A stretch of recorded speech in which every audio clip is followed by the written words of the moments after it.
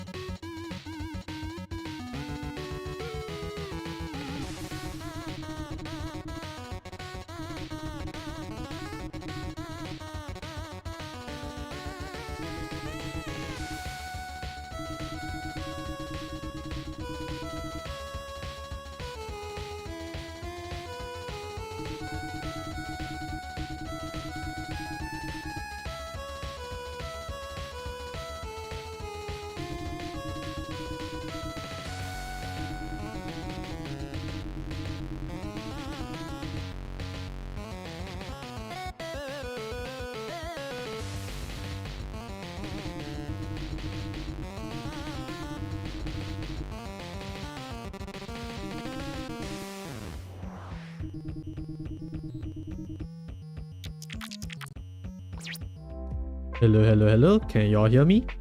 1 2 3 1 2 3. Testing, testing, testing. Yeah, it's been a while, so hopefully all is okay. But yeah, I'm sure you guys will let me know if if something is off. But yes, hey everyone, it's the Capt-Jules and hope you all are doing wonderful. And woo, it's been a while since we last yapped about Japan. It's been a few months. But yeah, finally managed to get the slides done. Whatever talking points, yeah, I've already included in, hopefully. But yeah, really it's a miracle that I managed to get this done. So yeah, I'm excited. So yeah, hey Shiro, hey Naga Ayame, welcome. Thank you guys. Thank you for coming in. Really appreciate it. Shiro says, I like history. 3, 2, 1. Oh man. Let me try to see how to pronounce this. Good night set? Ah man. But yeah, hope you all are doing okay.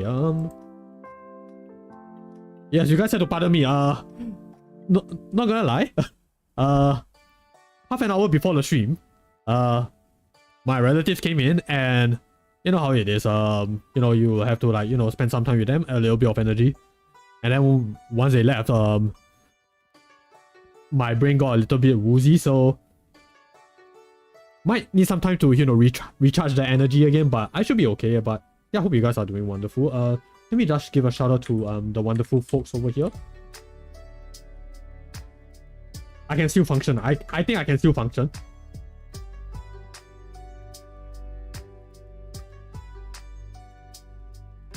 Yes, so first up we have Shiro Mutan, the chaotic Yakuza VTuber.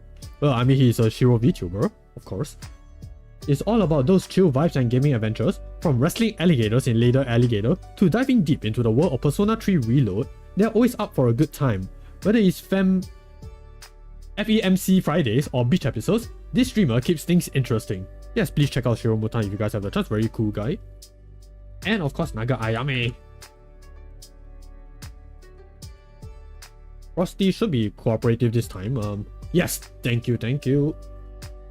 And of course, meet Naga Ayame, a capybara VTuber navigating the digital jungle. They're all about that comfy, lurker-friendly vibe, swinging between art streams and karaoke sessions.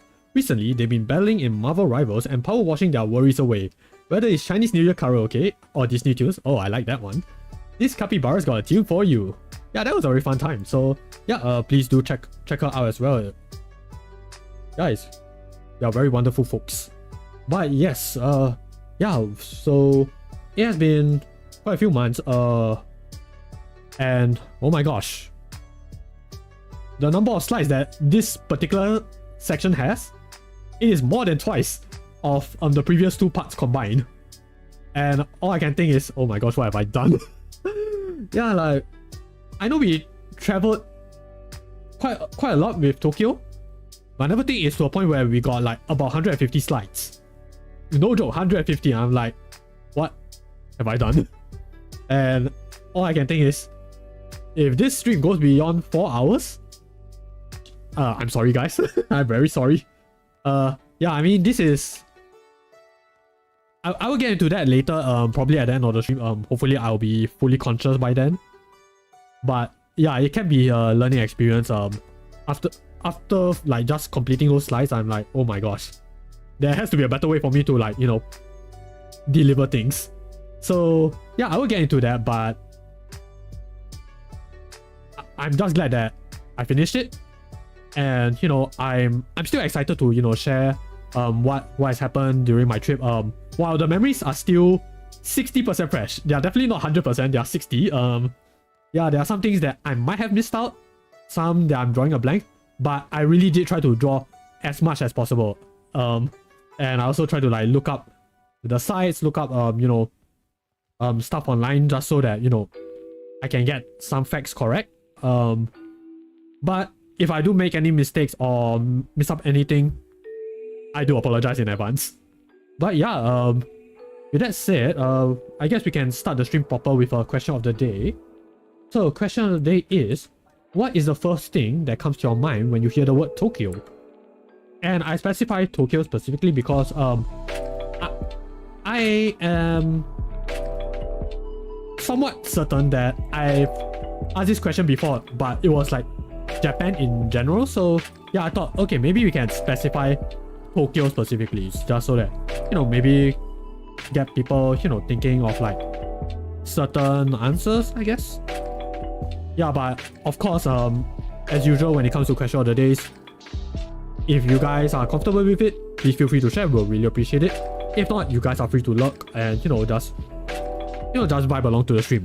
That is perfectly a-okay.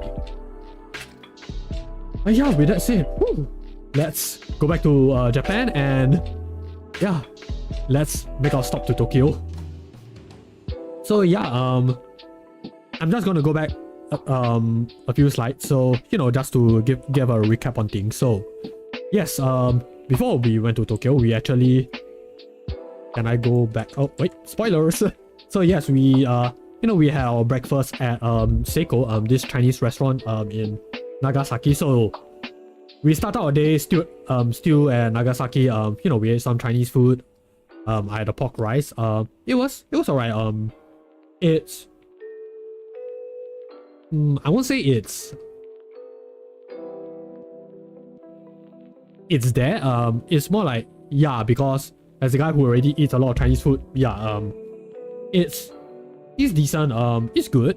Yeah, I guess good would be a better word. Because if I use the word decent, people might think of it as like, oh, it's just mad.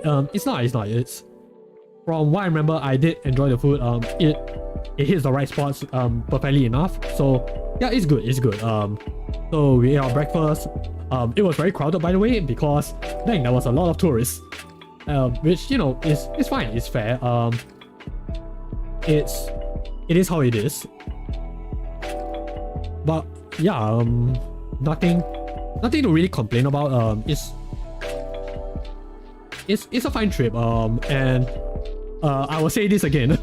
Nagasaki, like spending just 3 days in there, I felt like it's not enough. There's so much more that we could have done, but because of time constraints, we had to miss out a few spots, which is understandable. It happens, for trips such as these, but what can you do about it? Yeah, because we had to like rush our flight for Tokyo, which led us to see this. This was in the airport that we were at. So yeah, that was pretty cool. Pretty interesting, very creative. Yeah, even for a guy who's not really into Transformers, yeah, I can vibe with this.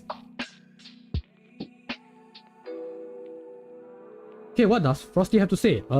Hey, Cheeseburger, welcome. Hope you're doing well, dude. I mean, if you're still in the chat, yeah, I hope you're doing well. Looks like you're not just about burgers, you're also about supporting your favorite VTuber, DA Capt-Jules. With that sub, aw, thank you. Your generosity is the secret sauce to making this stream even more awesome. Your support is the beef patty to our stream sandwich. Essential and also satisfying. Ah, Frosty. You are so creative. But yes. It was a short flight. I remember that. It was like about 2 to 3 hours. There were crying babies, and what I have to say is like, man, it may be a short flight, but I really hope that, parents in general, I'm not specifying this particular flight, but I do hope, yeah, I guess the word hope will be better. I do hope that parents do at least make an effort to quiet their kids. Because dang, it can be a very miserable 2 to 3 hours if the babies are just screaming their lungs out and the parents are not doing anything, or at least it's not very obvious that they are doing anything, and it's like, bruh, why? But I mean, if they're tired, I can understand that. I really do. I really try my best to understand that, but dang, it can be hard. But yeah, we landed in Tokyo. So if I remember correctly, we didn't exactly eat like lunch or anything, because by the time we reached, it was close to mid to late afternoon. So we went to our Airbnb, check in, drop our bags, settle down, and then we went to explore the place. And then we went to get our dinner, which is this place right here, the Jilin Spice Shiomi. And yeah, so this is an Indian restaurant known for its vibrant flavors and of course authentic Indian cuisine. It specializes in a variety of curries, tandoori dishes, naan bread. Yeah, all that fancy stuff. Yeah, and it also has this like nice warm and inviting ambience, which makes it a perfect spot for a relaxed meal. And it's good when you get to see like a number of students and businessmen nearby. Like I believe the table next to us, it was a group of businessmen, and then to the end of that side, yeah, there was just a bunch of students, and it's like, wow, okay, caters to nearly everyone. So yeah, it's quite interesting to see that. Yeah, because it's notable to me because I don't recall seeing any students whenever we are eating. So like this is either my first time seeing it or the first time that I took notice of it. Like, no joke, it's just people, who just came back from school. And it's like, whoa, okay, that's interesting. But yeah, their signature dishes include the creamy butter chicken, spicy masala curries, and freshly baked naan. There's also vegetarian options, so for any vegetarian or vegans out there, can be an option. Yeah, but for me, I ordered the chicken curry and plain naan because here's the thing. There might be a miscomm on my end because I actually ordered something else. I ordered chicken curry with I believe it was a rice dish, but I think I might not have been clear with my order. So what I got served instead was this instead. But I'm like, I'll take it. And I have to say it's very filling. Especially the naan. The naan is quite thick and I don't usually eat naan when I'm eating at Indian restaurants, but it's pretty nice. It was a very nice filling experience, perfect for dinner. Yeah, and the curry it's not like spicy. It has just the right amount of spice to like properly enjoy your meal. So yeah, that was great. No complaints there. And then yeah, that was actually it for our first day in Tokyo. Because it's just settling down and making sure everything is okay. So yeah, the next morning we went to Nakao. This is a popular fast food chain in Japan that specializes in donburi, which is your rice bowls, and they also specialize in beef curry and udon dishes. Yeah, so I got the oyakodon, which basically means parent and child donburi, because not only do you have your rice, which is where your don comes in, but you also have your chicken and egg. So your chicken, your parent, your egg, your child. Yeah, so it's literally a parent and child donburi. But not only that, that I don't know whether is this like special events kind of thing, or is this just part of their regular menu? Because I legit forgot. It's been a while. So this oyakodon, I ordered it with 4 kinds of cheese. So as you guys can see, not only do you have your rice, chicken, onions, and soft scrambled eggs, you also have your Gouda cheese, your red cheddar cheese, mozzarella cheese, and Parmesan cheese, which is for a cheese lover like me, it is a very rich, fulfilling experience. Yeah, enjoyable, and I believe the water is free flow as well. So yeah, really making sure that you're very full.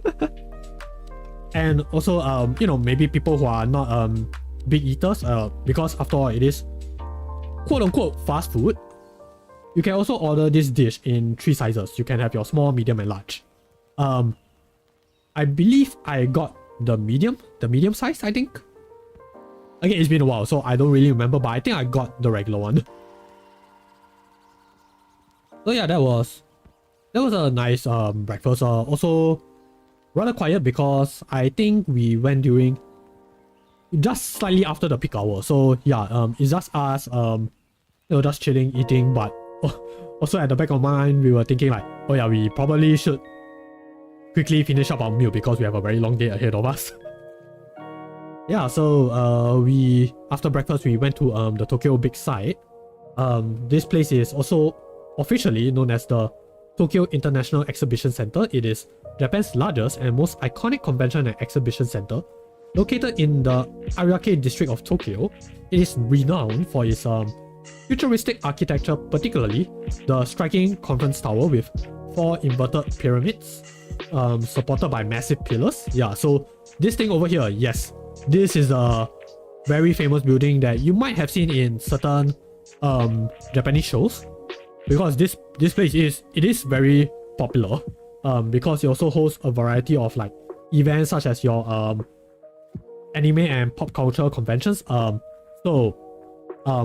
Comic Cat, that is where is held, and also Anime Japan, that event is also held in Tokyo Big Sight as well. But besides your standard otaku and anime events, there's also trade shows such as covering stuff like technology, fashion, food.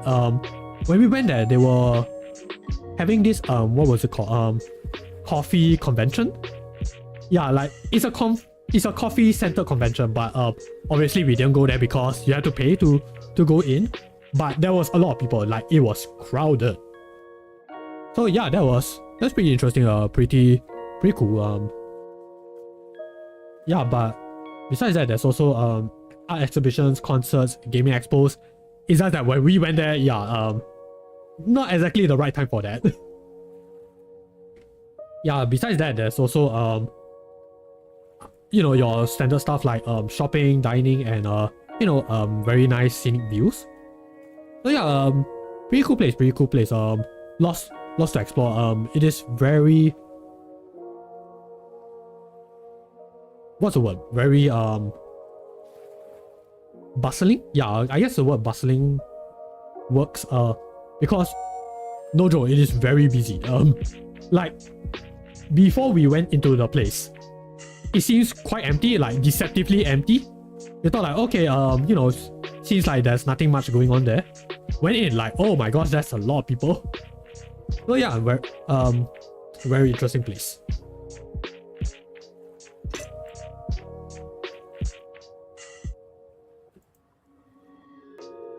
Yeah, and then next up, we went to Tokyo Bay. So this is a vast picturesque water body stretching along the Tokyo, Chiba, and Kanagawa prefectures with a lot of attractions and activities. So the big thing about Tokyo Bay is this rainbow bridge. So this famous suspension bridge over here, it connects central Tokyo to the Odaiba district. And you guys might want to remember the word Odaiba because I'm going to be mentioning that a lot. Yeah, and supposedly it also looks very nice when illuminated at night. The reason why I say supposedly because I was only there during the daytime, so I didn't get to see how it looks like at night. But I would just say it probably looks very beautiful, as as expected. But yeah, like a lot of water bodies. There's also sightseeing boats and dinner cruises, which that people can get a ticket for, and admire the stunning views of the skyline and the landmarks. And I myself didn't get to go there, but I have heard friends who say that it is a very nice and calming experience. So maybe another time, hopefully. But yeah, you guys can also see here, Japan also has its own Statue of Liberty. It is a slightly smaller scale replica of the one in New York, like 1/7 of the scale. So originally it was installed temporarily in 1998 to commemorate France and Japan's relations, but it became so popular that a permanent version was erected in 2000. So yeah, it is permanently there. So if anyone ever asks, how many statues of Liberty are there? Well, you guys can properly answer that for yourselves. But yeah, that was nice. For people who like quiet beach areas, yeah, Tokyo Bay would recommend that. Yeah, next up we went to Odaiba Gamers. So what is Odaiba Gamers? It is a compact but vibrant store in Aqua City, Odaiba that caters to anime, manga, and gaming enthusiasts. It offers a selection of merchandise including figures, keychains, posters, and exclusive character goods from popular series. Although, not sure if it's just me, but when I went there was a lot of Love Live. And I did not watch Love Live, so me going there, all I see is like Love Live, Love Live, Love Live, Love Live. So I'm like, okay, very interesting. Unfortunately, it's not for me. But yeah, I can see that there's a lot of love for it. Get it? Love for Love Live. Ha ha ha ha ha. Yeah, but you know, I can admire, you know, the what's the word? The reach that he has gotten. Yeah, like dang, this franchise has made places. Yeah, but besides that, literally besides Odaiba Gamers, there's also the Character Cafe, which is a team dining experience based on anime and game franchises. There, you know, like your standard anime cafes, they also have dishes, desserts, and drinks inspired by the characters and the series. And there's also like limited time collaborations, you know, constantly changing. So yeah, it just so happens that when we went there, again, it is all Love Live. So all I see is just Love Live. But who knows? You know, maybe this season they might be doing something else. I don't know. But you know, it is pretty nice just to see a particular area dedicated to it. Yeah, but I have a feeling it might not be the last time that we will see Love Live. So yeah, next up, what do we have? Ah yes, that's Tokyo Beach. So yeah, this is a pretty big shopping mall. Let me just go to the next slide. Yes. So this is a multi-level shopping and entertainment complex with waterfront views and a vibrant mix of attractions for visitors of all ages. So yeah, they have a variety of shops from fashions to souvenirs and restaurants, you know, offering local and international cuisine. Some restaurants, they give you a good view of the Tokyo Bay. But I'm gonna get into this later. We didn't really get a chance to like sit down and eat because, you know, we are like running about. So yeah, not so much time for eating. But yeah, it's also home to a lot of entertainment attractions like the famous Tokyo Joypolis, which is a Sega indoor theme park, which I really wanted to go, but unfortunately we didn't have time, which I'm like, man, that was unfortunate, but at least I got to see it. So yay, question mark. Yeah, but as you guys can see from the pictures, there's also a Madame Tussauds Tokyo, there's also Legoland. So yeah, for people who are, you know, into that kind of stuff, there you go. Yeah, there's also like there's this particular shop which to me was interesting because it was actually how we went into the mall itself. Like several shops, they have entrances that you can go in through. So it's sort of like a back entrance. Yeah, so this was a shop that we went to, the first shop that we went to in Dex. So it was this gachapon shop, and it's a very colorful gachapon shop. And there's so many capsule toy machines, and me, I just, you know, took a look around because, you know, maybe there might be something interesting over there, and there is, and I pull it 6 times, and then this is what I got. So yes, from that shop, I put six capsules, and I've gotten the Fire Emblem Engage rings. So in Fire Emblem Engage, this is the latest Fire Emblem game. So the gimmick is that they have rings designed after previous protagonists in previous games. So I've gotten the Roy ring, which is the left one over here. I got Celica. I have two of these currently. There's originally 3, I gave one to a friend. Because, oh my gosh, my first 3 pools was all Celica, and I'm like, ah man, what wonderful timing. Yeah, what wonderful luck. So I put 3 Celicas in a row. And then I put out, I believe, Lin was next. And then Roy, and then Ike. So yeah, Roy, Celica, Lin, Celica, Ike. So yeah, I have quite a few rings from this trip. Not quite sure how to feel about that, considering 2 of them are the exact same one. But I'll take it. You know, nice to have, you know, much of the latest Fire Emblem game. But yeah, after that we went to Aqua City Odaiba. Yeah, so it was a mall that I mentioned just now. So this is also a large shopping and entertainment complex, which is near the waterfront in Odaiba. Yeah, so similarly to Dex, it has shopping, dining, leisure activities, you know, all that fancy stuff. But unique to Aqua City Odaiba, there's also the Kiss attraction. Yeah, let's just call it attraction. So what is the Kiss exactly? So the Kiss is actually a fashion accessory store selling like various jewelry, mostly for romantic couples. It's especially popular for matching rings, necklaces, and gifts designed for partners. But they also did this little event thing over here. So this is called the Love and Happy Padlock. So it is based on a romantic legend that if a couple writes their names and padlock it, their eternal love will come true.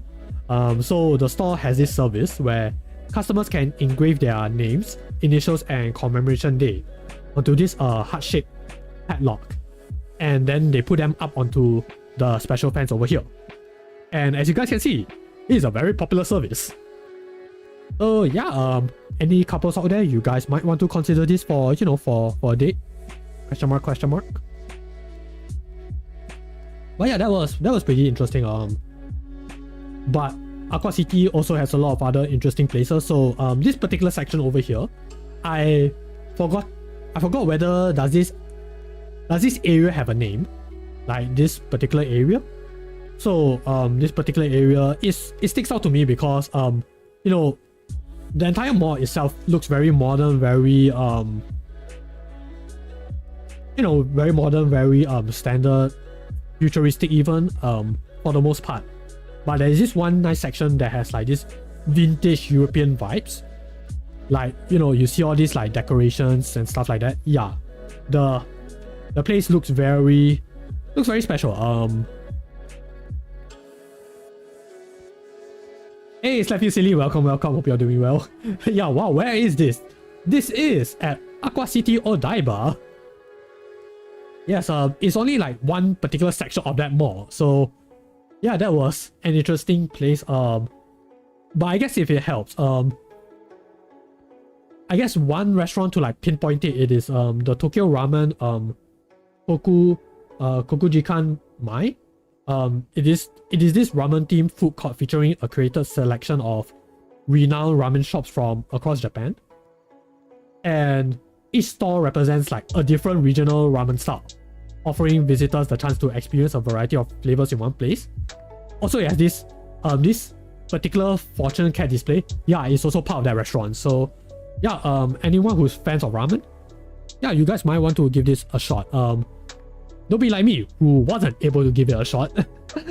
So yeah, also learning experience for me, when you're going to other places, try not to squeeze everything in a few days, because yeah, that can be a bit tricky. Yeah, I mean, it's more for me personally, because I was sort of planning the Tokyo portion for among my friends. So that might be on me, because yeah, I was thinking like, oh my gosh, there's so much that I want to see, but dang, there are a lot of places that I didn't get to explore. So it's like, learning experience, but an enjoyable one. That much I can say. But yeah, after that we also went to the Aqua City Odaiba Shinto shrine. So yeah, this one over here, yeah, it's also one of Tokyo's 10 great shrines. This small shrine is an urban shrine. Yeah, like as you guys can see, yeah, when you guys see like, you know, Shinto shrines in your animes or TV shows, most of the time it's like, you know, in some, you know, it's in a rather rural looking area, but yeah, there are urban shrines, you know, which are located in shopping malls. So yeah, that was a very interesting thing that they did. Yeah, so you really get to see like a nice good blend of traditional spirituality and modern environments, and it's also very peaceful and quiet. So when we went out, it's just me and my friend. So you know, we went there, you know, do a little paying of respects, and then we went on our way. Yeah, and I believe right next to it is this restaurant that was just setting up. It wasn't even like there wasn't any customers there. Yeah, so yeah, I believe it might be a night attraction, I guess. So yeah, that's just something interesting to know about. Yeah, so I mentioned all these food places, right? And you guys remember how I said that, you know, we are busy running about, so we didn't really get much time to like sit down and eat. So where did we go for lunch instead? We went to Taco Bell. Yeah, so we went to Taco Bell instead. Something 631 says, Odaiba looks nice. Didn't get to go as I went to Ginza instead. Hey! Yes. Yeah, we did split up between the Odaiba gang and the Ginza gang. So yeah, my friend and I, we went to Odaiba. Meanwhile, my other two friends, they went to Ginza instead. So yeah, I'm pretty sure they also had a very interesting experience, I hope. But yeah, Odaiba is still pretty enjoyable. You know, it's nice to go there again. I have been to Odaiba before, but I've also been to Ginza before. So between the two, I just figured, okay, why not go to Odaiba again with my friend? Cause yeah, he never get to go there. So yeah, it is nice to visit the place again. Although saying that because it's been years since I went to Odaiba, like the previous time I went was 2018. So yeah, it was a good 5 years, so a lot of things has changed. But anyway, so we went to Taco Bell for our lunch.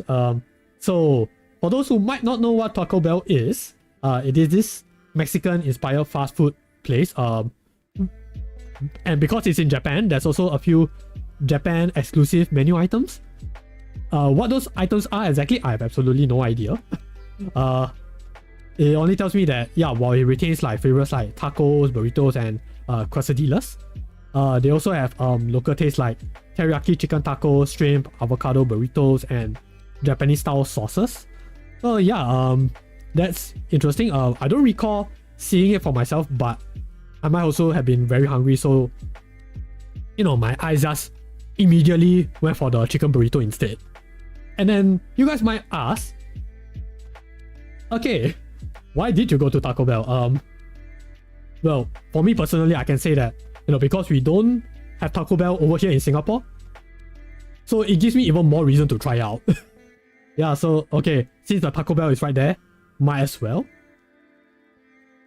And you know, just to see like how, you know, how the Japanese approach, you know, other countries' cuisine. So yeah, it was nice first outing for Taco Bell for me. No complaints there.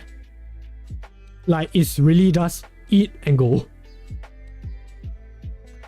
Yeah, but after that we continue our little excursion in Odaiba. We continue out onto the Disney store. So this is obviously a shopping spot for Disney fans. It has a lot of merchandise, including your plushies, accessories, home goods, and also limited exclusive items.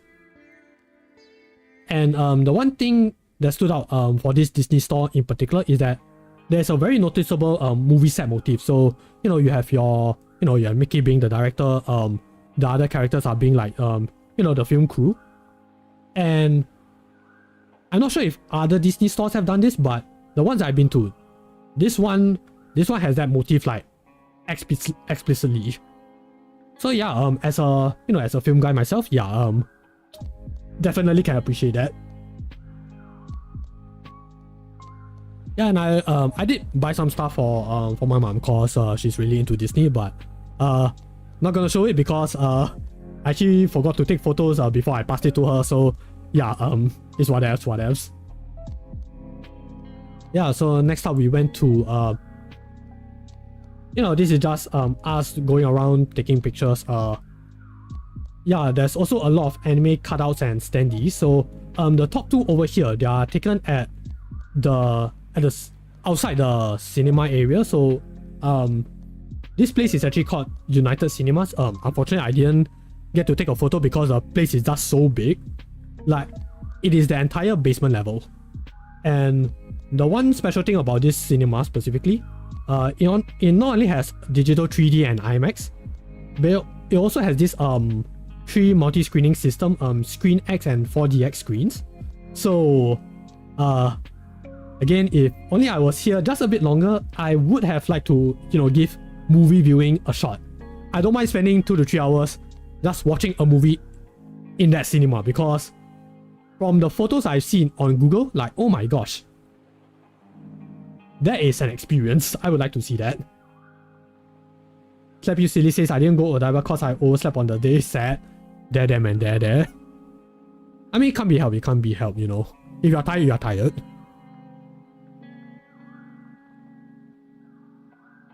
But yeah, besides that, what else are on my notes?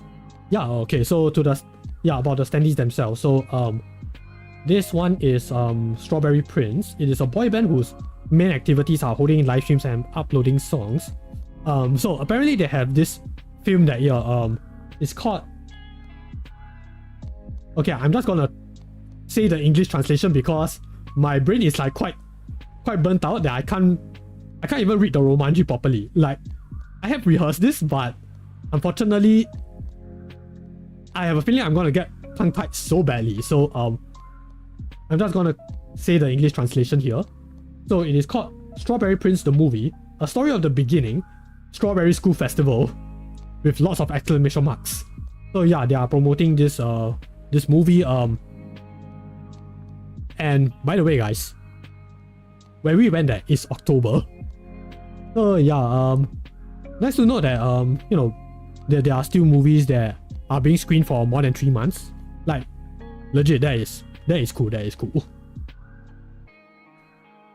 Yeah, so next to them is this. This is from the Nijigasaki High School Idol Club, the movie final chapter. So this is part of a 3-part movie trilogy for the Love Live Nijigasaki High School Idol Club anime series. So again, it is Love Live, which I know nothing about, but I think that it looks pretty cool. Like their character designs. Again, know nothing about it, so that's all I can say about it. But it's nice to I have to say, it's nice to see not movie cutouts, cutouts of characters relating to a certain topic. Like, when you have cases like this, when because you are making a movie, you get to actually show the characters, like, going to a cinema, preparing to go for the movies. Yeah, I like that. Because yeah, it makes it feel more special, and more topic specific. Yeah, like, that is nice. I like that. And yeah, over here, I have no idea where the Rurouni Kenshin came from. I remember taking it, thinking that, okay, I remember it might have been some anime related shop, but I was trying to like look it up on Google. I got no results, and I'm like, huh? Yeah, so it definitely exists. It's just that I do not know where. Yeah, and bottom right over here is also Love Live related. This is taken at one of the higher floors of the mall. So yeah, again, like to see, it's always nice to see characters in different outfits, and it might not be in the show itself, but yeah, relating to certain seasons or certain topics. Yeah, like those are pretty nice. It really shows the effort. It shows the effort in marketing. So yeah, next up, speaking of Love Live. So yes, while we were there, there's also the Aqua City Odaiba X Love Live Nijigasaki High School Club collaboration event.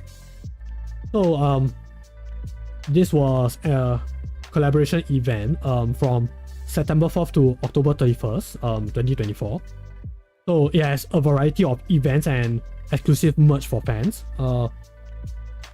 What that merch is exactly, I have no idea, unfortunately. But the one that we participated was this stamp rally. So there is this stamp rally in various parts of Odaiba, including Aqua City Odaiba, Odaiba Gamers, the Nijigasaki Academy Kitchen Car, the Character Cafe, which is this place. Hold up, where can I go back? Which is this over here. Yeah, this area was also involved in the collab.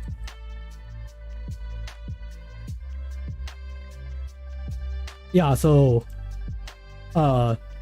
yeah, where was I? So there's also the Odaiba Kaihin Koen station at the Eureka Mome line, Tokyo Teleport Station at Fura Rinkai Line, and Diversity Tokyo Plaza. So yes, there is a lot of places, a lot of places that were involved in this collab. So yeah, we had to go to like all sorts of places and stamp stations just to get that stamp. So yeah, they look something like this. So yeah, that took a while. That really took a while. Yeah, but besides that, besides the stamp rally, there's also the standee displays over here. Yeah, like you guys can see from the character images over here. Yeah, these are the full body standees that you can take pictures of. With very scenic locations. So yeah, quite the trip. It was quite the trip, because like they are scattered throughout various levels, and if I remember correctly, to do that, you like to find the places exactly. Not only do you have to like look around, to make things easier for yourself, there is a QR code that you can scan to find the areas that they are specifying. So yeah, make things slightly easier. Of course, it is in Japanese, so might need to take a few precautions. So yeah, there's also that Tokyo Ramen Kokujikan Mai collaboration. Yeah, so they also have like exclusive Japanese ramen themed around them. There's also a pop-up shop, a small pop-up shop, which is where we collected this card over here for completing the stamp rally. Also a few other stuff here and there. But like those are the ones that I remember specifically. Yeah, there's also this Emma booth. I don't remember where can you get like the Emma specifically, but yeah, I really don't remember. I don't remember seeing a station that you can go to and purchase an Emma and to write your wishes. But yeah, that is indeed one of the collaboration events that they were doing.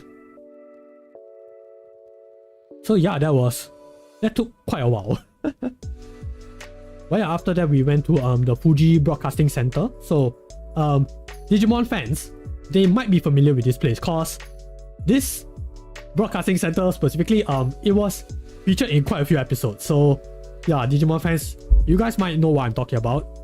So this place is the headquarters for Fuji TV, one of Japan's major TV networks. Yeah, it has this really cool futuristic design by Kenzo Tange, featuring a giant silver sphere known as the Hachitama Observation Deck. And apparently people can visit there, but when we went there, there were absolutely no signs that, visitors can go in. So, we just assume that, we shouldn't take our chances. So yeah, we just went around the exterior, seeing what's over there, then that's it. There's also this acrylic Odaiba farm. And I believe when we went there was a film crew over there. So yeah, again, we kind of kept a distance so we don't disturb the people, let them do their jobs. So yeah, that was interesting. I'm just glad that I can at least go to, I at least got to go to this place for this one, because I didn't go there the previous time I went to Odaiba. Yeah, then next up we have the Diversity Tokyo Plaza. Again, it's also another large shopping and entertainment complex known for its futuristic design and wide range of attractions. Yes, quite a lot of events and live performances there, also including anime related exhibitions, special seasonal events, and live shows. And this plaza features over 150 stores, including both local and international brands, and a variety of dining options with, again, Japanese and international cuisine. So really it is very, very, you can spend a lot of time in there, just saying. Did I do the Gundam stamp rally? No, I didn't, because that is gonna be busy. But hey, at least I can say we did get to go to the Gundam, the life-size Gundam statue. This is a very big statue featuring the towering RX-0 Unicorn Gundam statue. It is famous for its transformation and lighting effects during certain hours, and this was there during my previous visit, and I have to say it looks amazing as always. And I will show how it looks like transformed later, but it's very cool. Very, very impressive. Just the way that it transforms. I used to have a video somewhere, but unfortunately it's at my old phone, so it's not there anymore. Also, this very fancy rainbow staircase, that's also very nice. Just want to bring it there. There's not much info about this one. Did I do the Detective Conan stamp rally? No, I didn't, because I was already busy with the Love Life stamp rally that my friend dragged me to. Hint, hint, hint. But yeah, inside Diversity Tokyo Plaza, we went to the Gundam base Tokyo. So just like the one at Fukuoka, it is an entire store dedicated to the Gundam franchise and model building culture. So again, you get to see massive selection of Gundam models, all sorts of accessories and tools for people who are very into the model building scene. There's but there's also stuff like clothing, accessories, for people who are into the series, but not so much into model building. Yeah, let me see what else is there. Yes, there's also various exhibits featuring different Gundam suits or different Gundam models over here. So it's not just Gundam. There's also the one of the later series. I believe what's the show name called again? Wish from Mercury. Yeah, I think that's the one that's called the one with the famous YOASOBI song. There's also Gundam Sea. There's also the one based off the Romance of the Three Kingdoms. Yeah, that's the one that I actually grew up with and watched. So yeah, nice to see that there's actually some representation. But one thing that stood out to me here was there are also photos of famous supporters, and two of which I really took notice of are the ones shown over here. So these guys, they are Tsubaki Takayuki over here and Ryoji Morimoto. So these two, they are actors who are very famous for their roles as Kamen Rider Blade and Kamen Rider Chalice. So yeah, I took a double take when I saw their faces. I'm like, oh, okay, I didn't know that they are into Gundam as well. So, okay, that's pretty cool. Of course, I had to take a photo of it because, Kamen Rider fan. So wow, okay, I like that. So yeah, besides that, there's also workshops and events, which I didn't get to see. All I see is a lot of crowds. So yeah, very busy place. But I'll just take their word for it that yeah, that there are workshops and live demonstrations for for people to learn about the building process and meet other Gundam enthusiasts. But yeah, at night, the Gundam statue will actually change to this. So yeah, previously the statue looks like this. You can see the one horn and non-glowing lights. But at night when it transforms to this, yes, you have the more iconic Gundam head and all the fancy lights and stuff like that. Yeah, that's how it looks like transformed. But yeah, this was during the night time, but we're not done yet. So before that, we also went to the Doraemon Times Square.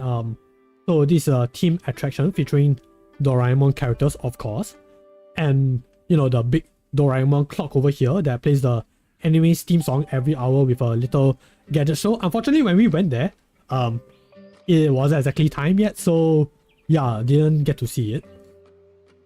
But yeah, so this is the center of the attraction. Beside it, there are the two benches which people can sit on and take photos of. There's Nobita and Shizuka over here, and the other one with Doraemon, of course. But I have to say, it is a very popular place. There's a lot of people taking photos, so it did take a while for me to get these shots. So yeah, that was a doozy. But it's a very nice place, very nice. Fun for the whole family. But yeah, speaking of Doraemon, we also did a quick pass through at Doraemon Future Department Store. It is the first official team store dedicated to Doraemon in the world. And of course, it also features like a whole variety of exclusive merch. Some of them might be related to specific events, holidays, or milestones related to Doraemon's history. So in our case, there's like Halloween merch over here. But of course not so into Doraemon, but yeah, figured it's worth a mention. And when we went in, there's also this very cool Detective Conan stairs near the escalator area. Yeah, then when we went around, there's also the Hello Kitty Japan. This bright pink and white retail store dedicated to Hello Kitty and other Sanrio characters. So yeah, you get to see see their nice booties at the wall. It is the wall right near the entrance. So yeah, very nice and cutesy place. Then beside that, there's also the gift shop, the Dai Bar. Yeah, the Dai Bar. So it is a souvenir shop which has Japan specific gifts and local specialties. It also has a noticeable focus of this character over here from Urusei Yatsura. So I'm not sure why exactly. What's the significance, but she's cool. I didn't get to watch the show much, but I can understand that she does actually have a pretty significant impact on anime culture. I just do not know what exactly. So yeah, if you guys want like more general Japan specific souvenirs, yeah, like this is the place to go.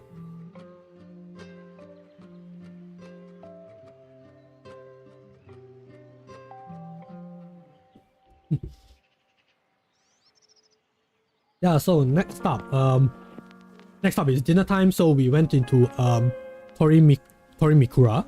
So this is a Japanese restaurant specializing in chicken dishes, known for its high quality poultry and traditional flavors, and it's a very cozy interior. Like the lighting is quite muted, like it's not like pitch darkness and stuff like that.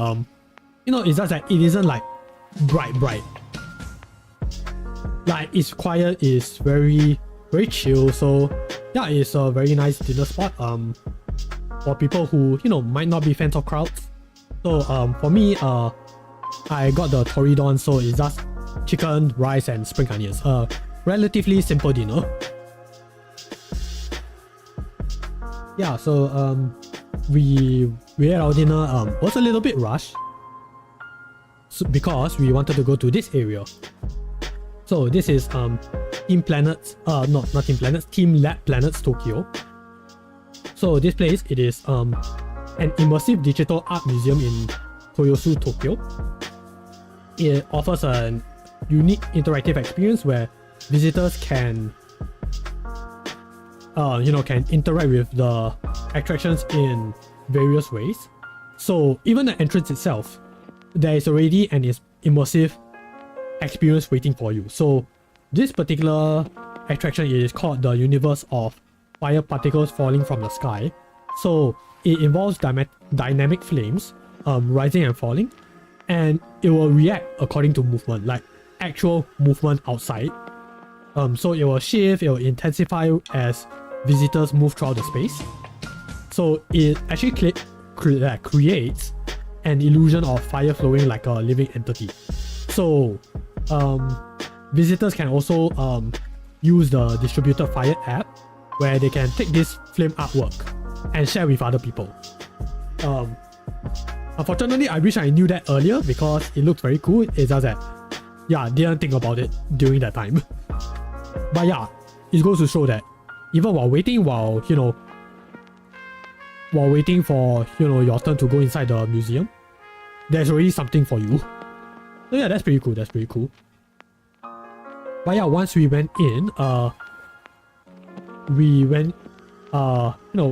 gonna show videos of the various attractions, cause I think videos will probably, help visualize things better. So first up we have is the Infinite Crystal Universe.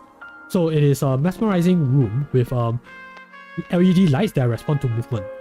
So what they do, they will create a galaxy light effect in this three-dimensional space. So yeah, this is how it looks like. So yeah, it's all a bunch of lights that actually reacts to movement. Like they will light up according to the people's movements. But thing is, because there's a lot of people moving, so yeah, it is constantly glowing. So yeah, there's a pattern for it.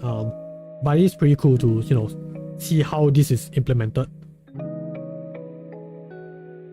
And then next up we have is, yes, we saw the universe, so yes.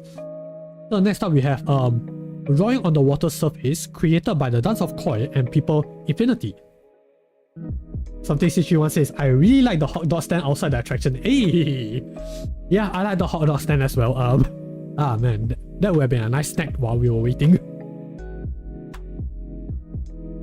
So yeah, this place, it features a room with knee-deep water where digital koi fish swim and transform when touched with the movement. Wait, what was I writing?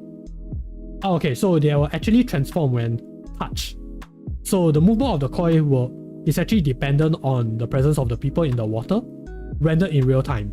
So yeah, it's actually not pre-recorded or looping animation, but yeah, it is there in real time. Also, I believe the music has paused, so let me just do a quick check.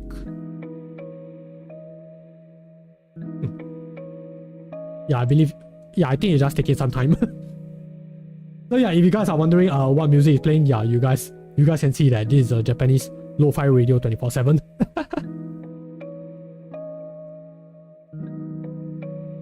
But yeah, it was very nice, very groovy. Also, here's a heads up for you guys. You have to take off your shoes, to get a proper view of the environment. And yes, when I say knee-deep water, yes, you will be prepared to get wet. So yeah, that is something to take note of if you are planning to visit this place. But yeah, next up we have is the ephemeral crystallized light.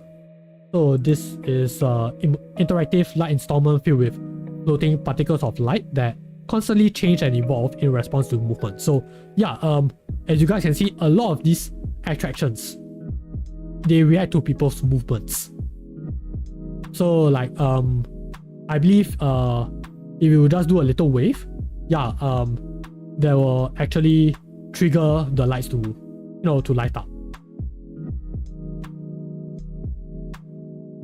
Yeah, then next up we have is the expanding three-dimensional existence in transforming space, tightening 3 colors and 9 blurred colors.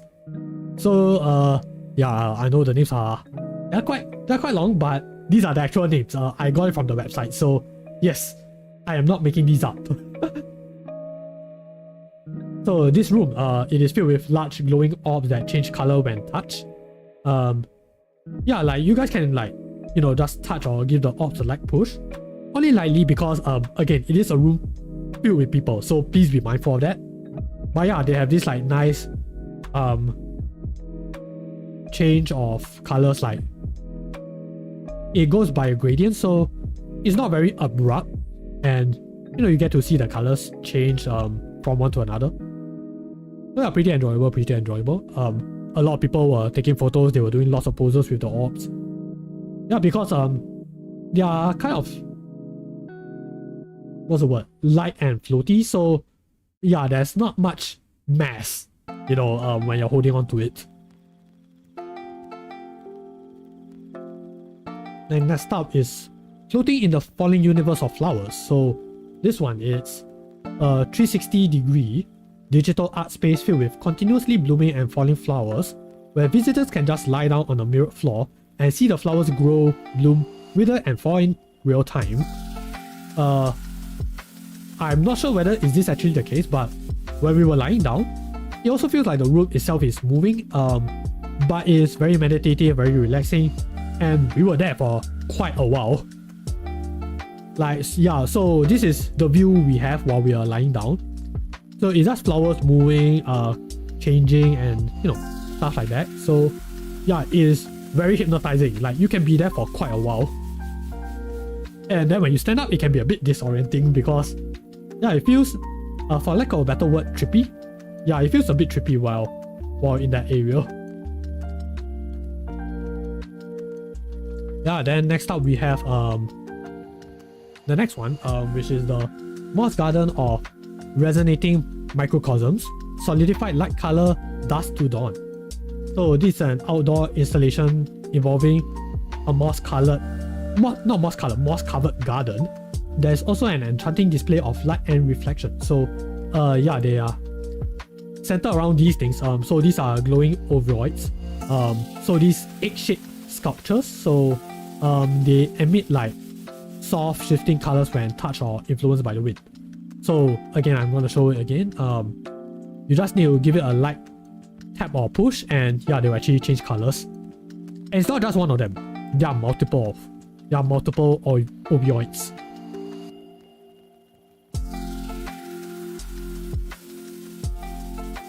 So yeah, pretty interesting.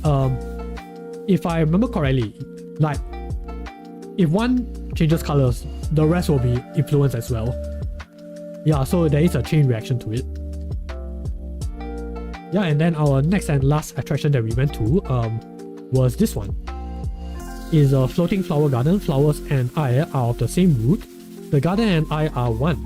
Very philosophical, this title. So this room over here, it is a room where visitors are surrounded by suspended flowers that move in response to their presence. So if you stay still, the flowers will actually go back up, but if you move, the flowers will go down. Yeah, so they do respond to movement. And you can only be there for a short time limit because yeah, you have to take into account of other visitors as well. But it is very interesting, very interactive. It is also inspired by Zen Buddhism. So this exhibit blurs the boundary between self and environment. And it reinforces the idea that humans and nature are interconnected. So yeah, I think that is pretty cool. Very, very dreamlike, very meditative. Good vibe with that. Also, let me just check, is the music really not playing? ClickUp AI Note Taker is different than all the I guess there's no more music. It allows you to focus on your meetings, not your notes.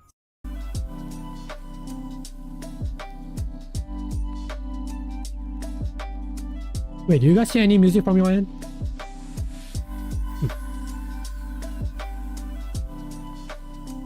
It's fine, I guess. Yeah, but please do let me know if you guys can hear my audio properly. We'll really appreciate that. But yeah, I believe we are coming to an ad break very soon. So yeah, I'm gonna take a short break before we continue on to the next day.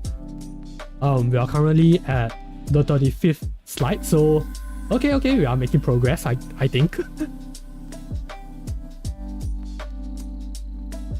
But yeah, we're gonna go on an ad break. I will see you guys again in 3 minutes. So yeah, if you guys need to, go to the washroom, drink water, or maybe get a snack, please feel free to do so, and I will see you guys again in 3 minutes.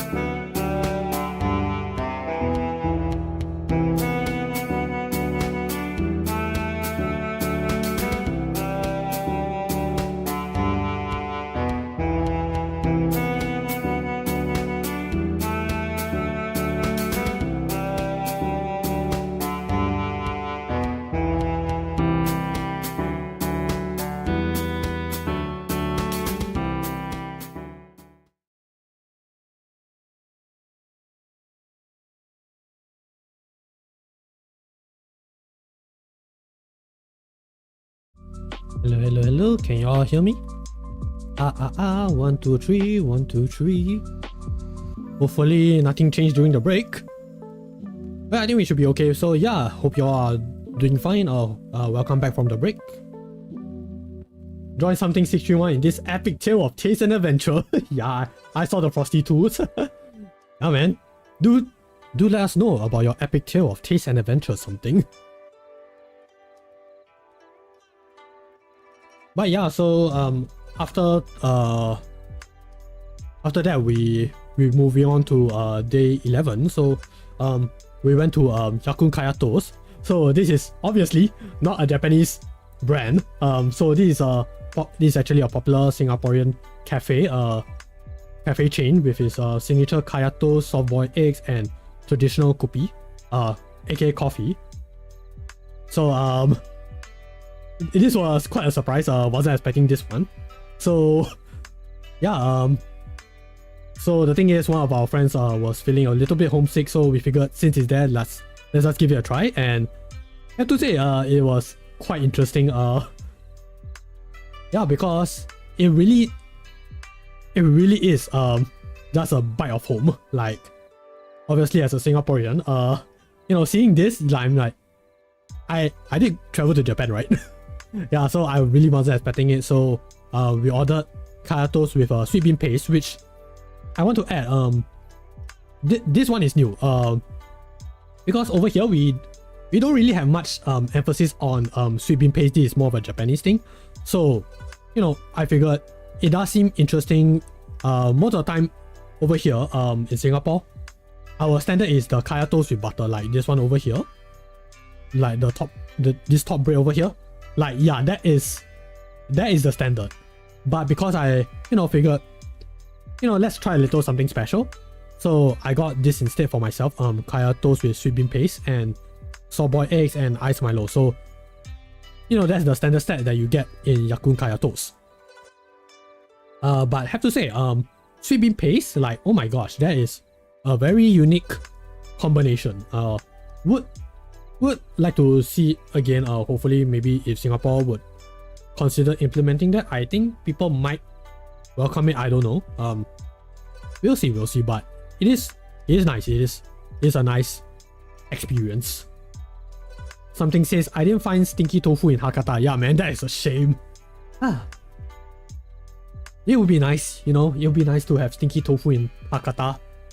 If you know, you know. But yeah,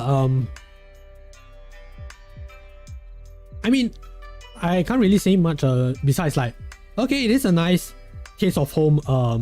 You know, even though you're in an overseas country. Again, I really wasn't expecting this to be in Japan. Like, oh my gosh, they made places, question mark. But yeah, about the restaurant itself, they also give instructions on how to, you know, prepare the soft boiled eggs. Because yeah, this particular dish itself, like, I don't really see other countries doing it. So how it works is that, well, first you crack open the soft boiled eggs, you put it inside the plate, then you put a bit of soy sauce, put a bit of seasoning, then you just stir and, you know, beat up the eggs, and then just slurp. Well, you can either slurp up the eggs by itself, or you can dip the toast in the eggs. That works just as well. But for some reason I do not know why, one of my friends couldn't get behind that concept. I'm like, I guess he's just not used to it. But we did have a discussion over it, and that discussion was it took quite a while. That's what I want to say. But it was interesting to see how people react to certain methods of eating soft boiled eggs. Yeah, like I thought most of the locals, you know, they will dip the toast in the eggs. But it's fine. Different strokes for different folks. But yeah, after breakfast we went to Mount Tako or Tako-san. So this is a popular hiking destination located about an hour from central Tokyo. It is known for its stunning natural scenery, easy accessibility, and cultural significance.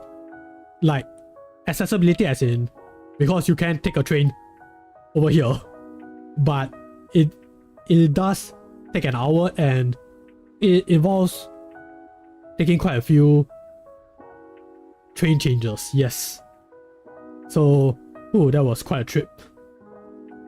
Yeah, also another thing about Mount Taco, when we went there at least, I'm not sure whether is it still around. Well, probably because it's still airing.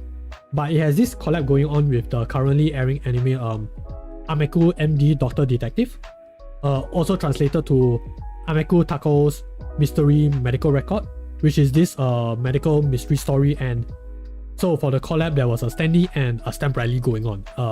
Japan really loves this stamp rally, so figured is there, let's just do it. Why not, right? So yeah, that is the entrance to the place. So we went there. So this is what you can see: a lot of greenery, a lot of hills, and the hiking trails. Several trails lead to the 599-meter summit, and Trail 1, which is the one that we went to, it is the most popular. It has paved paths and cultural stops with lots of lush natural scenery. It is the most popular trail because you get to see a lot of things. But unfortunately for me, as a guy who hasn't been able to exercise that much, it was quite the struggle. I admit I was a weakest link, and I'm like gasping for air, not even like halfway through. So that was a bit of a oopsie moment for me. But we were able to continue walking at least until the rest stop. So the rest stop over here, this is the Tako-san Sumika. So again, it's a rest stop. You can have souvenirs and snacks for the hikers. There's soba, there's tenguyaki, which is a very, I won't say popular. It's more of this place's specialty. Yeah. It's also where the cable car stops at. Yeah, like this area over here. You can take the cable car to this particular section of the mountain. For people who might not have the mobility for it, there is an option for that. And yeah, there's also a store where this lady will have a look at your eyes, and then she will write your name and the first thing she sees. And so mine over here, it is a little bit accurate, which my friends can agree with as well when they saw this message. So the message is for people who might not be full screening this. So the message is, because you are someone who works seriously, it's important to take time to rest. You can't go and concentrate too much either, for your own sake. And when we saw that, I was like, okay, yeah, that's pretty accurate. Like, okay, I will take a step back, try to make sure that I rest a little bit more regularly. Yeah, make sure that I don't burn myself out. Sweats nervously. But yeah, this is the board that I got back. Obviously there's my name in there. I'm not gonna show it. But yeah, it is very cool. It's a very nice souvenir. Yeah, but besides that, we've also gotten the Misufuku Dango. So these rice dumplings with walnut miso sauce. Misufuku means three fortunes. So the three fortunes from top down, they mean good luck, happiness, and prosperity. So a lot of people view this as an auspicious food to eat. But yeah, besides Misufuku Dango, there's actually other types of dango in Mount Tako. It also happens that this is the one that we got on. But yeah, about the Misufuku Dango itself, I can say it's a very nice burnt fragrance. Like, you can feel a little bit of that burnt charcoal smell, and it also influences the taste, but it's also on the sweeter side of things, and it has this very nice springy feel. Like, you can feel that bounce when you are chewing on it. So yeah, it was a pretty nice snack. Not exactly our lunch, but it was a nice snack. But yeah, after that we continue on our hike. So we went to not exactly we walked past the Tako-san Monkey Park and Wildflower Garden. So this is a unique attraction where visitors can observe the Japanese snow monkeys and explore a garden filled with the seasonal blooms. According to the website, it has about 90 monkeys with a boss monkey, and visitors can watch the monkeys up close, including feeding, grooming, and just seeing the monkeys huddle together for warmth on cold days. And yeah, there's apparently occasions where you get to see like the baby monkeys like being groomed and raised. So yeah, that was pretty interesting. Unfortunately we didn't go there because we had to continue down our hike. But yeah, nice to see that there's an attraction for it. But yeah, the flowers itself, there's also apparently over 300 species of seasonal flowers and plants, and they are native to Mount Tako. So there's lots of greenery. Great spot for nature lovers and those interested in Japan's plant life. The website also recommends visiting during spring and autumn where the flowers are in full bloom. So yeah, might want to take note for you nature lovers out there. Yeah, then next up we have the stone various parts of the mountain. Yes, I'm just gonna call it parts. So first up we have the stone monument Ayun Baritako. It is this round octopus monument. Is considered to bring good luck if you rub the top of his head. So yeah, that's we have seen some people posing for photos and touching the octopus. So yeah, interesting. There's also the gate relieving bitterness on the path of the three secrets. So the three secrets are correct actions, correct speech, and correct thought. By passing through this gate, one can be closer to reaching enlightenment. So yeah, like you walk past this gate, go up the steps here. Yeah, it will help you be closer to reaching enlightenment for those who are into that kind of stuff. There's also the Joshinmon gate. Is the entrance to the Tako-san Yakoin. Pardon my pronunciation. Yukiji Temple, yes. Which is interesting since the temple itself is actually a Buddhist temple, while the gate itself resembles more of a Shinto shrine's torii gate. So yeah, there is that blend of religions over there. Yeah, so yeah, there are some things to observe about. Also, yeah, there's also some Halloween decorations at various parts of the mountain. So yeah, that's pretty nice, pretty cool. But yeah, over here it is the Sanmon, which is the mountain gate of Yakoin, and you can see the Shiteno, aka the 4 warrior demigods in the gate. So there's 2 over here, and then there's 2 at the back. Yeah, so they're looking at different directions. Then next up, walk through this area, you get to see different areas as well. So this one over here, this is the Negai Kanau Waku Kuguri. This is a stone ring said to represent the ring of wisdom of the Amitabha. By passing through the ring, one's wishes will come true. And then after that, after crossing through the ring, there is this large priest staff over here. It is said to be able to replace earthly desire with wisdom, and ringing it will increase your chances of wishes being granted. So this pole over here, you are meant to tap onto the rings over here. So yeah, by doing that, your chances of wishes will be granted. Wait, that didn't come out right. Your chances of your wishes being granted will be increased. Yes, that's what I meant to say. Yes. Yeah, besides that, there's also other places of worship. There's also a few shops for people who are interested in buying the charms or other other souvenirs there. Yeah, but it's mostly charmed from what I remembered. Yeah, and then there's also another gate over here, which leads us to this area. Yeah, the temple itself. So this is the main hall of the Mount Tako Yakuoin temple. So the Izuna Daigongen is enshrined over here.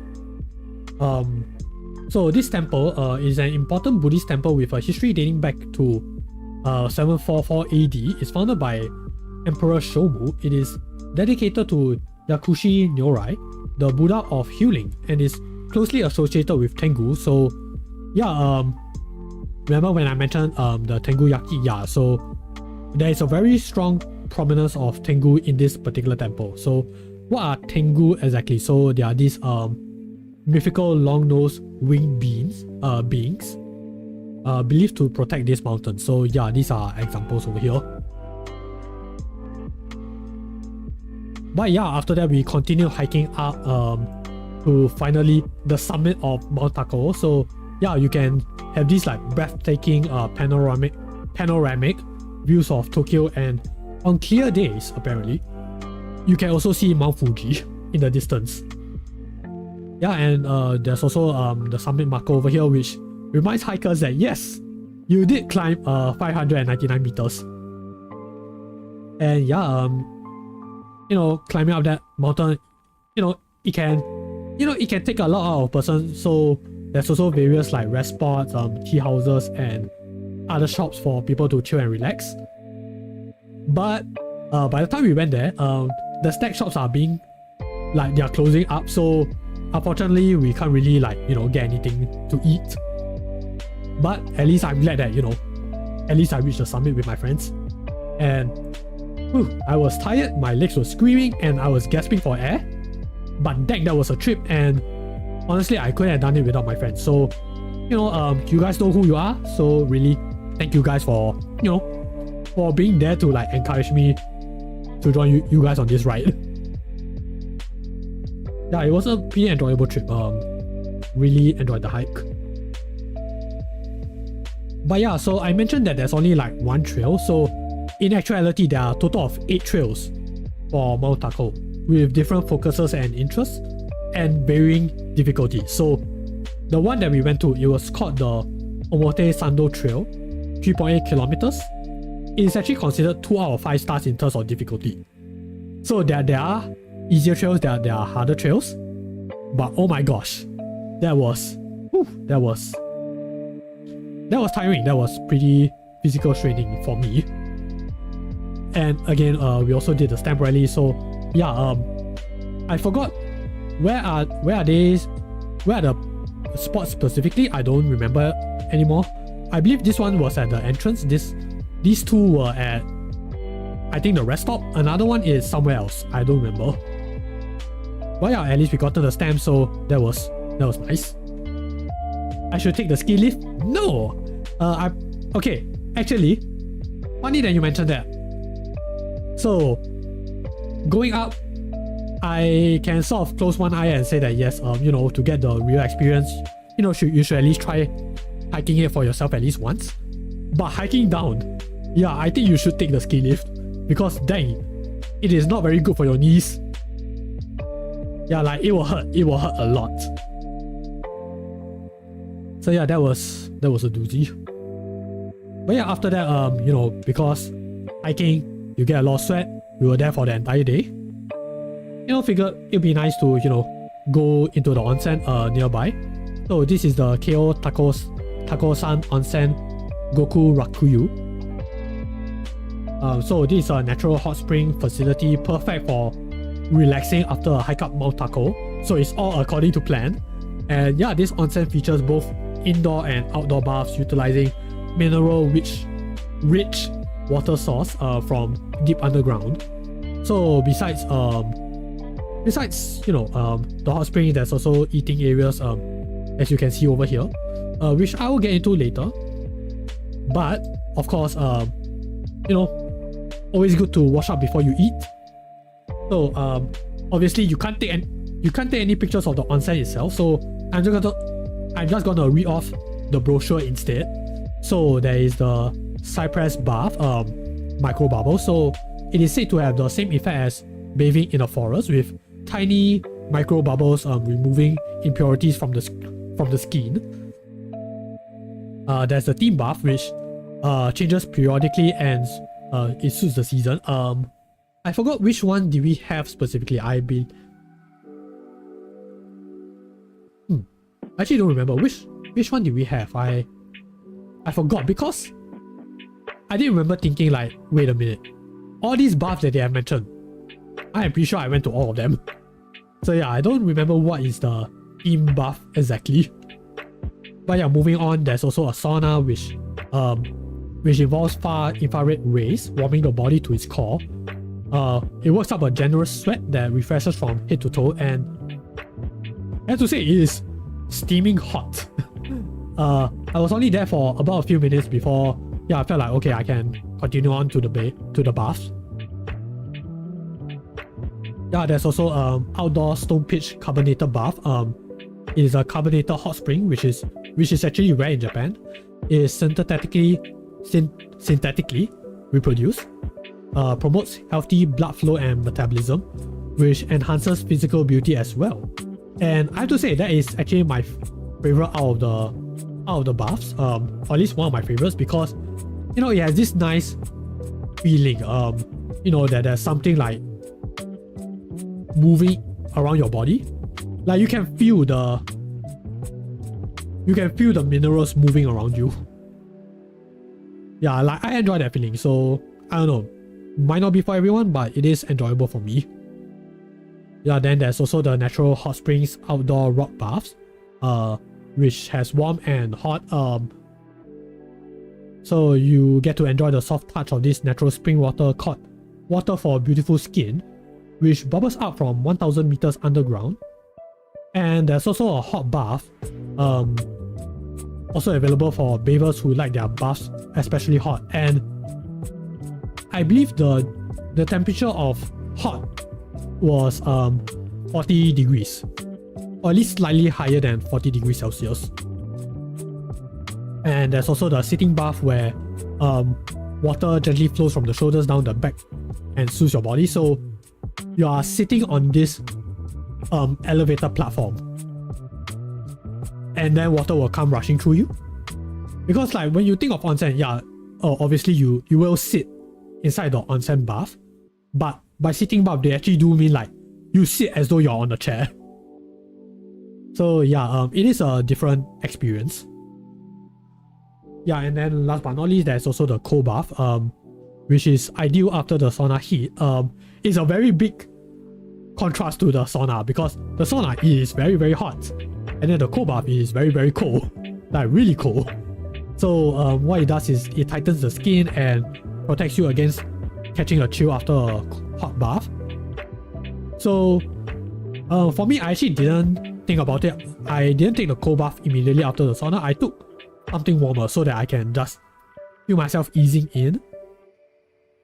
But yeah, I mean, for some people, maybe they might prefer going into a cold bath immediately. Something says doesn't sound hot enough. Well, some people may have different standards, I don't know. But yeah, besides onsen, they also have napping areas, massage areas. So yeah, there's other stuff, you know, for people who might not be into onsen, but just, you know, want a place to rest and relax. But yeah, after we are done with our bath, we actually also drank the milk over here. So yeah, that was pretty chilling. According to tradition, they said that after bathing, yeah, you should immediately drink a glass of milk. So yeah, you'll feel so refreshed, and boy, did it really serve that purpose. But yeah, after that we went to get our dinner. For me, I went to get the sukemen. So what is sukemen exactly? So people might be more familiar with Japanese ramen. So sukemen is slightly similar, but instead it is room or cold temperature noodles served separately from the broth over here. So instead of being submerged in the soup like you know, your traditional ramen, the noodles are meant to be dipped into this thick concentrated broth before eating. So of course, you know, when you have different methods of eating, there are different adjustments that have to be made so that, you know, your eating experience is slightly more enjoyable. So in comparison, the noodles are thicker, they are more chewy, more firm. So they are designed to hold up well when dipped. And the broth itself, like, it is definitely richer, definitely thicker compared to the usual ramen.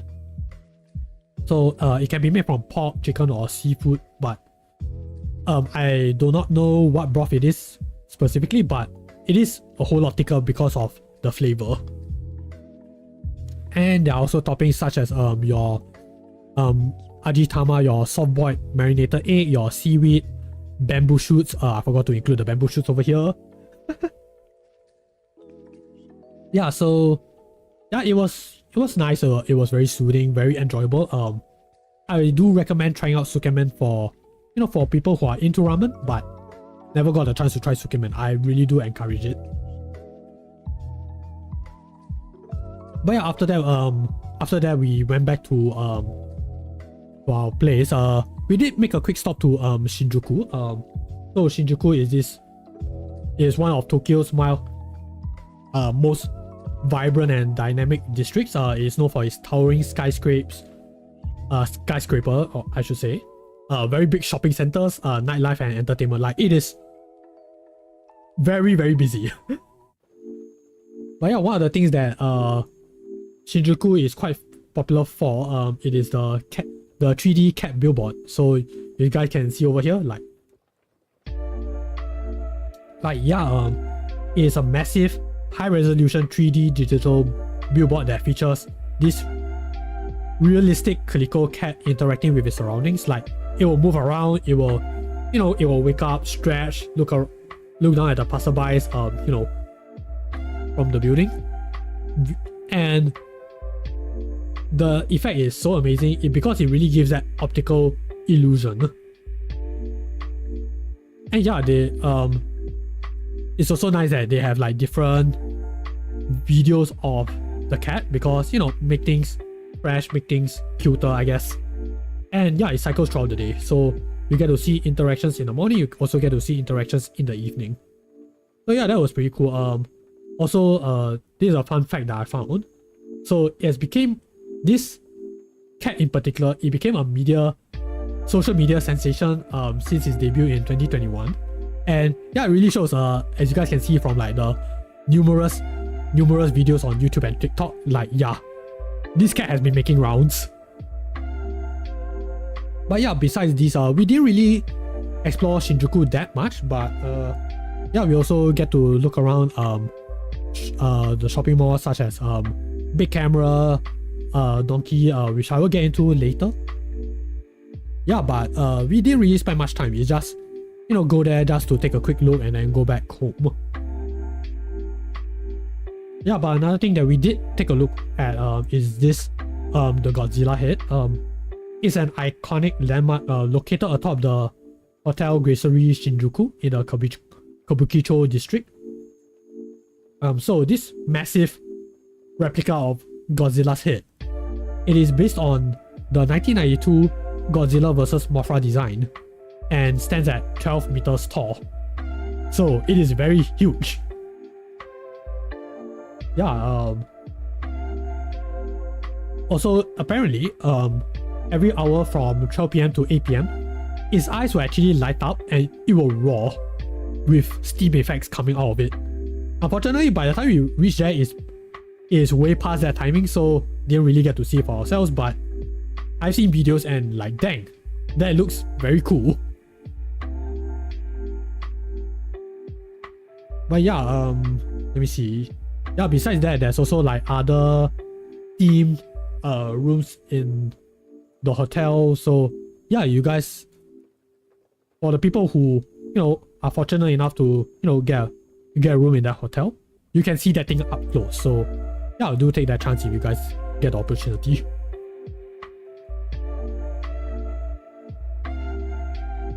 But yeah, that was it for day 11. Next up, we went to Parcella Resorts Ikebukuro. So it's a karaoke and entertainment chain in Japan, known for its themed rooms, extensive song selection, and delicious food. And unlike typical karaoke chains, Parcella is more upscale, more fancy, more stylish, which is great for like casual hangouts and special occasions. Some of them have like bars, dining areas, party rooms, and even hotel services. So yeah, it is a whole lot more luxurious. And it's also a place for collaboration events. So yeah, as you guys can see from the slide, we didn't really go there for karaoke. What we went there instead for is for the Kamen Rider Diner and the Super Sentai restaurant. And you guys can probably tell who is the guy who dragged his friends to this place. Yeah. So yeah, we went to the Kamen Rider, the Diner and Super Sentai restaurant. So it is an officially licensed themed restaurant featuring the two series with decorations, themed food and drinks, and exclusive merchandise.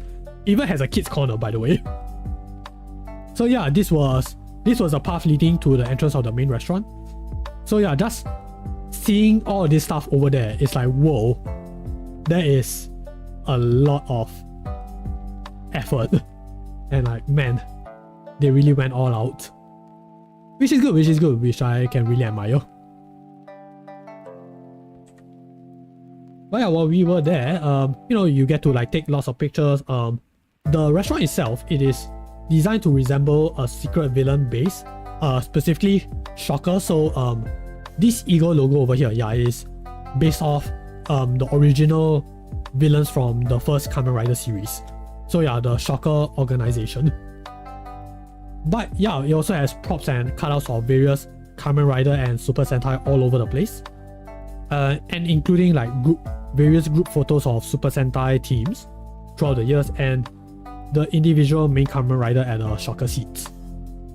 Yeah, for this one there's the Heisei era, but yeah, behind the seat there's also like Showa era riders, Heisei era, Reiwa.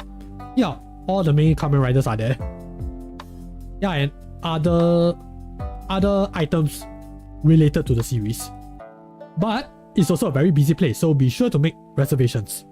I don't think this place allows walk-ins, last time I checked. So yeah, any tokusatsu fans out there, recommended, and please do reserve. But yeah, what did we order, right? Because it is after all a restaurant. So for our brunch, we ordered a lot of things, by the way. So yeah, I should get into like how orders are being handled. So orders are done like food court style. So you order on your phone with a QR code, and then they will give you this buzzer. And then once your order is ready, they will call you and they will charge you the total after your meal. So yeah, you can keep on ordering, and then you get your food. But of course, within that time limit. So once all of that is done, they will collate your orders and then they will give you that one receipt and you just pay from there. So we ordered the Masked Rider Den-O Owner's Fried Rice, this one over here. So it has fried rice, octopus wieners, and and a few greens. And yeah, true to Kamen Rider Den-O, this is me geeking out over my favorite series, or rather favorite franchise. So I'll say it is a bit true to the show, because yeah, in the show, the character owner, he will, his thing is that he will want to like put little flags on a plate of fried rice. So I guess that's a nice little shout out to that particular moment, or moments I should say. But yeah, other dishes do the same thing as well. So it does little down on the significance, but I can appreciate that little touch of detail. But yeah, next up we have the hero pancake, which is this custom pancake with a hero of choice, and it has bananas, fruit in syrup, strawberries, kiwis, and grape. So you get to choose a few heroes. So for that one, there was only the current series, which is let me just make sure I'm getting the name correct. It is, yes, Boon Boomja, yes. Bakuage Sentai Boon Boomja. So that was the airing series that time. Yeah, because I believe it is coming to an end, or the new series is coming soon. Yeah, so you know, we got the main guy, so Boon Red as our hero of choice to be featured on the pancake. Very nice, very soft and fluffy. I really appreciate the fruits, makes me feel a bit more refreshed. Then we have the cold cream pasta.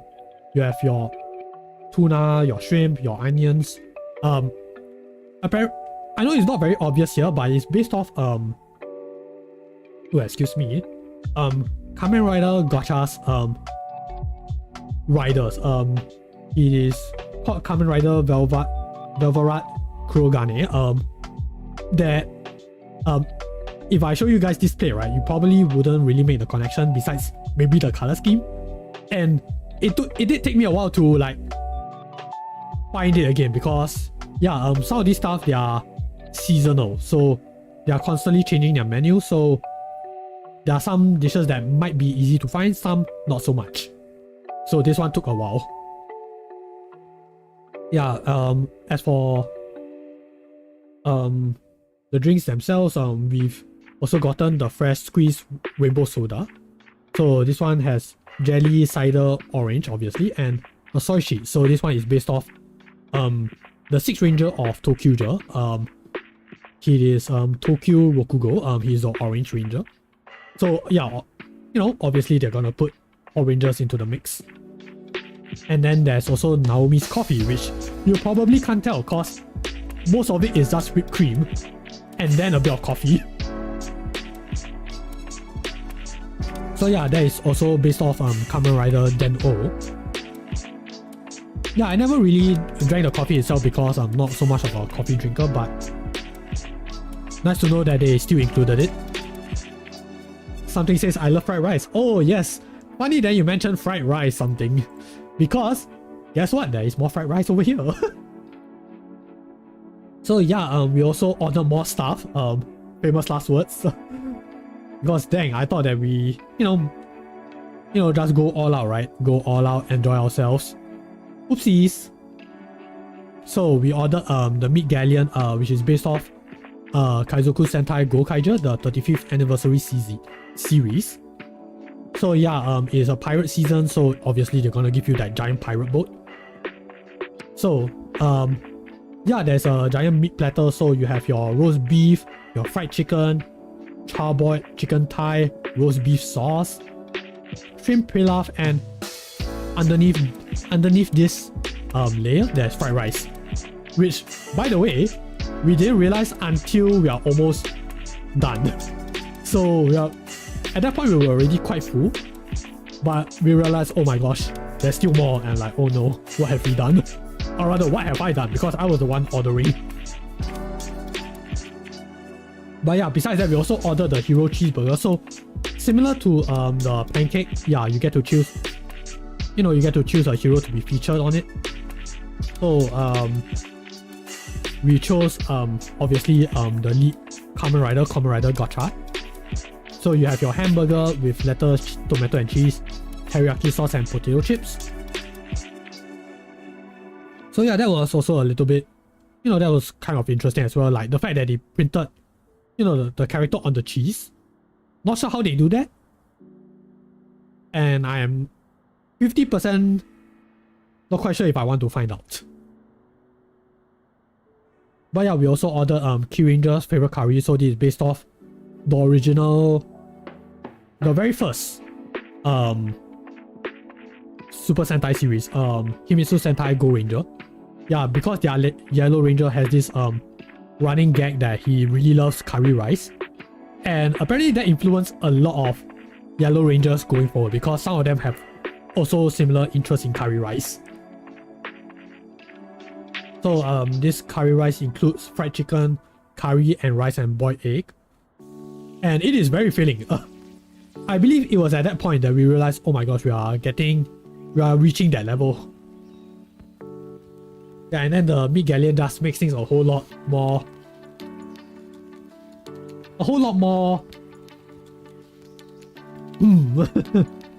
Yeah, I will leave that to you guys to insert the word. Now we also ordered the Bistro Jurors French toast. This was based off Lupin Sentai X Pato Ranger. Yes, the one with police and thieves. Yes. So yeah, obviously you have your French toast. You also have fruits, ice cream, and whipped cream. Yeah, it's just a nice little dessert. Thankfully, it's not so filling, but I have to say it's very rich in flavor. I do remember enjoying the French toast quite a lot. But yeah, also from the series, we also ordered the Paturin Monaca assortment. So this mini pastry, yeah, I guess I can call it pastry. This one requires a pre-order. Like while you're reserving your table, they give you an option to like pre-order certain dishes. So this was the one that we pre-ordered. You can also write like a custom message. But then I didn't realize when you order this dish, they will also sing you a birthday song. So everybody will know that, you know, you're celebrating something. So that was a little bit embarrassing because like they will actually turn off the lights and then the staff will come towards you and they will present you the dish.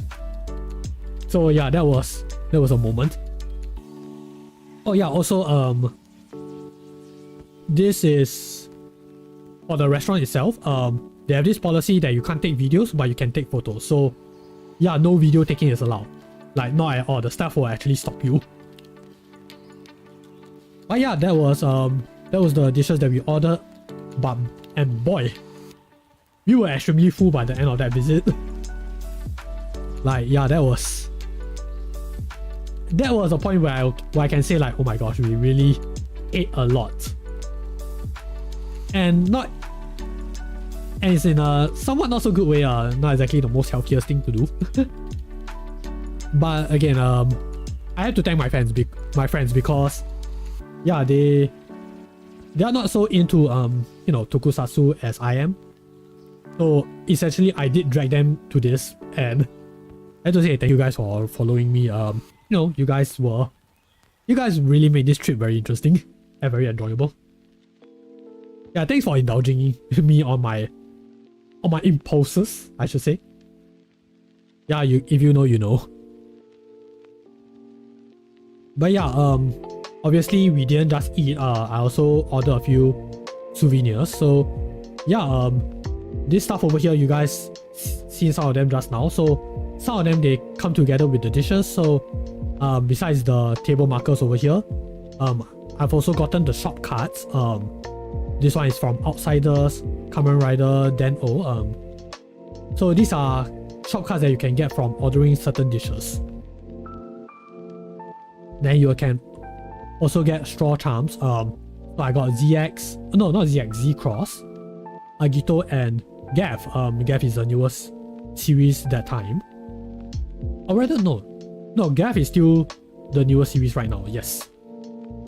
Yeah, so these are what you get if you order certain drinks, which we did, obviously. There's also the next Kaiser plush. This one you have to get from the shop itself, so it doesn't come with any dishes. So I got this. The win badge, I forgot where I got it from. I think I ordered some dish, then I got it. The Tokyo Go-Go coaster. This one I got it from the orange drink. And of course the Kamen Rider, the diner shirt. Yeah, because you know I like the design, so why not, right? Why not have that as a souvenir?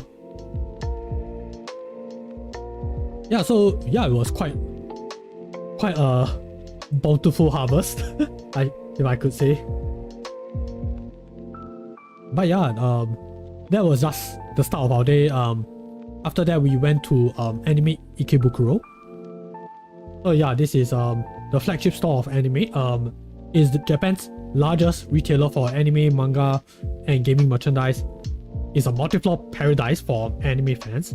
They also regularly host exhibitions, pop-up events, and signings. So yeah, you can also see like illustrations made by various creators over here. Like, this is just one of many that we have seen.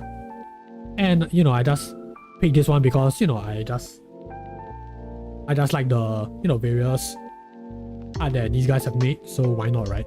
But again, there are so much more. Yeah, there's also costumes from certain shows and games. It's mostly idol stuff, but you know, it's very nice to see the costumes. And you can also see like previews of upcoming or current shows, and yeah, pretty nice. There's also this statue over here. So this guy, he is Anime Tencho. He's an original character and mascot created by Anime itself to represent their brand. It was designed by Kazuhiko Shimamoto. So yeah, this character is known for his passionate and fiery art style. So yeah, this character, he's highly energetic, also very dramatic, store manager who embodies the enthusiasm of anime fans. He has also appeared in manga, commercials, collaborations with various anime and games. The one that I remember, and it's actually how I got introduced to him. Like, he appeared various times in Lucky Star. So any long-time anime fans, yeah, you guys might know of that show. So this guy, he appeared quite a lot when it comes to like anime shopping specific episodes. Well, yeah, heading up to Anime Ikebukuro, yeah, there was this Identity 5 Royal Banquet Japan event. So it was an exhibition dedicated to this you know, horror mobile game developed by NetEase. So they have this like fancy dining table and standees and other images of the characters around it. It was quite interesting. It was popping up on my radar, and you know, just seeing this pop up again, I'm like, oh, okay, I should check out this game eventually, because I like the art style, I like the colors, and I feel that it might be interesting to, you know, give this game a chance. Hopefully I can get to that soon. Hopefully. But yeah, besides that, I didn't really see much going on for it. You know, maybe it might not be the time for it just yet. But it does look very fancy. Really nice. Right after that, we went to Sunshine City. Also a pretty large commercial and entertainment complex. It has a mix of shopping, dining, attractions, and events. Like, as you guys can see, like, there is a lot of stuff going on over there. And yeah, it also consists of like several interconnected buildings, and it's a popular destination for both tourists and locals. Like, there is a lot of people over there. So yeah, really fun. There was also a ReZero. Let me stretch my mouth a little bit. There was a ReZero collab going on. So yeah, that was pretty nice. I probably should get into ReZero one of these days.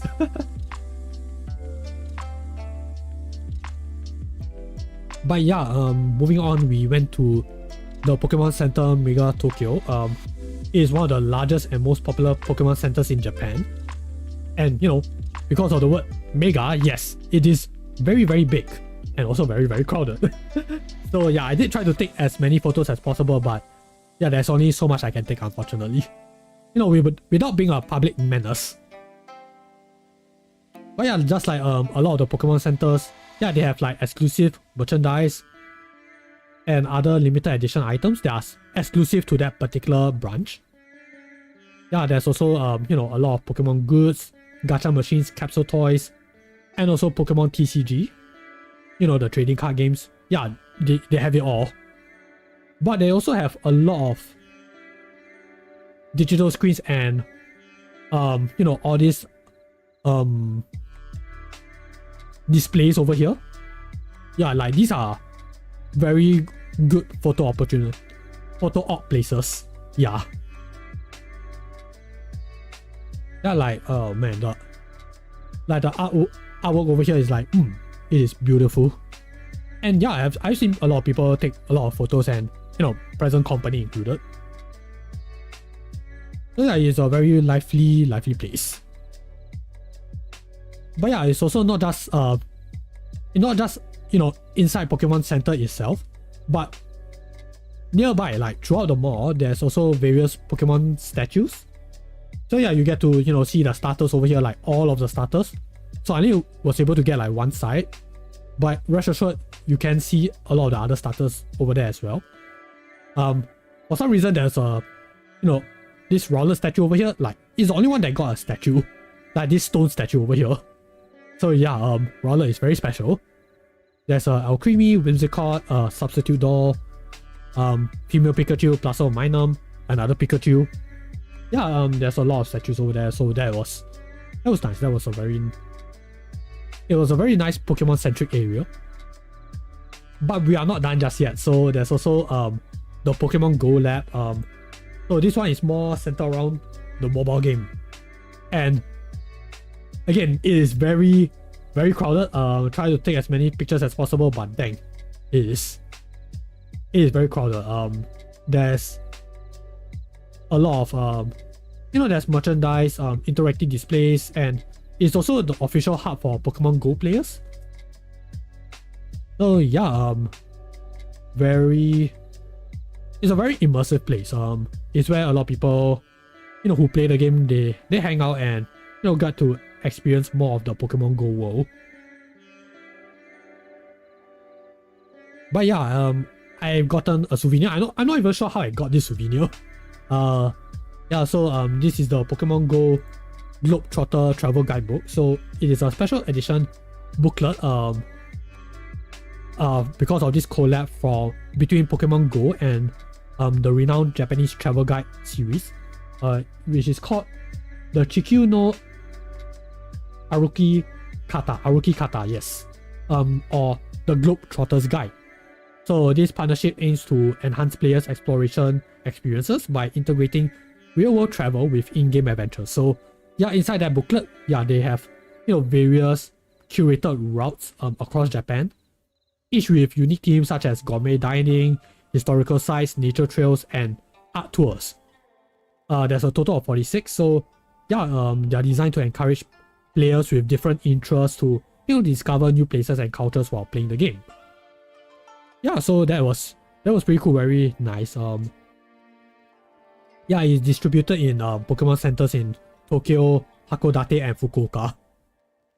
Yeah, but I do recall that I got this in Pokemon Center Mega Tokyo.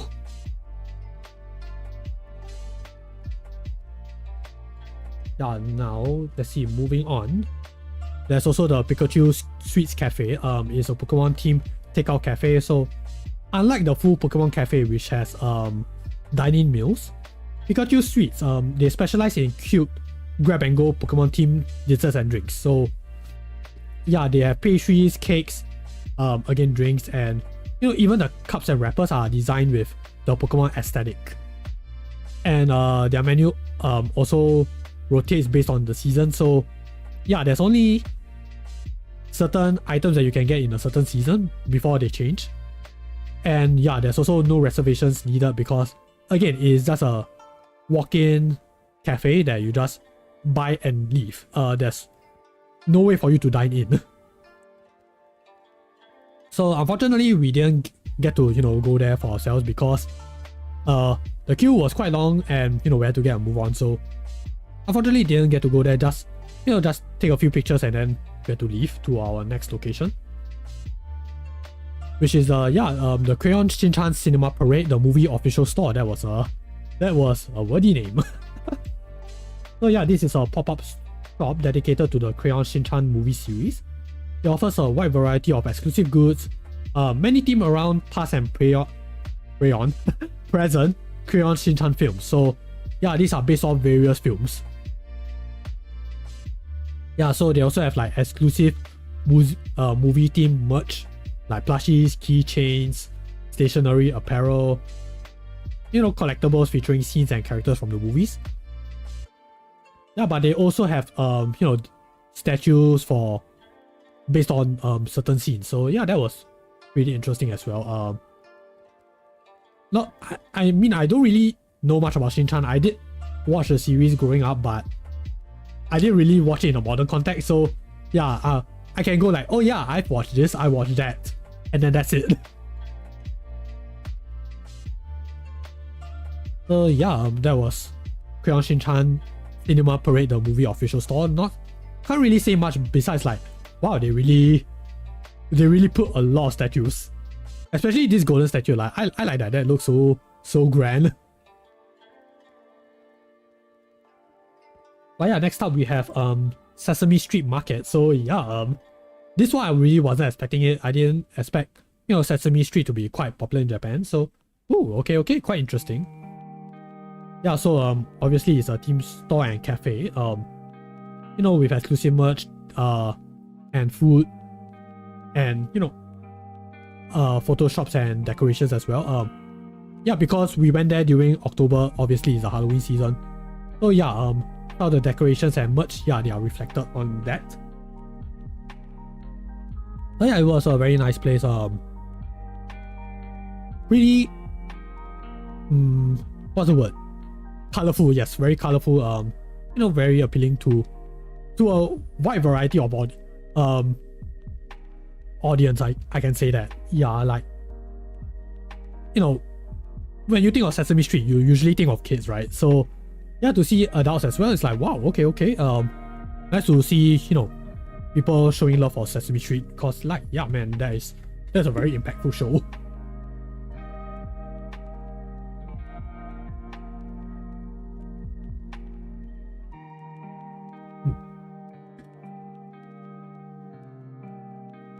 But yeah, next up, we have a few places that we just briefly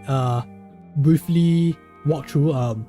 So I'm just gonna give a very rough rundown. So yeah, over here, this is Namja Town. So this is it's actually an indoor theme park operated by Bandai Namco. It has interactive attractions, themed food, character collaborations, making it a fun spot for, you know, anime and gaming fans. So these are their mascots. These cute little cats over here. Yeah. From what I read, is very.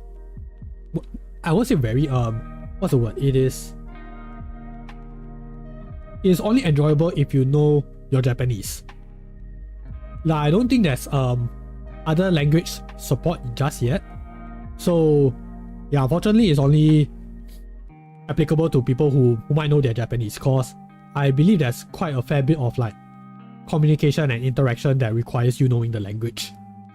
At least that's what I read from the reviews. But yeah, would be nice to go there someday. Yeah, then next up we have the Rilakkuma store. So yeah, it's dedicated to the beloved Sun X character, known for his relaxed and cute aesthetic, which is, you know, I can agree to that. And yeah, last but not least, we have the Snoopy Town Shop Ikebukuro, obviously dedicated to our boy. Our boy over here, Snoopy. But yeah, again, we only briefly like just walk past these stores. Really didn't really do much with it. So yeah, it's just a very rough rundown. But having said that, you know, we went to another store that we spent quite a good amount of time in. So this is the Sunrise World Tokyo. Is dedicated to the works of Sunrise, obviously.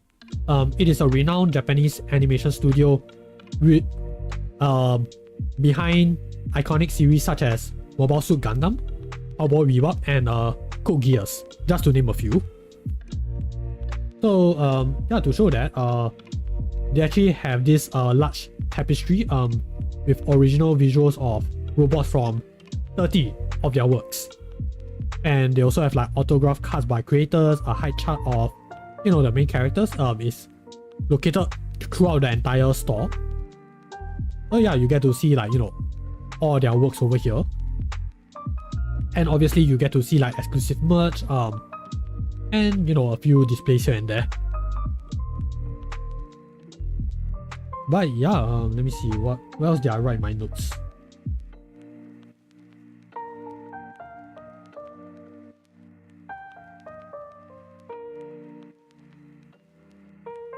Ah, yes.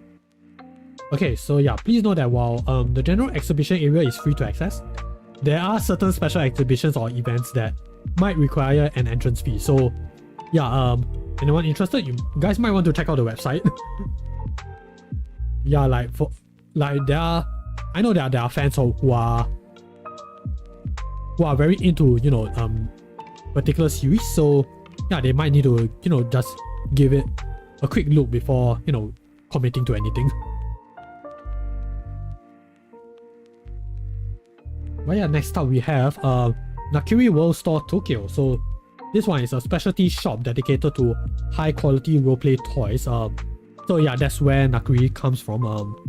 Yeah, it means to become or pretend to be. So yeah, these toys over here, they are more for adults who are, you know, who are more, you know, more into maybe cosplay, more into, you know, collectors items, that kind of stuff. Yeah, so they are much higher quality compared to the toys that, you know, kids will usually get from their parents. So yeah, obviously when it comes to certain series, the bigger ones are obviously Kamen Rider and Super Sentai. So yeah, you get to see like the Kamen Rider belts, transformation devices, and the Super Sentai morphers and weapons as well. So yeah, that is, as a tokusatsu fan, that was really a very interesting experience for me. Yeah, and these are just the few. There is a lot more in that shop.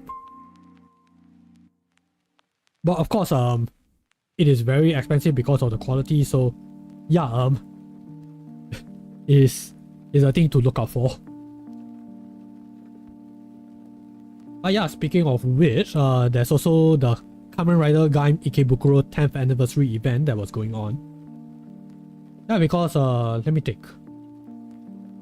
Yeah, Kamen Rider Gaim was celebrating its 10th anniversary last year. So yeah, they have displays and merch of the Kamen Rider Gaim characters with different armored riders and arms forms. So you have your base form, your final forms.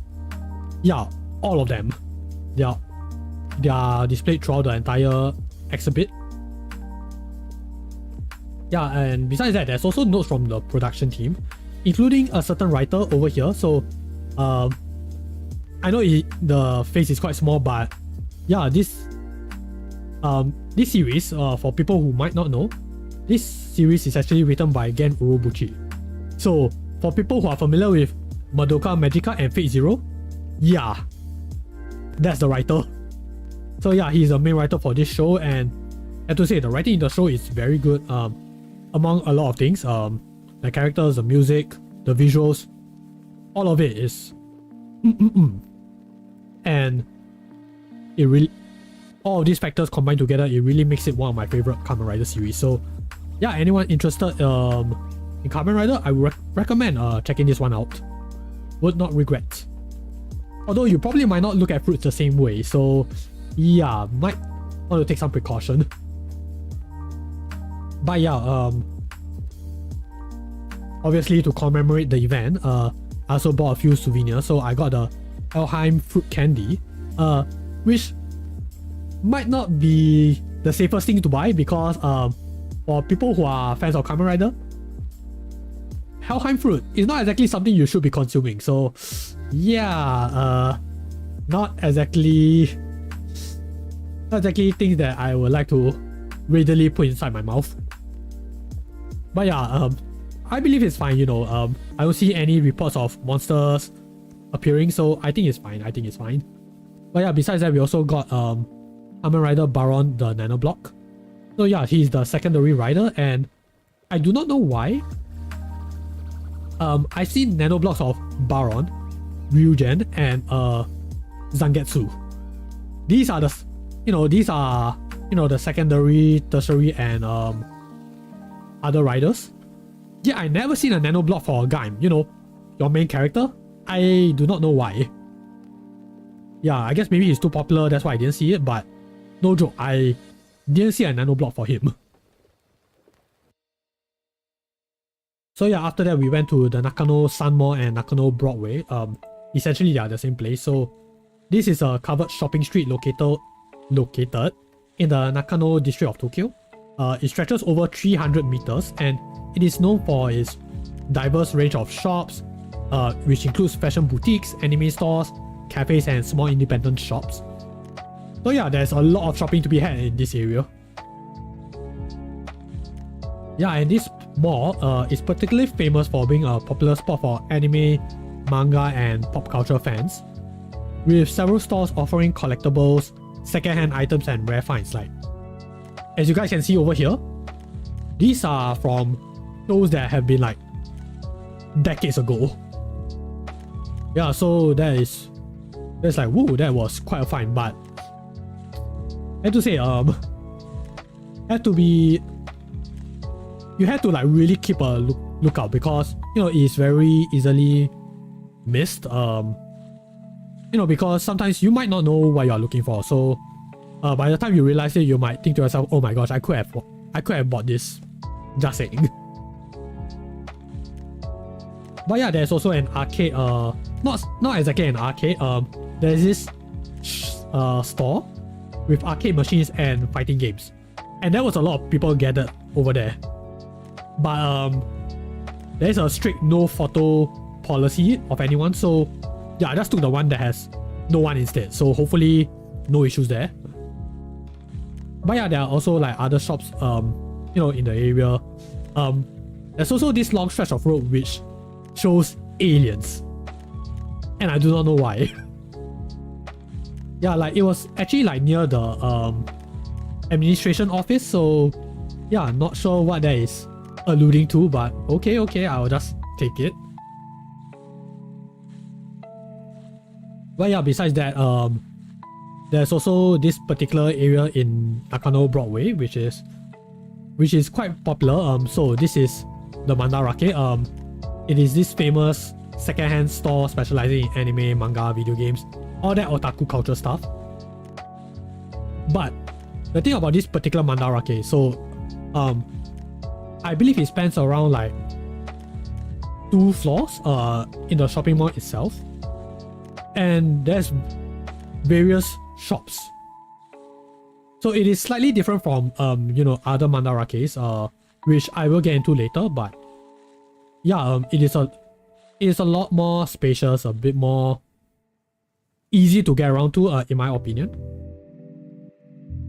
So yeah, again, it like a lot of Mandarakes, it focuses on rare and vintage items, including figurines, original artworks, posters, action figures, and other merch.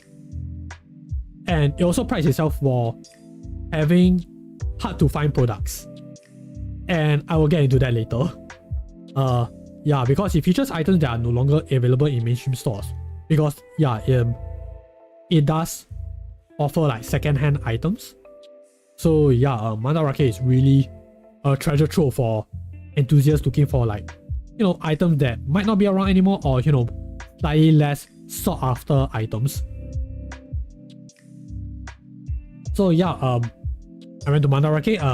One of the things that I was looking out for was these. So these are the Super Sentai Ranger keys. So they are these small collectible key-shaped figures representing like various teams and characters from different seasons of Super Sentai. And they debuted in Kaizoku Sentai Gokaiger, the 35th entry, and it is also one of the entry series. So yeah, their main gimmick is that you have the keys of previous Super Sentai teams, you put it into the morpher, you can morph into that particular ranger. So yeah, that was so cool and very collectible. So yeah, I have a growing collection of it. So my Japan trip, including this one, there was quite a bit of focus on getting these items. Admittedly. So yeah, I'm obviously not gonna name all of them, but yeah, these are just a few of the many ranger keys that one can collect. I believe the number is like beyond, I would say it's close to reaching 300 at this point, but I might be wrong, but it's definitely over 200 already. So yeah, people like it because they have very detailed designs for the Rangers, or at least as detailed as they can be. And they are popular because, they really show love to the series, a long history, and, you get to see like an actual Ranger figure that is small and easily collectible. But yeah, there's also some versions of Ranger keys that are limited edition or come in special sets. So for mine, I got the slightly more common ones. These are the Gashapon versions. So as you guys can see from some of the Ranger keys, these ones requires stickers that you have to apply on the key itself. The more limited edition ones, they actually have the design already printed on them, so it's more durable, less likely to wear out. So yeah, it's slightly more costly compared to the ones that I got. But yeah, after that we went to get our dinner, which is the Standing Sushi Alley Nakano Sun Mall. So yeah, this is a popular and unique sushi experience. At the first floor, it is is your standing sushi restaurant. So yeah, you get to like eat the sushi while standing at the counter. Very nice, very casual, very quick. But for us, we went to the second floor instead, where we actually sit down on the table and just eat our sushi from there. But yeah, this restaurant it has a wide variety of fresh sushi, from classic nigiri or seasonal specialties, and they're all made right in front of you. So yeah, you actually get to see the chef at work. So yeah, that was pretty enjoyable, pretty nice. We ordered quite a lot of sushi. I don't remember some of their names. I don't remember which ones that we've gotten, which ones I've actually eaten. It's all a blur at that point because it has been a while, right? So you have your eggs, your grilled tentacles with mayonnaise, salmon. We ordered a lot of salmon. The yellow fish yellowtail 3-piece platter, the minced tuna gunkan, and the horse mackerel, and many more.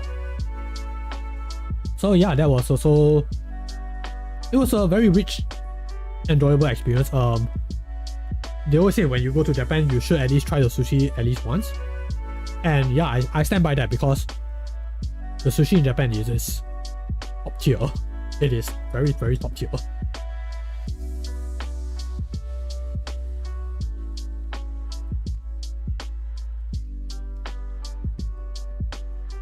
But yeah, that was it for day 12. Yeah, moving on to day 13, we went to Tokyo Station, a very unique station because it is one of the most iconic and busiest train stations in Japan.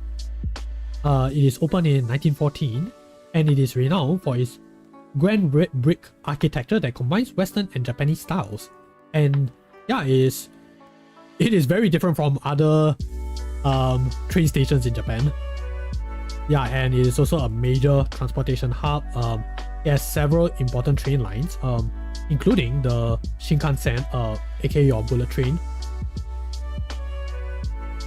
So yeah, it is a very important part in terms of like the entire train network in Japan.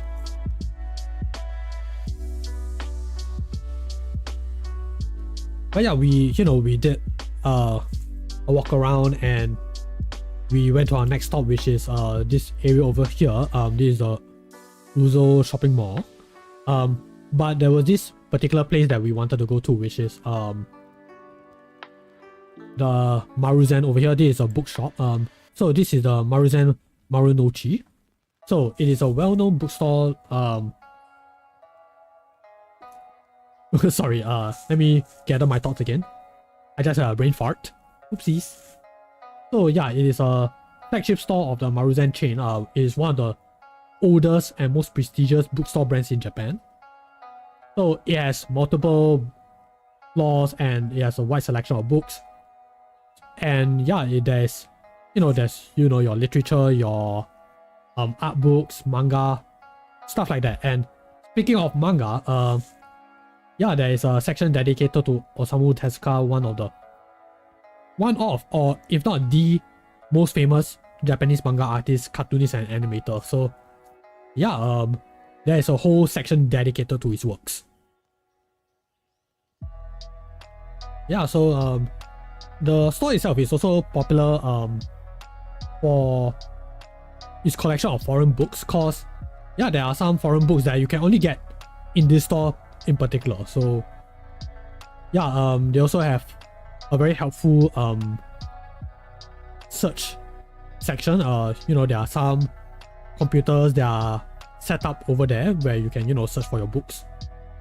And there's also a very nice cafe inside, you know, for people who, you know, who like to enjoy a cup of coffee or tea while, you know, browsing their books. So yeah, a very nice spot for book lovers. And yeah, I also got a book for myself. So I gotten this Learn Japanese with Manga book, self-study language book for beginners, volume 1. You know, because I actually do read manga, and you know, figured to slowly get myself better with Japanese, why not use this book to help me out? You know, as an experiment, why not? So yeah, hopefully we can, you know, get better at this eventually. But yeah, after that we went to the Pokemon Store's Tokyo Station. So this one is located specifically at the Tokyo Station underground shopping area. So yeah, like a lot of Pokemon stores, there's exclusive merch and exclusive displays. So obviously, because it's at Tokyo Station, yeah, you have Pikachu as a train conductor. So yeah, that's pretty charming. Yeah, but besides that, there's also, you know, merch centered around, you know, train conductor, Pikachu, and you know, other merch that are more general for Pokemon stores. So yeah, that was pretty nice, pretty cool. Yeah, but besides Pokemon, there's also Tokyo Character Street over here. So this line of stores, they are dedicated to famous anime, manga, and character brands. So there's this entire stretch of road, this entire shopping area. It is literally just anime characters, manga characters, video game characters. Yeah, they're all there. Okay, not exactly all there. There are a lot of them there. Yes. So the ones that I was able to get pictures of, so there's the Prism store, which is dedicated to the Pretty series franchise. So you know, stuff like Pretty Rhythm, Pre-Para, or Kirato Pre-chan. Yeah. There's a lot of merch. There's arcade machines where you can actually play the game. I do not know much about Prism Stone, so yeah, it is. I can see why people like it, because yeah, very engaging. I should say. I guess it's very engaging because yeah, I've seen people play the arcade game, and I can see why people like it. Even though I myself might not exactly be that interested in it, but yeah, I can appreciate it. There's also a Mugiwara store dedicated to One Piece, of course, and also Ultraman World M78. So yeah, this one is dedicated to Ultraman series. Yeah, so you have your figures, your apparel, and accessories. So yeah, that was pretty interesting. Unfortunately, despite being a Tokusatsu fan, I never really gotten to Ultraman. Like I've watched Cosmos, but that's about it. Yeah, I don't know. Ultraman just never hit me in the right spots. But yeah, these are just a few of many other character stores in Tokyo Character Street. But yeah, there was one that really stood out to me, which is the Kamen Rider store, of course. Yeah, so it is a store dedicated to Kamen Riders, and you get to see like all of the Kamen Riders. So you have your Showa era at the back row over here, the Heisei era, the middle row, and the Reiwa era Kamen Rider. So yeah, everyone's here at least for the 50th anniversary. Because yeah, now that I think about it, yeah, they didn't include the actual Kamen Rider that was celebrating the 50th anniversary. There is supposed to be 2 more over there. But yeah, at least most of them are here. So yeah, that was pretty cool. Yeah, but besides that, besides the Kamen Riders themselves, they also have the not Kamen Riders, the Right Kamens, which is the newly released mobile game spin-off. So yeah, if you do not like your live action, you prefer your anime boys, yeah, this store has it as well. They have you know, exclusive merch, figures, collectibles, you know, stuff like that. But have to say, this is one of the big, actually is the spot that people should go to if they are Kamen Rider fans.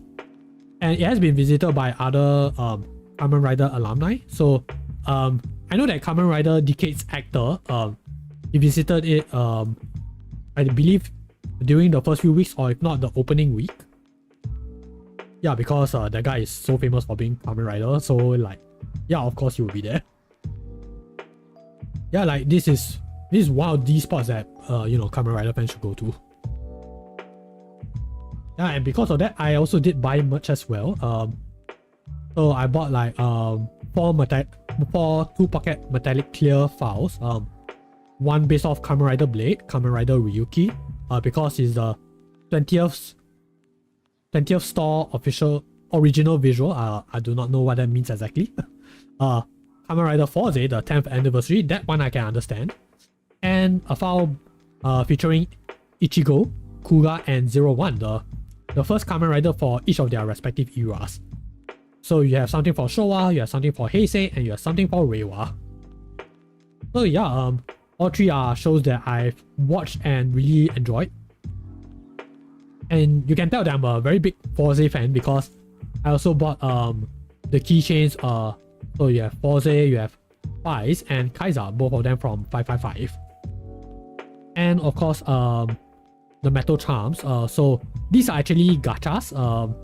So they will give you like specific metal charms based off, you know, by random. So I gotten the Kamen Rider Knight card deck based off Ryuki, and the Kamen Rider Garen change card based off Kamen Rider Blade. And it is complete coincidence that I gotten the secondary riders from both gacha. So okay, coincidence maybe, I guess. But yeah, those were pretty neat. Really like the quality, like the texture, especially the Garen change card, because it looks so detailed for a very small metal charm. So yeah, it's a really nice haul that I gotten. But yeah, there was a lot of other merch inside that store, and whew, that was a very enjoyable trip for a very small mall, or shop, I should say, small shop. But yeah, after that we went to various areas. So we passed by this pachinko shop. It's celebrating. Yeah, again, it is during the Halloween season, so they put up a few ReZero decorations over here. I'm not sure what's the significance exactly, but you know, it looks nice. Can appreciate that. But we also went to the Hibiya Godzilla Square. So this place is it's actually a public plaza in Hibiya, Tokyo. But there is this you know, famous statue of Godzilla, you know, the most famous kaiju in all of existence. So this statue, it is 3 meters tall, is a bronze statue, and is based off Shin Godzilla, so the one in the 2016 film. So you know, a lot of people, you know, have been there to take photos. Yeah, so relatively nice lighting, very nice detail. So yeah, anyone who is fan of Godzilla would recommend, you know, checking this place out. Yeah, what else have I included in my notes? Yeah, I think that's about it. Yeah, then after that we went to get our lunch. We went to get a quick lunch, so yeah, we went to Gyoza no Osho Express. Yeah, by then we already at Akihabara, so yeah, obviously we went to the Akihabara branch. So what is this store exactly? So this is a fast service version of the popular gyoza no osho chain. It specializes in quick and delicious Chinese style dishes with a Japanese twist. It's famous for its gyoza, of course. So what gyoza is juicy, crispy and flavorful dumplings. It's perfect for a quick bite. For some ramen restaurants, they serve they serve gyoza as a side dish. Yeah, but for us over here, because we went for express service, we went to eat something else instead. So I gotten the tantan curry. So basically it's a spicy curry with ground meat and rice. So yeah, it is designed in such a way that they give you your food, you just eat it as fast as possible and then you just leave. But I have heard, according to the website, you can go for this certain challenge where within a time limit of 30 minutes, you can get free refills of rice and tantan curry. I'm not sure what happens after you complete that challenge, but for people who are especially hungry, I guess, you can go there and, get lots of food for a very affordable price. But I have to say, it is very tasty, very enjoyable, very simple, but again, very flavorful. So, anyone who wants a quick bite, but unfortunately are in a very crowded spot, you can consider it. It also comes in 2 sizes, so the one I gotten was the regular size, but there's also a half-size portion as well. So yeah, Akihabara, woo! Lots of anime stuff. It's also called the Electric Town. It's known for your otaku culture, gaming, electronics, all that wonderful stuff. Anyone who watches anime, yeah, you guys might have heard about this area. But yeah, we went to quite a few shops in Akihabara. So the first one we went to was the BN Picture Store. So BN meaning Bandai Namco, so it is dedicated to Bandai Namco Pictures anime franchises. So it focuses on merchandise from series like Aikatsu, Tiger and Bunny. So it's these guys over here. Gintama, which is this screen over here. Yeah, and there's obviously merch, gacha machines, and exhibition spaces. And one of the things that stood out to me was this over here. I'm like, oh, okay, they have YouTube channels. Okay, interesting. And they show their silver plugs, which is very nice, very nice. Yeah, and speaking of Aikatsu, we also went to the Aikatsu official store because it's just nearby. It's literally right in front of it. So yeah, it also features, it features merch, features displays, collectibles, stuff like that. Yeah, and I see a certain something taking particular notice because of Aikatsu. So yeah, I mean, as a guy who's not really into Aikatsu, I do say there's a lot of stuff for the fans, a lot of very fanciful merch. But again, as someone who really doesn't know much about Aikatsu, all I can say is ooh, pretty, okay. Taking lots of photos, okay, can. Yeah, unfortunately that's all I can say, but I can appreciate it, But yeah, after that we also went to Love Live series official store. It is dedicated to Love Live obviously, but I have to say that there's a lot of displays, a lot of merch, just to really show their love for for the franchise. And apparently there's also the School Idol Theater, which is a live performance venue where fans can enjoy concerts, screenings and special events featuring the School Idol groups. So yeah, that's also a pretty cool experience. For people who might be into Love Live, might consider checking it out. Yeah, and after that there's the Dolphy Dream Museum. So this is a special exhibit and space dedicated to the Dolphy Dream series of dolls. It has a very large collection of of the dolls and looks very nice. Looks very pretty. Very interesting.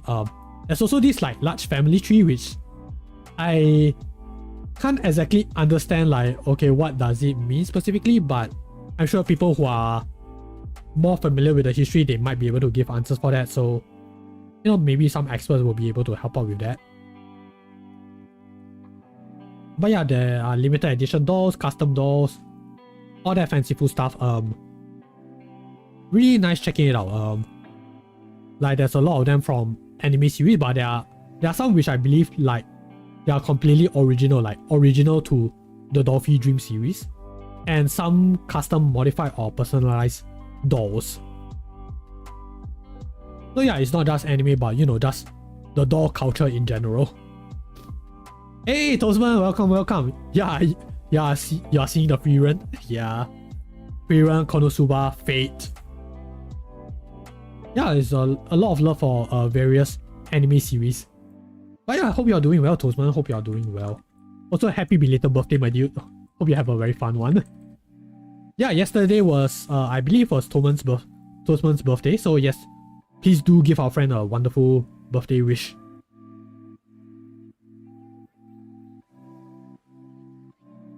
Ooh.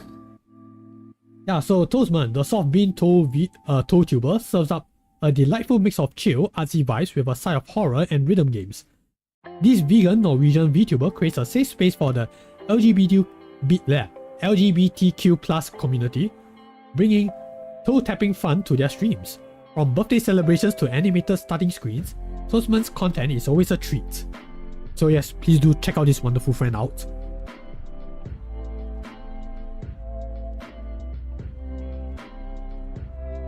But yeah, there's a lot of anime series. Yeah, if you guys are full screening this, you guys can see like you know, other series such as Evangelion, Haruhi Suzumiya, Hatsune Miku, you know, from Vocaloid series. Yeah, various series, and it's not just females as well. There's also Kirito from Sword Art Online. Unfortunately, that's the only one that I see. But I know that there's other male characters I've seen throughout the museum. That there are male characters. It's just that obviously not so prominent compared to, you know, the female characters.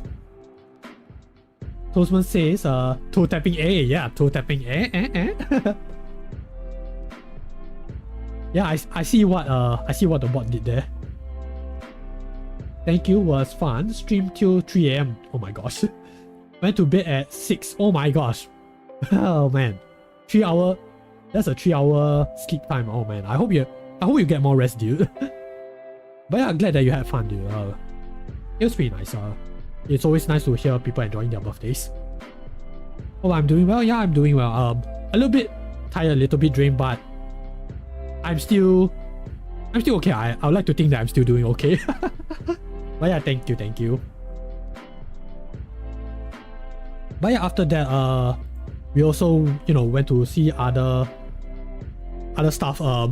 There's a very big prominence of you know, HoloLive stuff at different stores. So yeah, I just grouped them up together, you know, just to make things slightly easier. Oh, okay. Toastman says, no, I went to bed at 3 AM, slept till 1 PM. Okay, let me count that. Okay, 7 hours of sleep. Okay, that's good enough. Okay, that's good. That's a lot better. Yeah, Ina tentacles. Yes. Yeah, funny that you mentioned Ina, because this was taken at Army. Because Ina is actually their official ambassador, so there's definitely a section dedicated to her. So yeah, there's actually voice recordings of her in the stores themselves.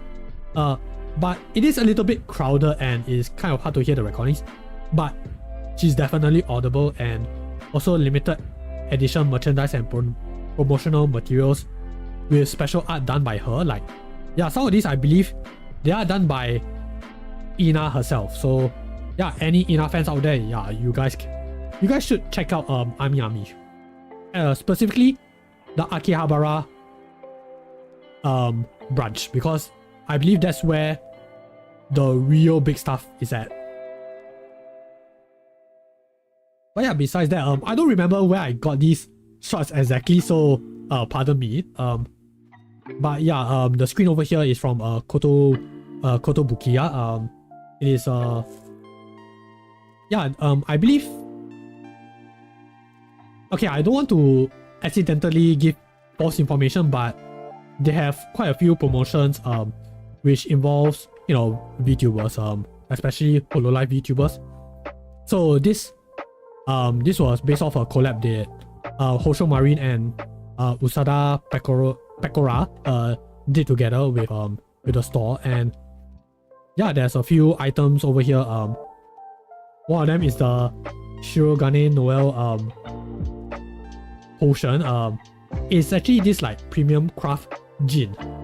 So anyone who's into alcohol, yeah, maybe you can consider it.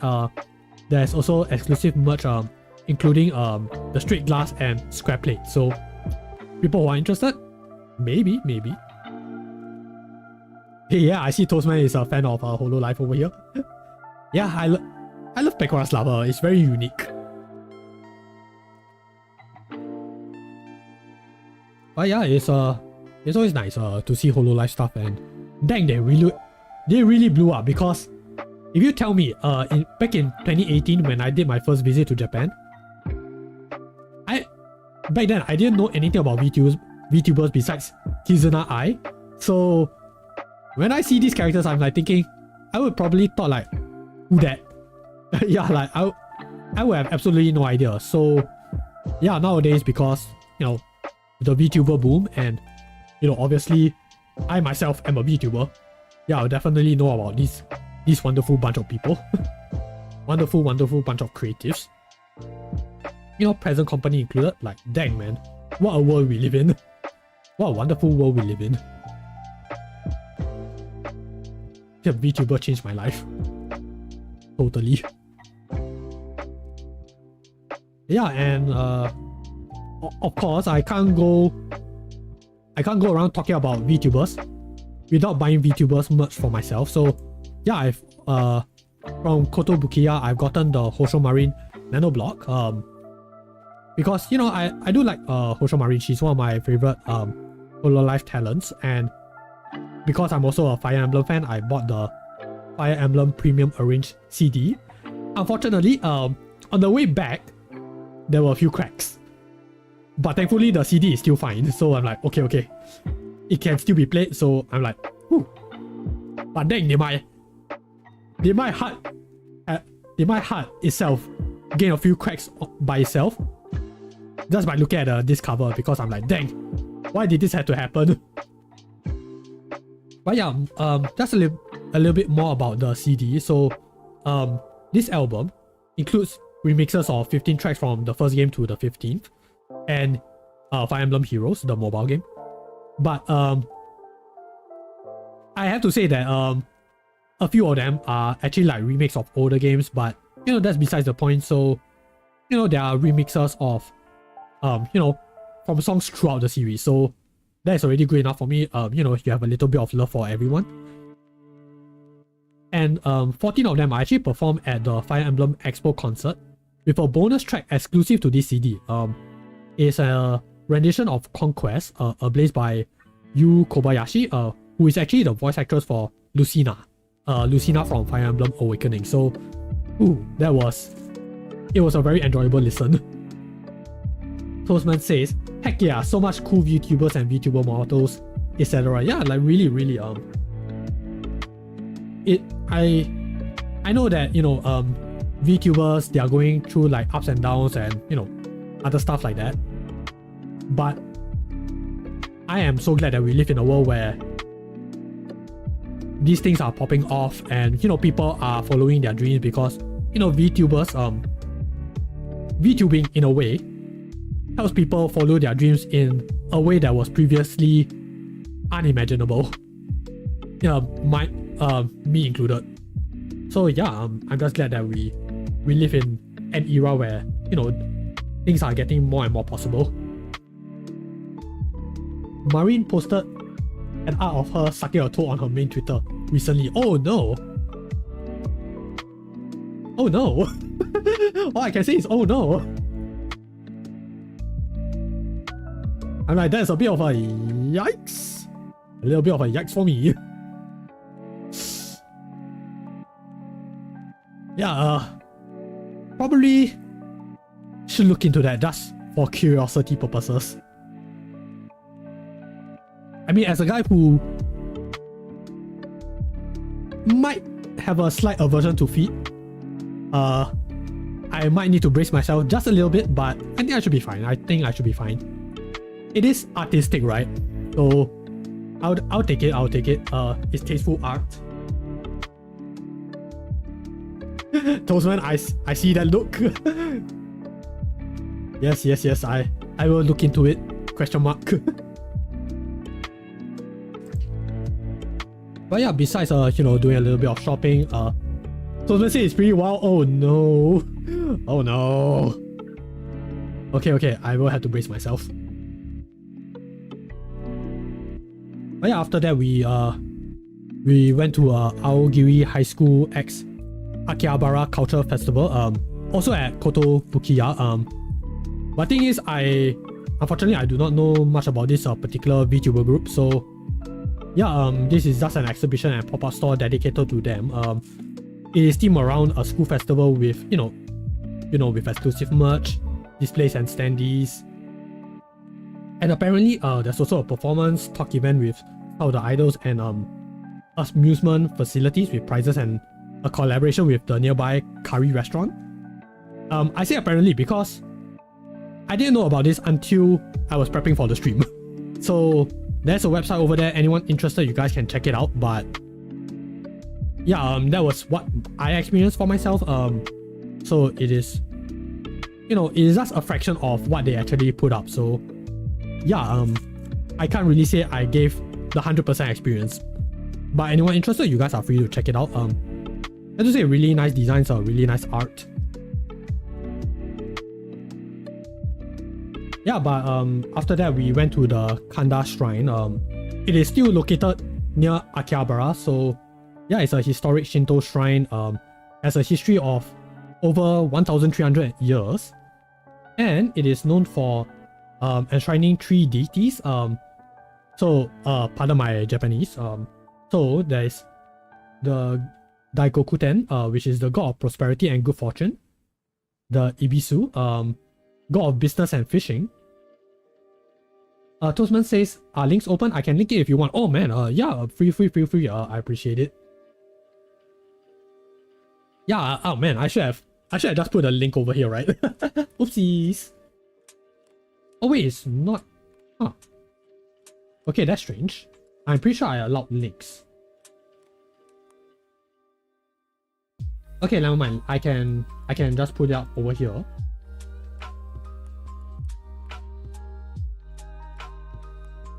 Yeah, let me just do it on my end.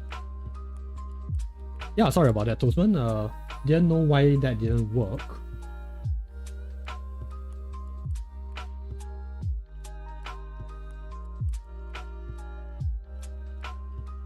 Okay, there we go. So yeah, anyone interested, you guys can check out the link over here.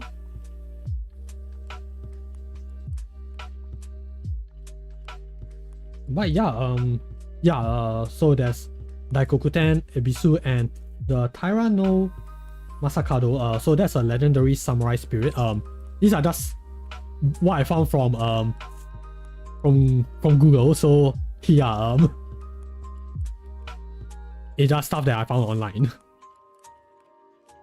So yeah, this place is quite popular with anime fans and tech enthusiasts. So yeah, they will like go here and pray for success in their business and projects.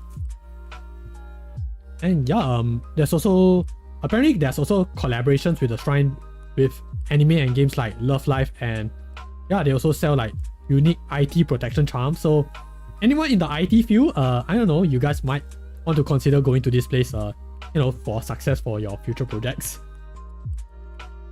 Oh yeah, but this place is also a spot for one of Tokyo's 3 major festivals, the Kanda Matsuri. It's held every odd-numbered year, featuring grand parades and the Mikoshi portable shrines. So yeah, that's also quite interesting. Obviously, we went there during 2024, so maybe this year, for anyone going to Japan, you guys might be able to celebrate it for yourselves. Yeah, and if so, please do let me know. I would like to I would like to see how that happens.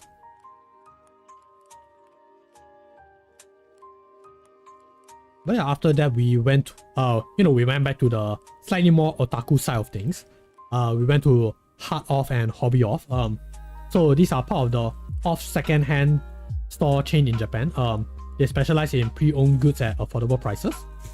So it is sort of split between two sections. So the Heart Off section focuses on like general electronics and gaming.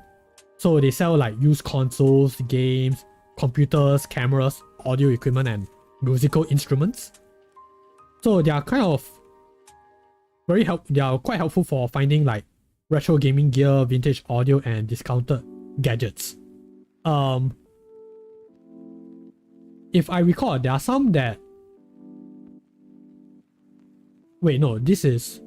I believe most of them should be functional. Yeah, like they are functional. It's just that they are used consoles, so yeah, do take note if you guys are interested in that. And then there's Hobby Off, which specializes in collectibles and hobby goods. So there are stuff like figures, model kits, trading cards, anime merch, board games. So yeah, these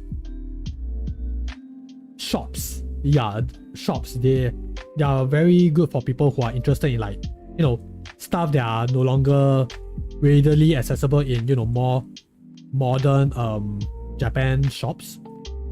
So yeah, it can be seen as a sort of a mandarake for, the electronic goods.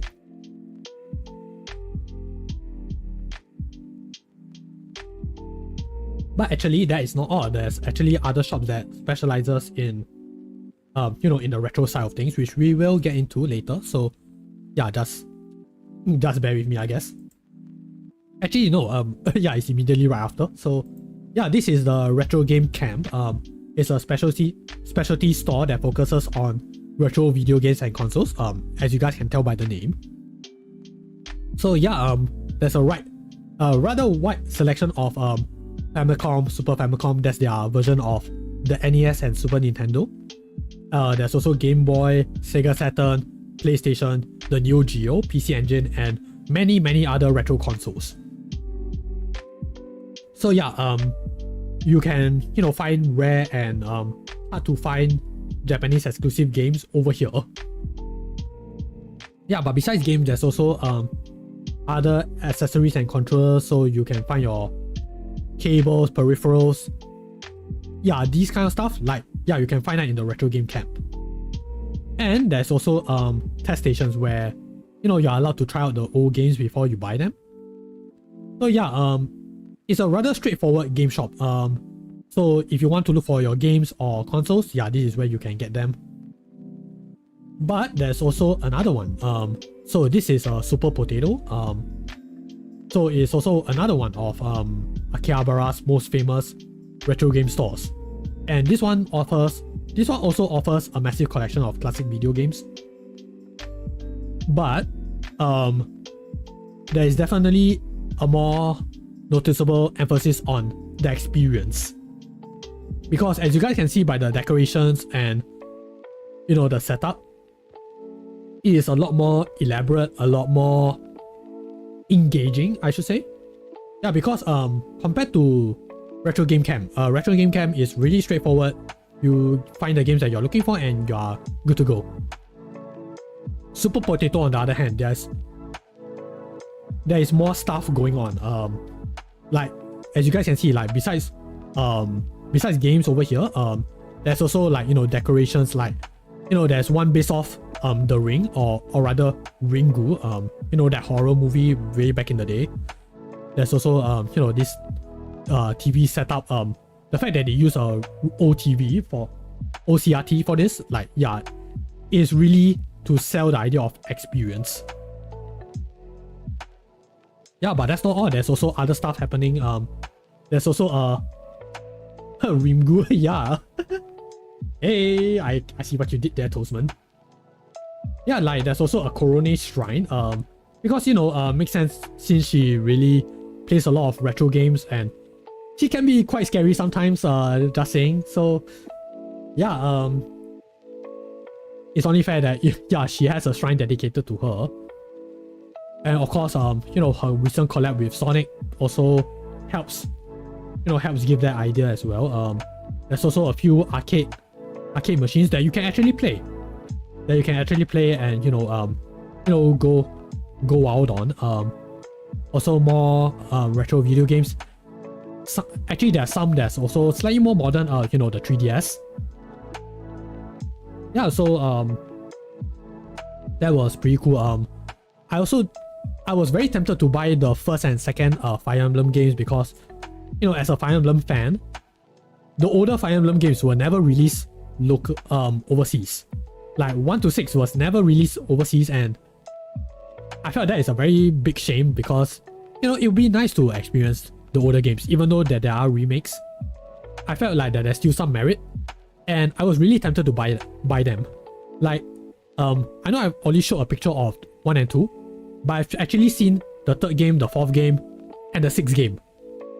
And I was really tempted to buy them, but I can't convince myself that it is worth getting because it is quite pricey, and buying those games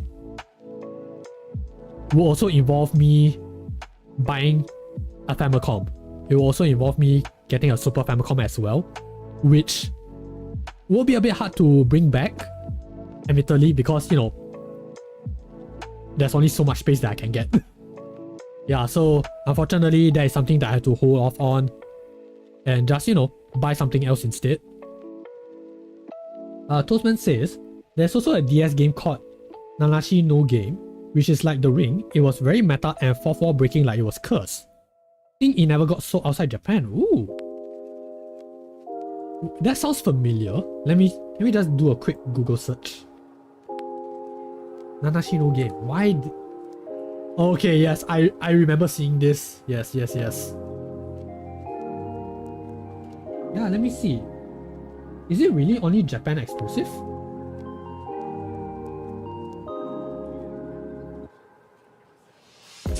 Oh, okay, yes. It was considered released for English, but it just wasn't made. But there is a fan translation of it. Okay. Ooh, that is a game that I would like to try out one day. Nanashi no Game. Okay. Oh my gosh, thanks for letting me know, Toastman. Really appreciate that. Oh, I love that game. Okay. Nice.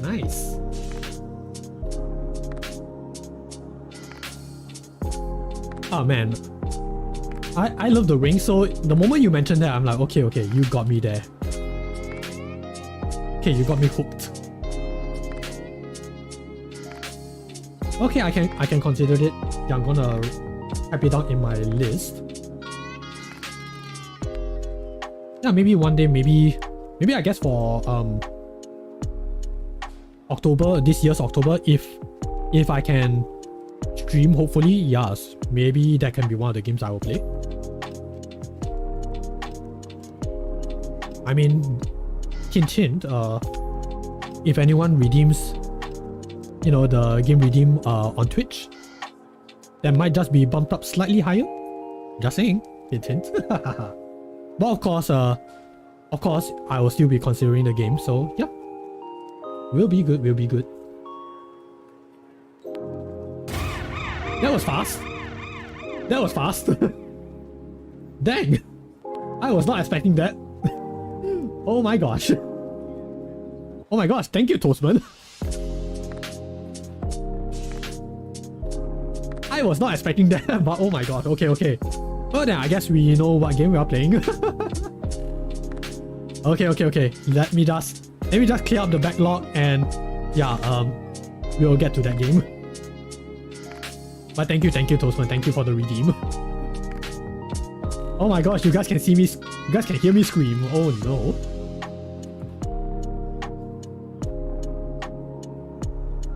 Okay, guys. You guys can thank Toastman for this. But yeah, back to oops, sorry. Yeah, but back to Super Potato. Yeah, it's more designed for browsing, collecting. It feels more like a retro game museum because, you know, of the decor and the more emphasis on giving players an experience. So yeah, for people who just want to, buy their games, probably Retro Game Camp. People who really want to have a much better feel of like, how the retro scene was like. Super Potato. But of course, both stores have their merit. Also, Super Potato is a little bit more spacious, from my experience. Just saying, hint hint. But yeah, after that, we went to the Tamashii Nation store, Tokyo. So it's one of Bandai's premium collectible figure brand. Yeah, it showcases high quality figures from popular franchises like several characters from the Jump series. Like over here, you got your Dragon Ball, you got your Naruto, Demon Slayer, Spy Family. Yeah, and a lot more. Yeah, but it's also not just anime. There's also the Netflix One Piece series, which I guess is also sort of related to, anime, obviously. But there's also DC Comics, comic book characters, and I believe there was also Marvel characters involved. It's just that I didn't feature it in this slide. But there's also video game prop blah blah blah blah. I got tongue tied. Oopsies. Yeah, but there's also replicas of props from video games and other shows as well. So yeah, the ones that really stood out to me was the Master Sword from Legend of Zelda, the Do This from Yu-Gi-Oh, and obviously the Keyblade from Kingdom Hearts. Yeah, there's also a few not so closely anime related stuff as well. I wasn't able to like really research much about this particular skateboard, but looks cool. Looks pretty radical, pretty nifty. There's also other photo spots that people can go around and take photos of. This one in particular, the Sailor Moon 30th anniversary, that is pretty magical, pretty nice. But yeah, it was a really big store actually. And I have to say, people who are really into the otaku side of things, you guys will be really amazed by the stuff that they have over there. But yeah, after that we went to get our dinner at Gusto. This is a popular family restaurant chain known for its affordable Western style Japanese food and casual dining atmosphere. Oh yeah, what I got was the cheese in cheese on hamburger. So there's obviously the hamburger steak with cheese and melted cheese. Yeah, like not only do you have cheese on the inside, you also have cheese on the hamburger steak. So yeah, it's a very cheesy experience.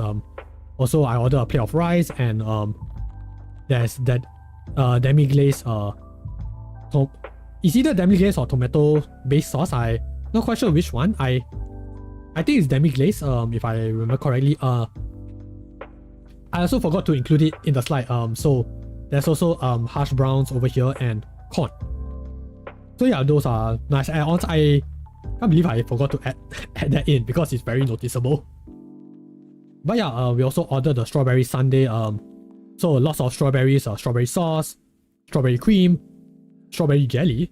But there's also mixed berries here and there as well. So yeah, pretty nice. Yeah, and your orders are also delivered by the robot over here. So yeah, that was a nice experience. Very high tech, very modern. But yeah, that was it for day 13. So day 14 was actually our anime pilgrimage. So what is the anime pilgrimage, you guys might be wondering. So it is the practice of visiting real-world locations that have appeared in anime series. So these locations, they are often referred to as anime tourist spots. They have become popular destinations for fans who want to experience the settings of their favorite shows and immerse themselves in the anime's world. So yeah, there's a lot of anime pilgrimages out there. You guys can search for one that's maybe from a series that you really enjoy.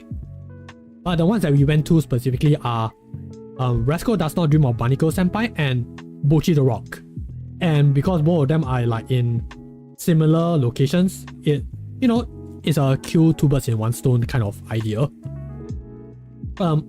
Obviously it's not a full pilgrimage, but we did go to several locations based off, you know, they are present in, you know, in those shows. So yeah, the place that we went to was Enoshima. So obviously we stopped at Katase Enoshima Station,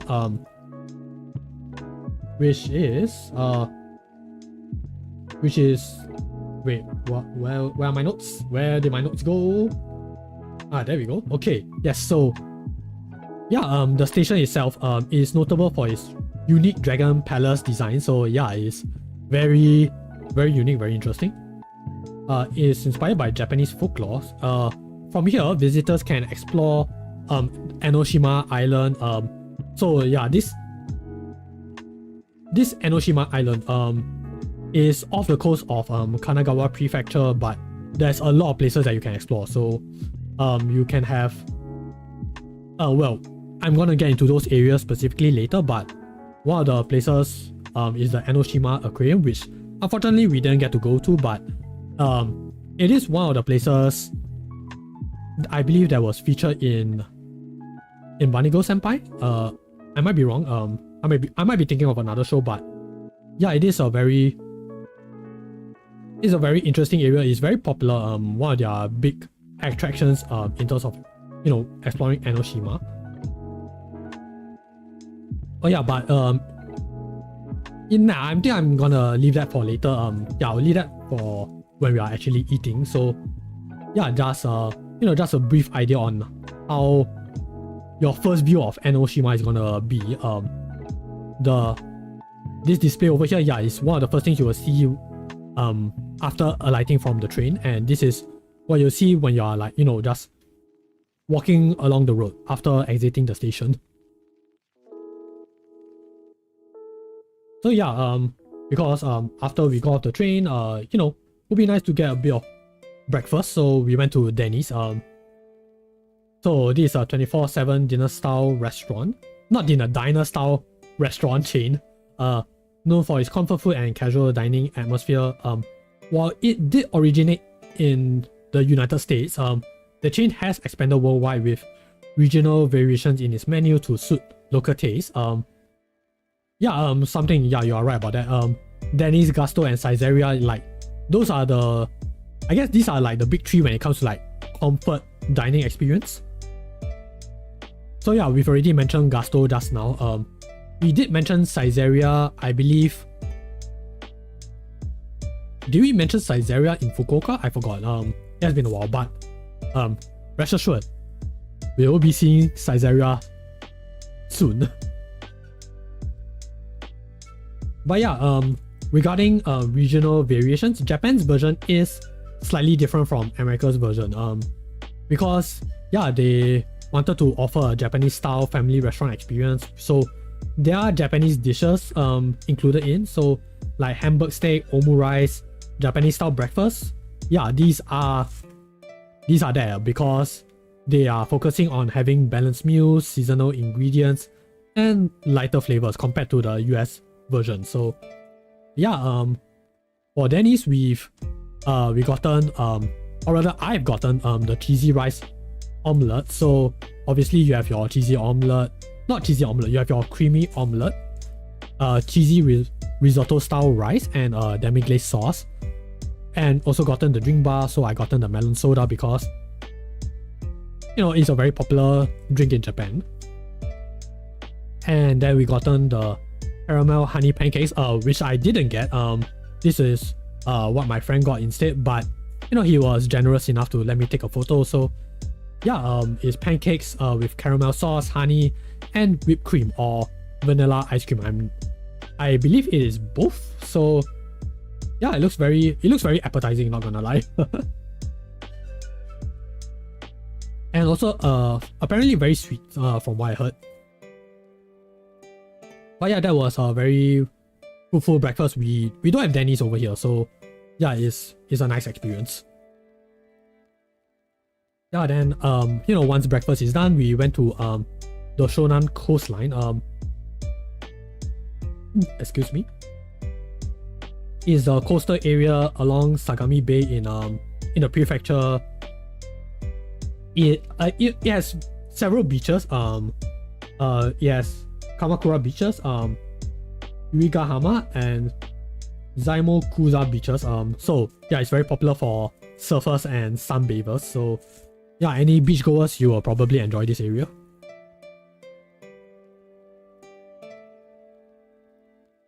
So yeah, along the beach, we also went to the Enoshima Benten Bridge. Yeah, so this bridge connects Enoshima Island to the mainland of Fujisawa City. It spans approximately 400 meters, and yeah, it serves as the main pedestrian and vehicle route to the island. So yeah, there are while walking this very long bridge, you can see some nice sights of Sagami Bay and Mount Fuji on clear days. Yeah, and around the bridge, there's also the memorial dragon lanterns over here. Yeah, these are quite iconic because it symbolizes the legend of the five-headed dragon, the Gozuryu. It's a mythical creature said to have once terrorized the region before being tamed by the goddess Benzaiten.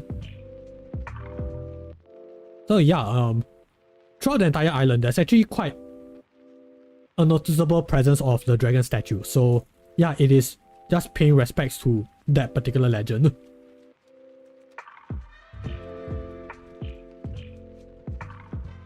But yeah, after crossing that bridge, yeah, we've reached Enoshima Island. So it's famous for its scenic views, historic shrines, caves, and delicious seafood that we will get into. We will get into that. Yeah, but after passing the bronze Seido no Tori Gate, yeah, it will be the Benzaiten Nakamise Street, the island's central shopping street with a mix of new and old shops. So one of those shops is... Oh wait. Yes, yeah, so one of these shops is, this shop selling old toys and stuff, or rather vintage looking toys. So this is part of the Banigo Senpai pilgrimage. So yeah, one of the episodes featured I forgot what's the main character's name. Yeah, Sakta, and one of the girls, I forgot what's her name, really escaped me. Yeah, they go around this area specifically, and yeah, I obviously did a post because why not, right?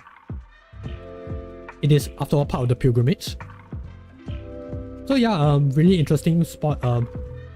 Should we know? No, that's not her name, right? I know what you're trying to do, something. I know her name is not Kirino. Let me look it up. Ah, okay, yes, it's Tomoe Koga. Yeah, I know what you're trying to reference. Don't you mess with me, something.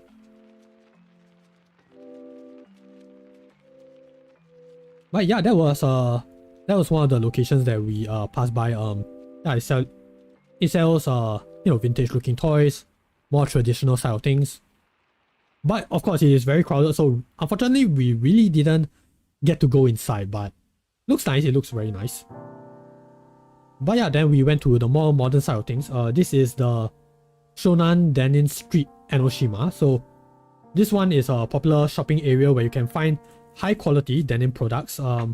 So it includes jeans, jackets, bags, accessories. Apparently it's made from locally sourced materials and crafted by local artisans who take pride in the tradition of Shonan's denim craftsmanship. So yeah, there is a very strong denim culture in Shonan. Also, yeah, you guys might notice the ice cream statue over here. They actually do sell snacks or rather food over here, with the blue ice cream and steamed bun being the famous ones. But unfortunately, it's very crowded, so couldn't really get a clear photo of it. But yeah, you guys, I know you guys are pretty smart enough. You guys can do a quick Google search to see what I mean. But yeah, it is a very cool place. There's stuff outside, but there's also stuff inside as well. So yeah, very it's a very nice shop dedicated to denim. So like wow, very very interesting. Yeah, then after that we went to the Enoshima Shrine. So this is a historically and culturally significant shrine dedicated to the goddess of music, art, wisdom, and good fortune, Benzai Ten. So again, that is a goddess that, you know, tamed that 5-headed dragon. So many revere this goddess, and they seek blessings from her for success in creativity, love, and prosperity. So yeah, that was okay. What is going on here? I heard the thing. Hey Shiro, thank you for the raid. Oh my gosh, thank you, really appreciate it, man. How was stream, my dude? How was stream? Okay, what did Frosty say? Shiro Motan, the chaotic Yakuza VTuber, is all about those chill vibes and gaming adventures, from wrestling alligators in Later Alligator to diving deep into the world of Persona 3 Reload. They are always out for a good time. Whether it's FEMC Fridays or beach episodes, this streamer keeps things interesting. Oh yeah, it's exactly what I said previously when Shiro stopped by. But yes, thank you Shiro, really appreciate it. Oh my gosh, please do check out Shiro. He's a wonderful friend and a fellow hardworking VTuber. But yeah, I hope you guys had a wonderful stream though. But yeah, thank you for the reinforcements. But yeah, oh yeah, I should introduce myself. It has been a while since I raided. Oopsies. But yes, hi everyone. I am DA Capt-Jules. I am a Henshin Hero in Training VTuber. I usually play retro games, indie games inspired by retro games, and a little bit of other games, art, and other content along the side.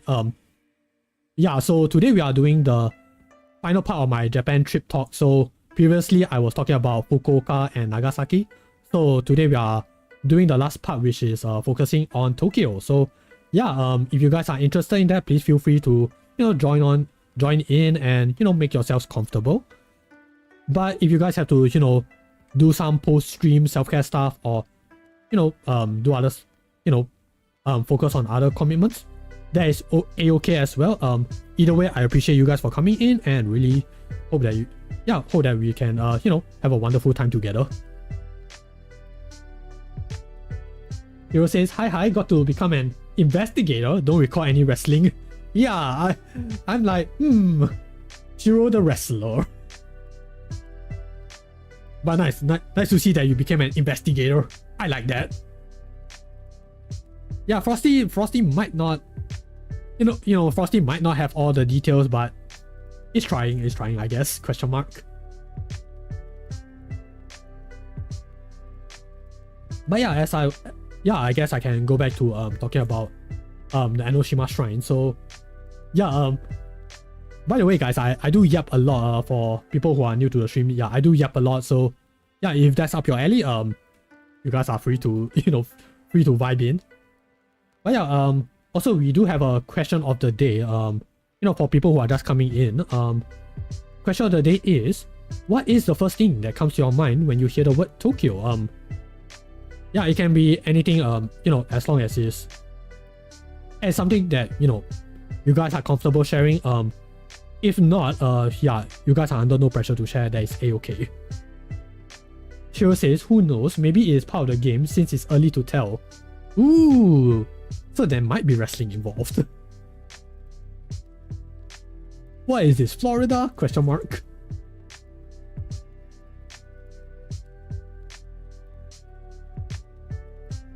But yeah, I did realize that 3 hours in, and I actually didn't answer my question of the day. So yeah, I guess, you know, while we are making ourselves familiar, I can say that, yeah, one of the first things that come to my mind when I hear the word Tokyo is, for better or worse, Akihabara, because, you know, because I am quite into the otaku side of things. I do watch my anime, I read my manga, I watch a lot of Japanese dramas. Actually, I do watch Japanese dramas that are not tokusatsu related, believe it or not. So yeah, I am quite immersed in the media. So yeah, when I think about Tokyo, yeah, I do think about Akihabara because that's usually where all the stuff happens. You have your merch, you have your events happening around that. So yeah, I guess that is the first thing that comes to my mind. Being an otaku, being a fan of certain properties that you really enjoy. Yeah, it's always a very nice experience whenever I go there. Shiro says, surprisingly enough, it's Alligator, New York. Ooh, okay, so it takes place in New York. Okay. Are there actually alligators in New York? Oh, I should ask my relatives about that.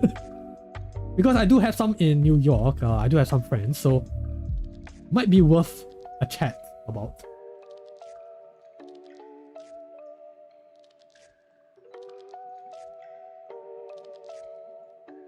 Okay, let me just get a quick sip before I continue.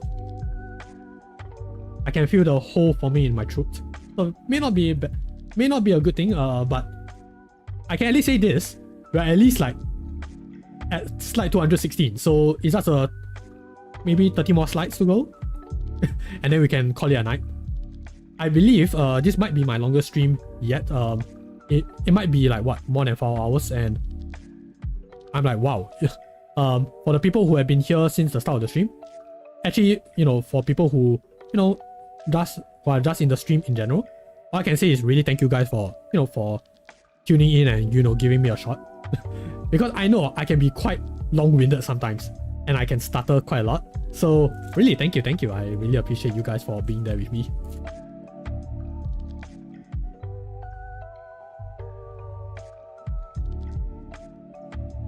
But yeah, oh man, thank you for the love toast, man. Really appreciate that. But yeah, again, before I continue, I just want to make sure that I convey my feelings loud and clear, because it's not every day that you get to do this kind of stuff, right? I do as much stress as this project does to me, I actually do enjoy sharing this kind of stuff with you guys, because it is, I don't know, it's sharing is caring. And yeah, because I don't get to go to Japan a lot, so I know people also don't get to go to Japan a lot, or other countries in general. So it is only fair that I share my experience since I've been gone for so long. That I only share this, as best as possible, so that you guys get to have a little bit of the joy as well. Like that's my thinking behind this. So yeah, if you guys enjoy it, man, that is a very big positive on my end. Also, thanks Oni. Aw, thank you for following. Really appreciate it. Oh man, you are so kind. Shiro says, aside from Yakuza, Kabukicho, there is an inspiration for Kamurocho. Oh right, yeah, you are right about that. Oh my gosh, we were talking about Kabukicho just now. The first thing that comes into mind for me are the restaurants. Oh man, yeah, the restaurants. Because dang, the food in Japan is so good, it's so amazing.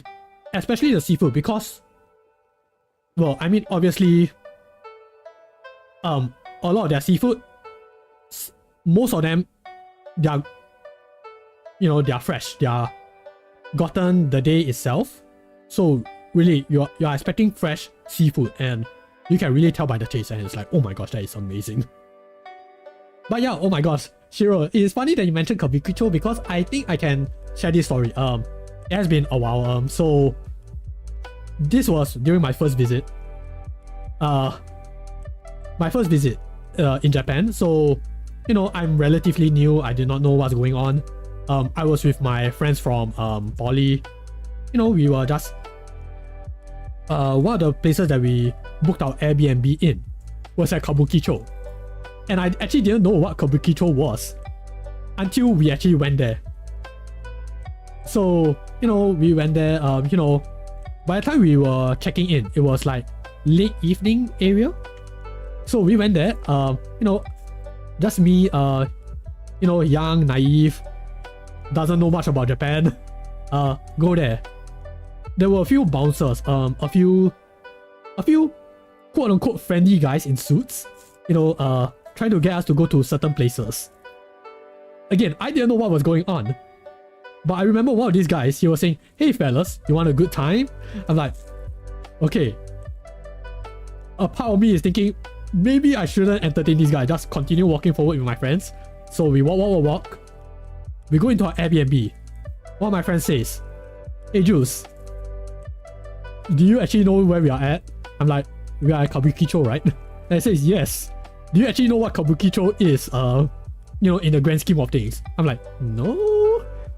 He said, "It's a red light district." And I'm like, "Oh. Okay. Gonna make myself comfortable for the next few days." Yeah, so like, ooh. Have to be a little bit careful. I mean, Japan in general is a very safe place. But you should also be careful with, how you interact with certain people. Just saying. So yeah, that was my experience in Kabukicho. So like, woo, that was a doozy. But yeah, oh man, thank you for the headpats, Shiro. Really appreciate that. Thank you. But yeah, having said that, my stay throughout Japan was pretty enjoyable, pretty educational. I would say educational, cause again, first time being in Japan, I got to learn so much about the culture. It's a really nice place. And yeah, I only hope that I can continue visiting Japan and make more wonderful memories over there, while also not be a menace to society. Hint, hint, hint. Just saying, guys. When you're in other countries, the most important part is to be respectful. Just saying. Hint, hint, hint. Shiro says, "Good thing that wasn't any eye patch man hiding in giant traffic cones." Ooh, I see what you did there. Although, if I do see him, I would probably want to shake his hand. And then try not to get killed. Or kidnapped. Yeah, that would be nice.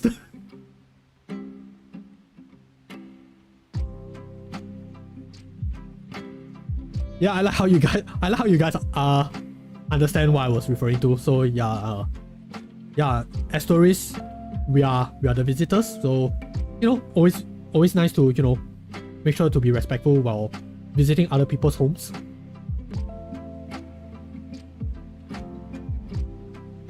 Yeah. I mean, it is one thing to be to be a foreigner and not be aware of certain things. People they do understand that. And really, the Japanese people have been quite accommodating, when we were visiting. So, try not to push buttons. I guess that's what I'm trying to say. Hey, yeah, wink, wink, wink, wink, indeed.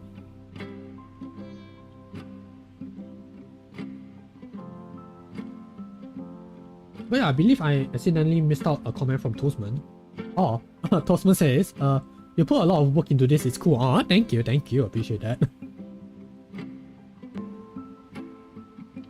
Yeah man, I'm just glad that I was finally able to finish this, and oh my gosh, we are almost there. After today, actually I don't know, maybe I might consider doing something else regarding the Japan trip. I don't know.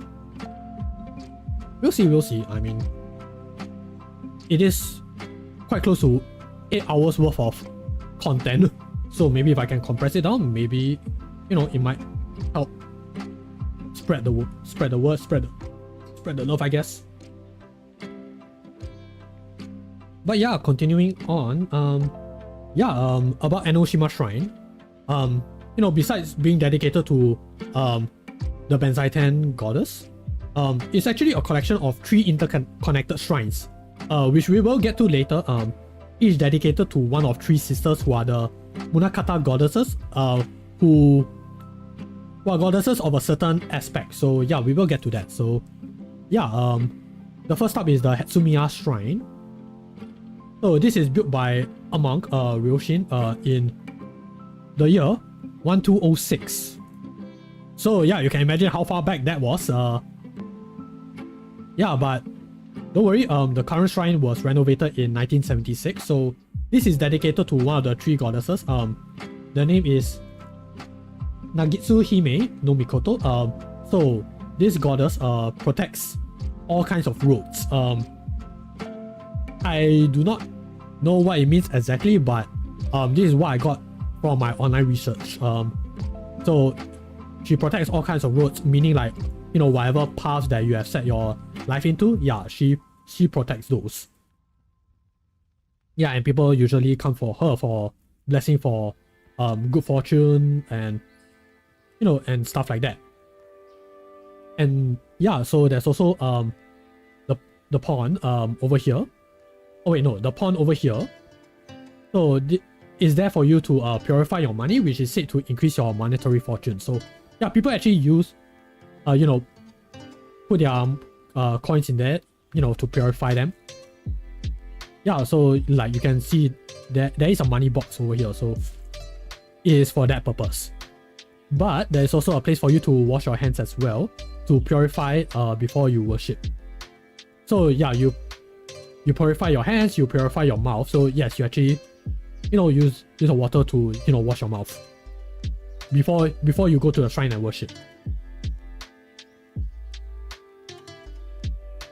So yeah, after that, yeah, in between that, there is the Huanden.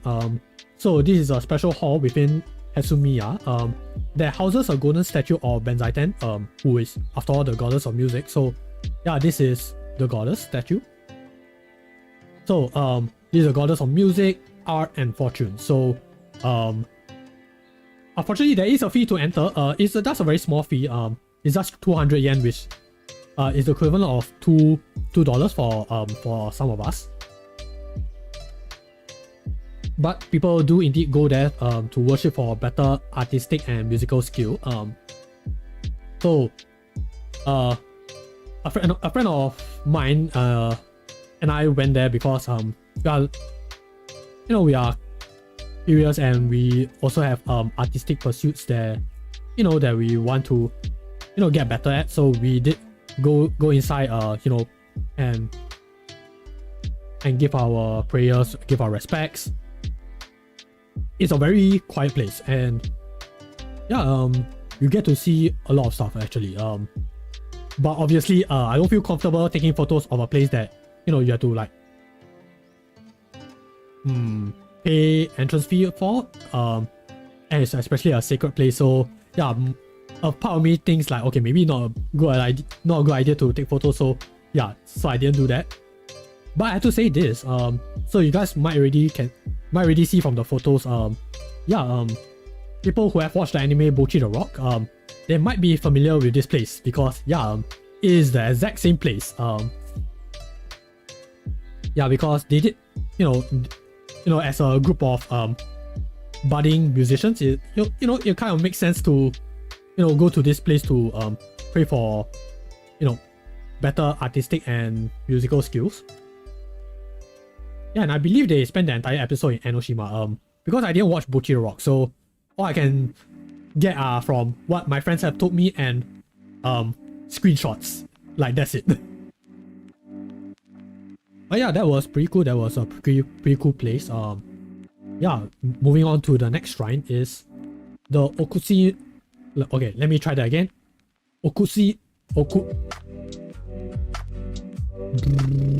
Okushimiya Shrine. Yes, Okushimiya Shrine.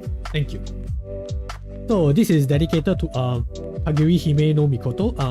So this one is associated with the safety at sea and spiritual protection. So it is nearby the Huanden. Slightly smaller, but yeah, it is. Again, it is a shrine where people pay respects and worships. Just like Hatsumiya. Then after that, it is the Nakatsunomiya Shrine. So this one is dedicated to Ichiki Shim. Okay, let me try that again. Ichiki Shimahime no Mikoto. Ichiki. Okay, let me try to do that in one breath. Ichiki Shimahime no Mikoto. Yes. That's good enough, I think. So yeah, this one is associated with beauty, wealth, and artistic success. So one of the things that stand out for this shrine in particular, unlike the more subdued shrines of the previous two, yeah, this one stands out with the bright red and gold color scheme, because it represents energy and prosperity, and yeah, there's actually a few places where you can like take photos. Like there are actually like dedicated photo stops for you for this shrine in particular. And I'm not sure why this particular shrine in particular. Yeah, but it is very popular among visitors because they also get to pray for apparently this shrine also has fortune slips and charms where visitors can use to pray for romantic success and personal happiness. So yeah, you know, there's that going for them. Yeah, so you know, stuff like that, yeah, that is definitely for, you know, romance and personal success. Yeah, and also figured why not, you know, other attractions as well. Not exactly attractions, places of interest. Yeah, I guess I can use that word.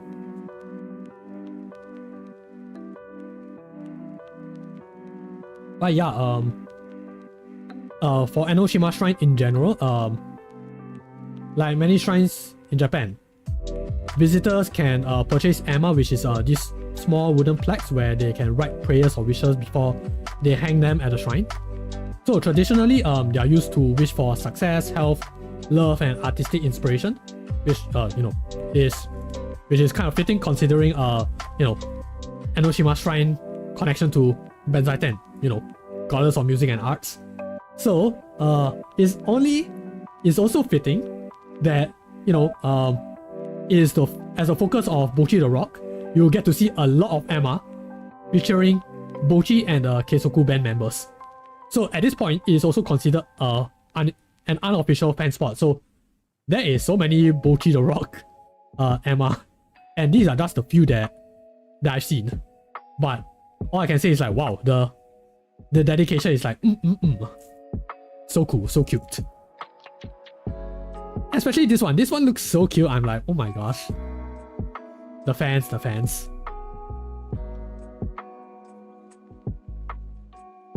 But yeah, after that we you know, went to get our quote-unquote lunch. It's not exactly lunch, it's just a whole bunch of snacks that we've gotten.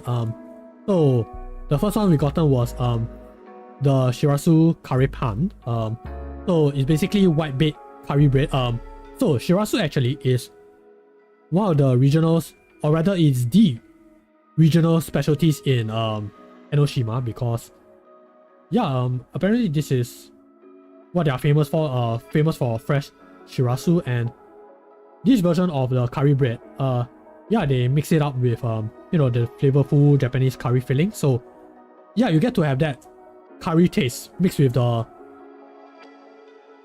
nice saltiness of the Shirasu. So yeah, you have your crispy, savory, and saltiness all in one bite.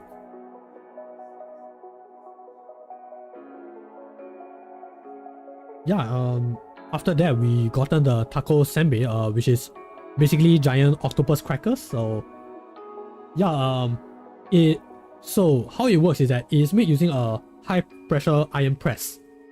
So they flatten the octopus and they crisp it into a large crunchy cracker. Yes. Yeah, so it has this rich umami flavor with a bit of chewiness from the tentacles. So yes, there are tentacles involved. Very, very crunchy tentacles.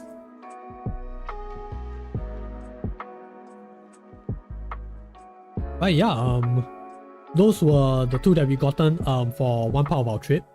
And then later on we also got this strawberry and blueberry crepe, because yeah, I realized throughout my trip, I realized I didn't get to have a crepe for the past 14 days. And I couldn't have that because I really wanted to, you know, eat another crepe again because it's been a while. So I looked at the nearest crepe store and I'm like, okay, can we go there? So yeah, I bought the strawberry and blueberry crepe because as a big lover of strawberries, yes, that is the flavor that I wanted. So yeah, it's sweet and refreshing. Obviously you have your strawberries, blueberries as well, whipped cream and custard. So it is perfect. It's that nice little sweetness that I wanted after, you know, after eating rather salty snacks. So yeah, it's a really nice refresher. Yeah, so after we gotten our lunch, we went to the Iwaya Bridge. So yeah, is this nice coastal bridge. It's a very long coastal bridge actually. So it connects the mainland to the famous Iwaya Caves. So just a few highlights of the Iwaya Bridge. Obviously, as you guys can tell from the photos, yeah, it has very stunning ocean views along the Shonan coastline, especially during sunset. So by the time we reached there, it was already close to sunset. We were actually trying to rush to see the sunset, like, just before things get dark. But yeah, it's a very nice spot. You get to see the waves, you get to see the wildlife such as seagulls and hawks. Yeah, there was a lot of people there. So yeah, it's a very nice scenic location. Also very chill. It's just that it's not so chill when you're trying to rush for the sunset. But yeah, I mentioned the Iwaya Cave. So after crossing that bridge, yeah, we went to the Iwaya Cave. So this is actually a pair of natural sea caves. It's shaped by waves over thousands of years. And these caves are considered sacred and deeply connected to Japanese mythology and Buddhism. So yeah, you get to see various Buddhist statues, historical carvings and legends about the dragon deity of Enoshima. So yeah, that deity that we've mentioned, yeah, it is featured quite heavily in the caves. But yeah, there's also a small shrine in the second cave, which is dedicated to mythological gods linked to this island. And so how do you explore the caves? It's actually a candlelit experience. So the moment you enter the caves, you'll be given handheld candles over here. So yeah, this is actually my hand with the candles. So you go there and you can use it to explore the the dimly lit caves, which makes it a bit more mystical, a bit more spiritual, a bit more mysterious. And the lighting really helps a lot because normally it's quite dim at certain areas. And there are certain areas such as this where there's specific lighting which really helps the atmosphere. So yeah, that was really a very interesting experience. There's also like information boards scattered around the area which really helps give people a better idea on like how the caves are formed, what's the history, what's the mythology behind it. So yeah, that was once very interesting. That was a very nice walkthrough. Yeah, walkthrough. That's what I can say. Although that's a caution. For people who are on the slightly higher end of things, please be careful on where you are standing and where you're walking. Because there are areas where you kind of have to duck. Yeah, so please be careful. But yeah, after exploring through the caves, again you get to see this. You get to go to the lower parts of the area. So yeah, you get to be greeted with the sunset view. You get to see Mount Fuji. I believe this one is Mount Fuji. There might be a clearer view, when the skies are more accommodating. But yeah, I believe that is Mount Fuji. It is quite close. Yeah, so you get to see a lot of people, trying to like get lots of photos. Because it is a very nice location, and oh boy, we really did try to snap a lot of photos. And yeah, obviously I can't show them because it will show our faces, so not gonna do that. But it was a very nice experience. But again, do be careful of your surroundings. There is a lot of water areas, so please be careful. Don't step into puddles by accident. But yeah, after that, it was very close to nighttime, so one of the popular attractions of Enoshima is actually the sea candle over here. Is the famous lighthouse and observation tower, which offers panoramic views of the coastline and Mount Fuji and the surrounding areas. It is also very tall, 59.8 meters and 119.6 meters above sea level. So yeah, it is very, very tall. Unfortunately, we weren't able to go there ourselves because obviously it's getting late and we kind of had to rush back for dinner. So yeah, just to be able to see that thing while we are around the area. that is already quite a sight. But yeah, before we left, we also went to eat dinner. So we went to Seafood Ryori Amami. Obviously because when you're in Enoshima, you have to try out the regional cuisine, which is as we've mentioned earlier, shirasu whitefish. So yeah, we gotten the shirasu don. So as you guys can see, there's actually minor differences. So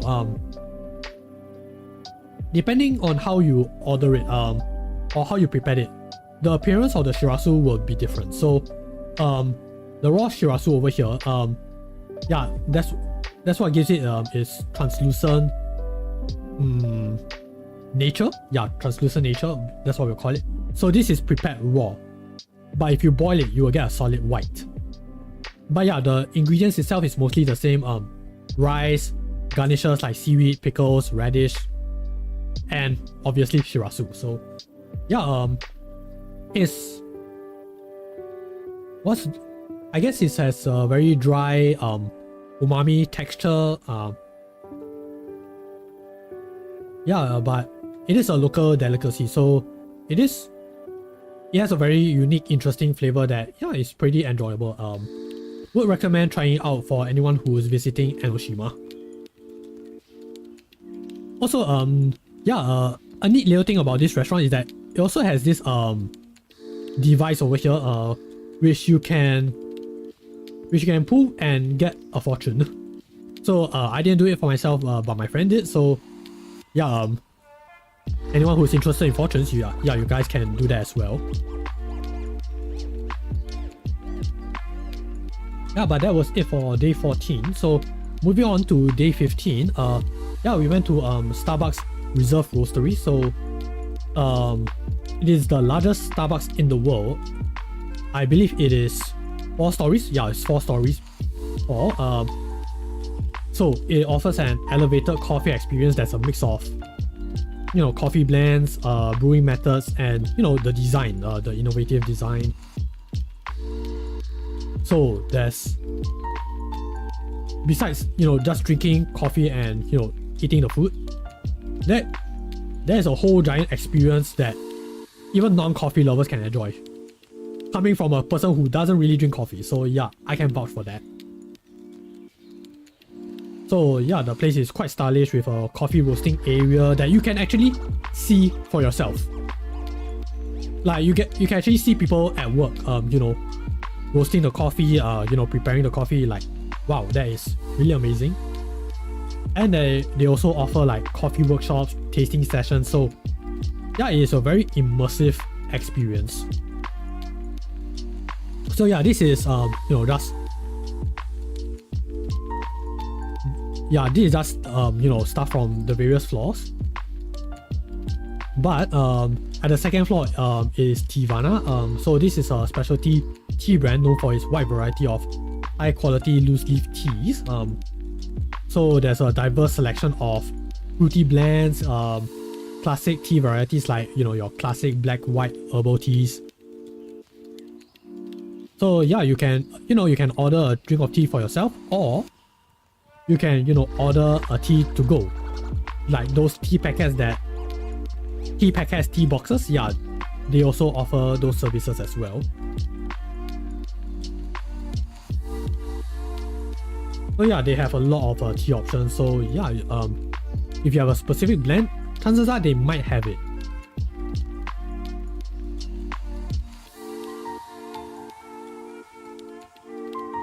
Yeah, but then next up, it is R.B.I.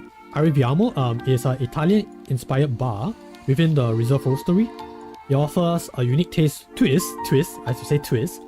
on classic coffee house beverages with a focus on coffee cocktails and other exclusive drinks. So yeah, more alcohol-ish content, but it is still a coffee house at the end of the day. But yeah, you get to see the staff at work brewing and roasting the coffee. So yeah, that is pretty cool.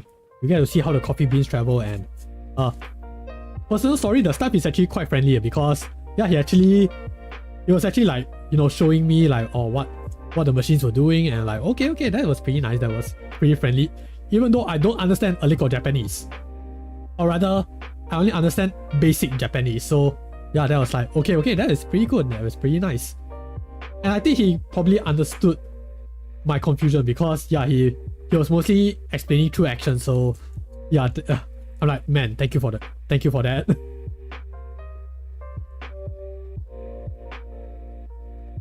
Yeah, but then when we went up to the 4th floor, so this is the AMU Inspiration Lounge. So this place is more designed to inspire and connect. It's a lounge where guests can indulge in exclusive coffee tastings and learn about the art of coffee, and just overall enjoy a much heightened coffee experience. Cause yeah, you get to see the machines, various machines at work, and yeah, again, you get to see how people brew the coffee. Like, this is throughout all 4 levels, like you get to see how it works. So yeah, it's not only enjoyable, it's also educational, very insightful, I should say. But yeah, back to the 1st floor. So yeah, this is the general area where people buy their pastries, buy their coffee and stuff like that. So I will admit I had to take some time to research what exactly did I order, because I've already forgotten what I've ordered. So yeah, these are based off memory. I might be wrong. So what I've ordered for myself, the top photos are the ones I ordered, the bottom ones are what my friend ordered. So I might be wrong. So the top one over here is the Cornetti, Progola and Rhubarb. So it's an Italian pastry, so it's a combination of strawberry and rhubarb berries. Inside this flaky buttery croissant like dough. So yeah, pretty nice, pretty sweet and powdery. It's a very nice, simple to digest breakfast. And to go with the drink, I ordered a Starbucks latte, which for those who are not well versed in coffee, so it's basically espresso with steamed milk. So it gives you that smooth and creamy texture with a rich coffee flavor, and it's customizable with different types of milk. You can have your oat, your almond or soy milk, and syrups to suit personal taste preferences. So for me, I'm more of a milk drinker than coffee, admittedly. So yeah, I can vibe with this more. I definitely like the creamy texture.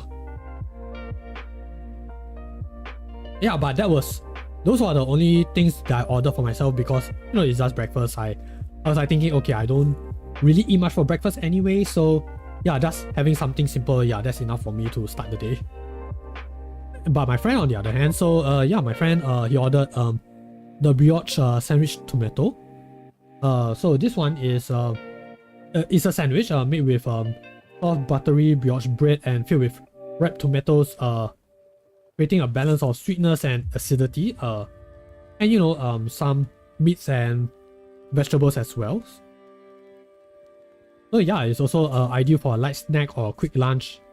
Pairs very well with coffee or tea, according to the website. I don't know. Yeah, and there's also this torta di banana. So it's a banana cake often made with moist, ripe bananas blended with the batter. So it will create this naturally sweet and flavorful dessert. So yeah, pretty interesting. This is the first time I've seen it, so yeah, was an eye-opening experience. And I think this was a cafe latte. I'm not quite sure. I was just comparing by photo, so if I am wrong, please feel free to correct me. But yeah, that was it for our Starbucks experience. Next up we went to it was the Donkey. So this is like one of the bigger donkeys in Japan. So yeah, it is known for its wide variety of products ranging from groceries and snacks to electronics, cosmetics, and other unique Japanese items. So yeah, these are gonna be just a few items that I've seen that are interesting and I just took photos of. So yeah, didn't think that we'll have a Dragon Ball Reese's Puffs cereal We have donkey style Crocs. Yeah, so that was a bit interesting. Obviously I didn't take a lot of photos because it is a more general area. Kind of don't want to make a nuisance. So yeah, I just took a few photos that I thought like were very, very interesting. But yeah, for the most part, it is a more general shopping area. Like, yeah, people do use that to buy their groceries, buy their lunches. And I can say that because yeah, we also do have a donkey in Singapore. Quite a few outlets actually, but definitely not to the extent that Japan has. So yeah, it was nice going to Donkey again, and yeah, I also bought a few souvenirs. So I bought a few Kirby socks, 2 Kirbys, 1 Waddle Dee. It's very fuzzy, very nice, especially for cold weather. Would recommend getting these kind of fuzzy socks, especially since they are quite long. They reach about close to your shins. Okay, not shins. Okay, at least it's slightly above your ankles. Yeah. So definitely, you know, good place for warmth. But I also gotten the Gengar shoulder strap, which, you know, you strap to your bone. So yeah, in case you know, don't want to put it in your pockets or you just want to make it extra secure. Yeah, I actually use that for myself whenever I go to certain places. Yeah, and I also gotten the Pocket Monsters EV Evolutions paper theater. So yeah, I can't wait to you know, put it together. I might do that for a stream, provided I can, you know, set up a hand cam setup. Yeah, I think we might have a few things that we can, you know, try out together. Yeah, I can't wait. Then after Donkey, we went to the Mugiwara store. Again, it is a One Piece theme store, which has a lot of merchandise, a lot of displays, a lot of exhibitions, not exhibits, decorations and stuff like that, dedicated to the series. Unfortunately, as a guy who doesn't really watch much One Piece, I can appreciate it. I can be like, whoa, that's cool, but I definitely not have the same amount of enthusiasm as, you know, people who actually watch the show. So yeah, One Piece fans, you guys have a few stores that you guys can visit. Like, yeah, I can identify a few things. Like I can identify you know, Gear 5. I can identify the Devil Fruit. That's about it. Right after that, we went to Yoyogi Park. So these are quite iconic landmarks located in the heart of Tokyo. So yeah, it's a combination of modern architecture, historical significance, and green spaces, which are pretty cool. Pretty nice, very chill, very calming. So the Yoyogi National Stadium over here. So this was built for the 1964 Summer Olympics. So you guys might probably hear about this name earlier. So this is also designed by Kenzo Tange. It's a stadium known for its unique suspended roof design, which is meant to resemble the shape of a bird in flight. So yeah, besides the Olympics, it also hosts various international sports events, concerts, and exhibitions. So yeah, it is a pretty important venue for sports and entertainment in Tokyo. And next to that, there's also you know, the Yoyogi Park itself. So it is actually Tokyo's largest and most popular parks, and you know, it's known for its lively atmosphere, especially on weekends, because it is host to an area for, okay, not host to an area, it's host to various events such as music performances, cosplay events. Yeah, it is held there, and yeah, it's pretty interesting, pretty cool. I know that there's a idol anime that has an event based on this area. I just forgot which one is it. But yeah, after that we went to Shibuya Parko. It's you know, it's one of the more trendy shopping complexes in Shibuya. So yeah, there is a lot of things that inside this particular shopping mall, which I will get into right now. So yeah, one of the first things that I've seen for myself was this Blue Giant exhibition. So this special event is dedicated to the manga series Blue Giant, created by Shinichi Ishizuka. It celebrates the world of manga, which revolves around Dai Miyamoto. So the main character is a young and passionate jazz saxophonist who strives to become a world-class player. So yeah, this exhibition, it showcases a variety of like Blue Giant theme exhibits. So yeah, you guys can see like various artworks and illustrations around the walls. You can see the panels, like comic panels from the actual manga. But you can also have like, you know, immersive experiences over here. You get to actually like hear different jazz pieces from various radios. Because it's not just this room. There's also other rooms where they are playing different jazz music. So yeah, you also have this post-it station where you can like, you know, put post-its of, you know, whether is it messages to like the creator or, you know, wishes for, you know, for musicians. Yeah, they can also do that here. But yeah, it's a pretty nice exhibit. It's very big. These are just a few photos I've taken and shown. Also, hey Hans, welcome. Hello, nice to meet you. How are you? I'm doing fine. Just a little bit tired, but I'm just glad that I can do this, you know, sharing session with you guys. So yeah, we were talking about, or rather we are still talking about Japan, and you know, what else does Tokyo have to offer us, you know, throughout my 15 days in Japan. So yeah, that's a little sharing session. But yeah, I hope you're doing well, Hans. Hope you're doing well.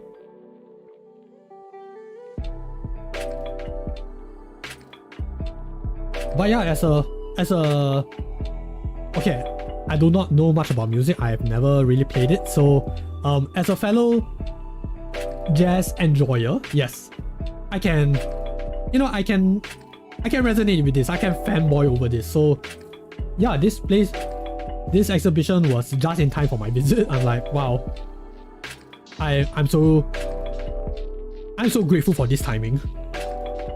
Ooh, greetings from Indonesia. Oh my gosh, hello. Oh my gosh, it must be getting quite late for you though.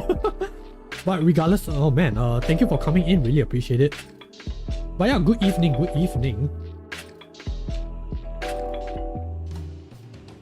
Or rather, how do I say good evening in Indonesian, if I may ask? Because I know for Melayu, it might be a bit different from Bahasa Indonesian.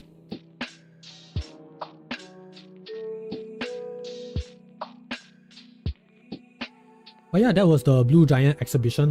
Again, really magical place, and oh my gosh, for people who are into music and who are into jazz, you might worth giving this manga a shot. So far I've read like the first few chapters, and all I can say is like, dang, it has a certain nostalgic vibe for me, and because it was made in a very earlier age, so really it's like, woo. It just brings me back to a certain period of time. But yeah, next up is Anibirth. So this is a retail shop and concept store that focuses on obviously anime, manga, and other merchandise. But yeah, one of the few things that stood out to me was the Digimon merch, and oh man, what was this called again? Oh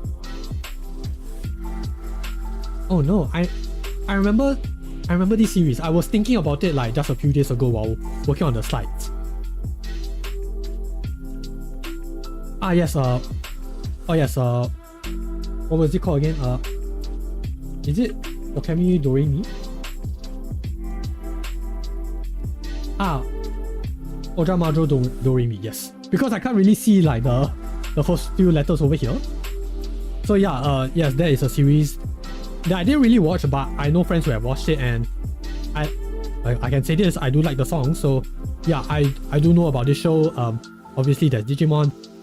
Not so much about this show, unfortunately, but yeah, that was. It is a rather small shop, but dang, there's a lot of anime merch over there.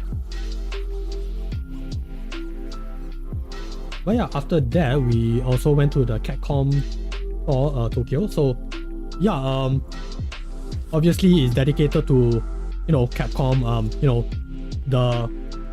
the famous video game developer behind Resident Evil, Monster Hunter, Street Fighter, Mega Man, of course, and Devil May Cry. Yeah, so yeah, they have all sorts of merchandise for, you know, for those properties and more, and also limited edition items. There's also a lot of very wonderful photo spots, and yeah,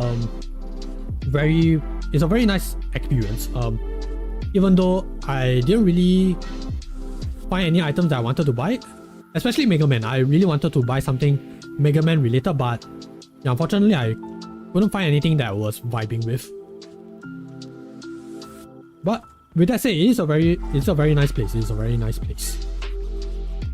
Yeah, after that we went to Nintendo Tokyo, another gaming store, but this one is dedicated to Nintendo, of course. So yeah, this one is really busy, really big. You get to see a lot of Nintendo displays. Obviously you get to have your Link from Legend of Zelda, you get your Super Mario, Animal Crossing, Splatoon, Pikmin. Yeah, all of the most of these are inside the store, but there's also this 8-bit Mario display outside of the store. So like, whoa, it's a whole Nintendo station over there. Yeah, so it's very crowded. There's a lot of you know, there's a lot of merch available, and I was thinking like what to get for myself, and I eventually settled for this this card case collection, this system. So this thing, you know, it helps you, you know, hold your cards. But I like it because it is shaped in a Famicom disc, and you guys know me when it comes to like you know, retro games and retro systems. Yeah, this speaks to me. Although the unfortunate downside is that it is from a game that I've absolutely no idea about, because it comes in 5 designs. I believe it comes with Legend of Zelda. Wait, let me just do a quick check.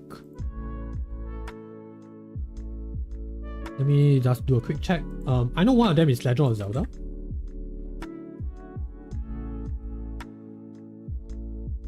Yeah, I was just looking at this the other day. Let me just check. Yeah, like this thing comes in 5 designs. Yes. So there is. My gosh, I need to zoom in. Yeah, so there is the first Legend of Zelda. There is Super Mario 2, aka the Lost Levels. Metroid. And then there is Famicom Detective Club, The Missing Heir, which is what I got, and another Famicom Detective Club. This is the sequel. So, I had a 60% chance of getting something that I might be familiar with. So, blessing in disguise. At least, you know, I found out about another, you know, a Nintendo property that never made it out to the States. So, yeah, again, learning experience. So, okay, I will take it. But yeah, that was the only thing I got from Nintendo Tokyo, because again, it's very crowded and wasn't really sure what to get for myself. Because at that point, I had a lot of souvenirs, and I wasn't quite sure how am I gonna bring them back home. So yeah, after that we went to the Koei Tecmo spot. So this one is of course another video game company. You guys might be familiar with Atelier, or is it Atelier? I'm not sure how to pronounce the name. Dynasty Warriors, Ninja Gaiden, stuff like that. As you guys can see, I unfortunately do not know much about their games. Like, the only one I really played was Dynasty Warriors way back in the day. Yeah, and maybe Ninja Gaiden, but yeah, that was a long time ago. But yeah, they again, they sell exclusive merch, exclusive merchandise, but you know, with a few displays here and there. So yeah, anyone who's interested in that, you guys can check it out for yourselves. Yeah, and then going back to Nintendo, because that was those were actually all in the same floor, except for the Blue Giant exhibition. After that, it was the Pokemon Center Shibuya. So yeah, this is actually one of the newer additions to the Pokemon Center chain. So yeah, again, exclusive merch. Although I did notice that there is a certain focus on like art and design. And the reason why I say that is because you know, throughout the entire Pokemon Center, you actually like see these really cool artistic designs of Pokemon. So the only ones I gotten clear pictures of are the Mew and Mewtwo paintings. Like there's a certain style, right? There's a certain art style, certain vibe that they're going for. So that already gave me an idea like, okay, there is a certain art focus for this particular Pokemon Center. Not to say that there isn't in others, it's just that there's a more heavier focus. And what helps it is that there's also, you know, the Pokemon Design Lab. So what the Pokemon Design Lab is exactly, so it is this creative and unique space that allows fans to personalize and customize their own Pokemon related merchandise. So the most common ones are the shirts. Like you can pick your favorite Pokemon, you can pick a certain color scheme, and they'll actually make it for you. And if I remember correctly, you can also add like other decorations as well. And it is so popular, in fact, that by the time that we went there was a 2-hour waiting time. Unfortunately, that means as much as I really wanted to, we didn't have time to make a shirt for ourselves. And I'm like kicking myself in the head because of that, because I wanted a shirt, you know, for me, man. It's like I would have wanted a Magnezone shirt because that would be so cool. Yeah, so it's a bit unfortunate, but it is what it is, right? It is what it is. But with that said, I did manage to get some, you know, some souvenirs from Pokemon Center Shibuya. So I gotten R.B.I socks, I gotten a Night Arcade notebook, and you know, maybe the heavens were giving me a consolation prize. I bought the Nano Block because, you know, my eyes were locking onto like Magnemite. I want that. So, and lo and behold, I actually gotten a Magnemite. So I'm like, thank you Kami-sama, thank you for giving me Magnemite. So yeah, I am grateful for that. I am really grateful that I gotten this consolation prize. But yeah, I find myself having an affinity for electric types. Like, if I didn't get Magnemite, I would have been okay with getting a Charger Bug as well. Because Vikavolt is also one of my favorite bug and electric types, so if I have that, I would have been fine as well. But getting Magnemite, I'm like, oh my gosh, thank you.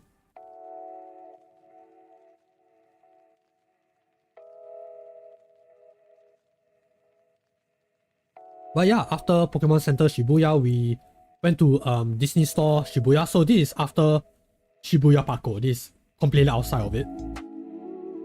So yeah, just like the other Disney store in Tokyo, yeah, this is a Disney store dedicated to all things Disney. They have a lot of Disney merchandise. But it's mostly like you know, the classics, like, you know, the old movies. You know, you have your Pinocchio, you have Aristocats. It's Aristocats, right? yes. Toy Story, and more like the more Renaissance era of things. Princess, the Disney Princess merch. Yeah, so there wasn't really that movie set motif that the Tokyo store had, but you know, it feels a bit more magical, a bit more classic, I feel, with this store. Yeah, and it's also a few stories bigger, so yeah, I guess, you know, that helps, you know, give it its own identity, because it feels more, I don't know, it feels more okay, for lack of a better term, more expected of what you will see from Disney, or rather like the more classic side of Disney, which is more, which is more magical, more mystical, while compared to Disney Store Tokyo is more technological focus. Yeah, because of the movie set design, like that is why. But yeah, there's also a much wider selection of merch, so that is pretty cool. Didn't really buy much. It's more of a place for me to take photos, to be honest. But I believe there is also a cafe, that's right outside of it. So yeah, anyone who's very interested in Disney, yeah, you guys can check this place out for yourselves. After that, we went to Tower Records. So this is a renowned global music retailer. So this is a cultural landmark for music lovers and pop culture enthusiasts.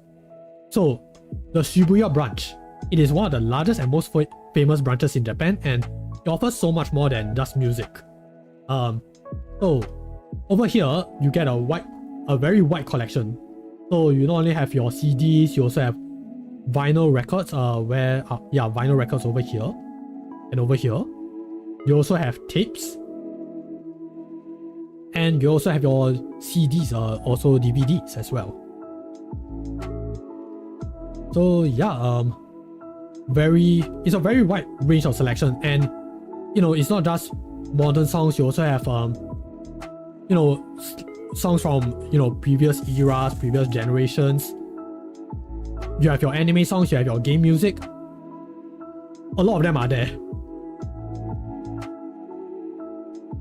Yeah, and it also helps that it's not just local songs, it's also, there's also love for international songs. So yeah, even Western brands, yeah, like, they also have some songs available over there. So yeah, for me, I did buy a few discs. I bought Cardcaptor Sakura theme song collection CD. It comprised of theme songs and the more well-known insert songs from the Cardcaptor Sakura anime, the classic Cardcaptor Sakura anime, with a total of 12 tracks. Because I did grow up with that show long time ago.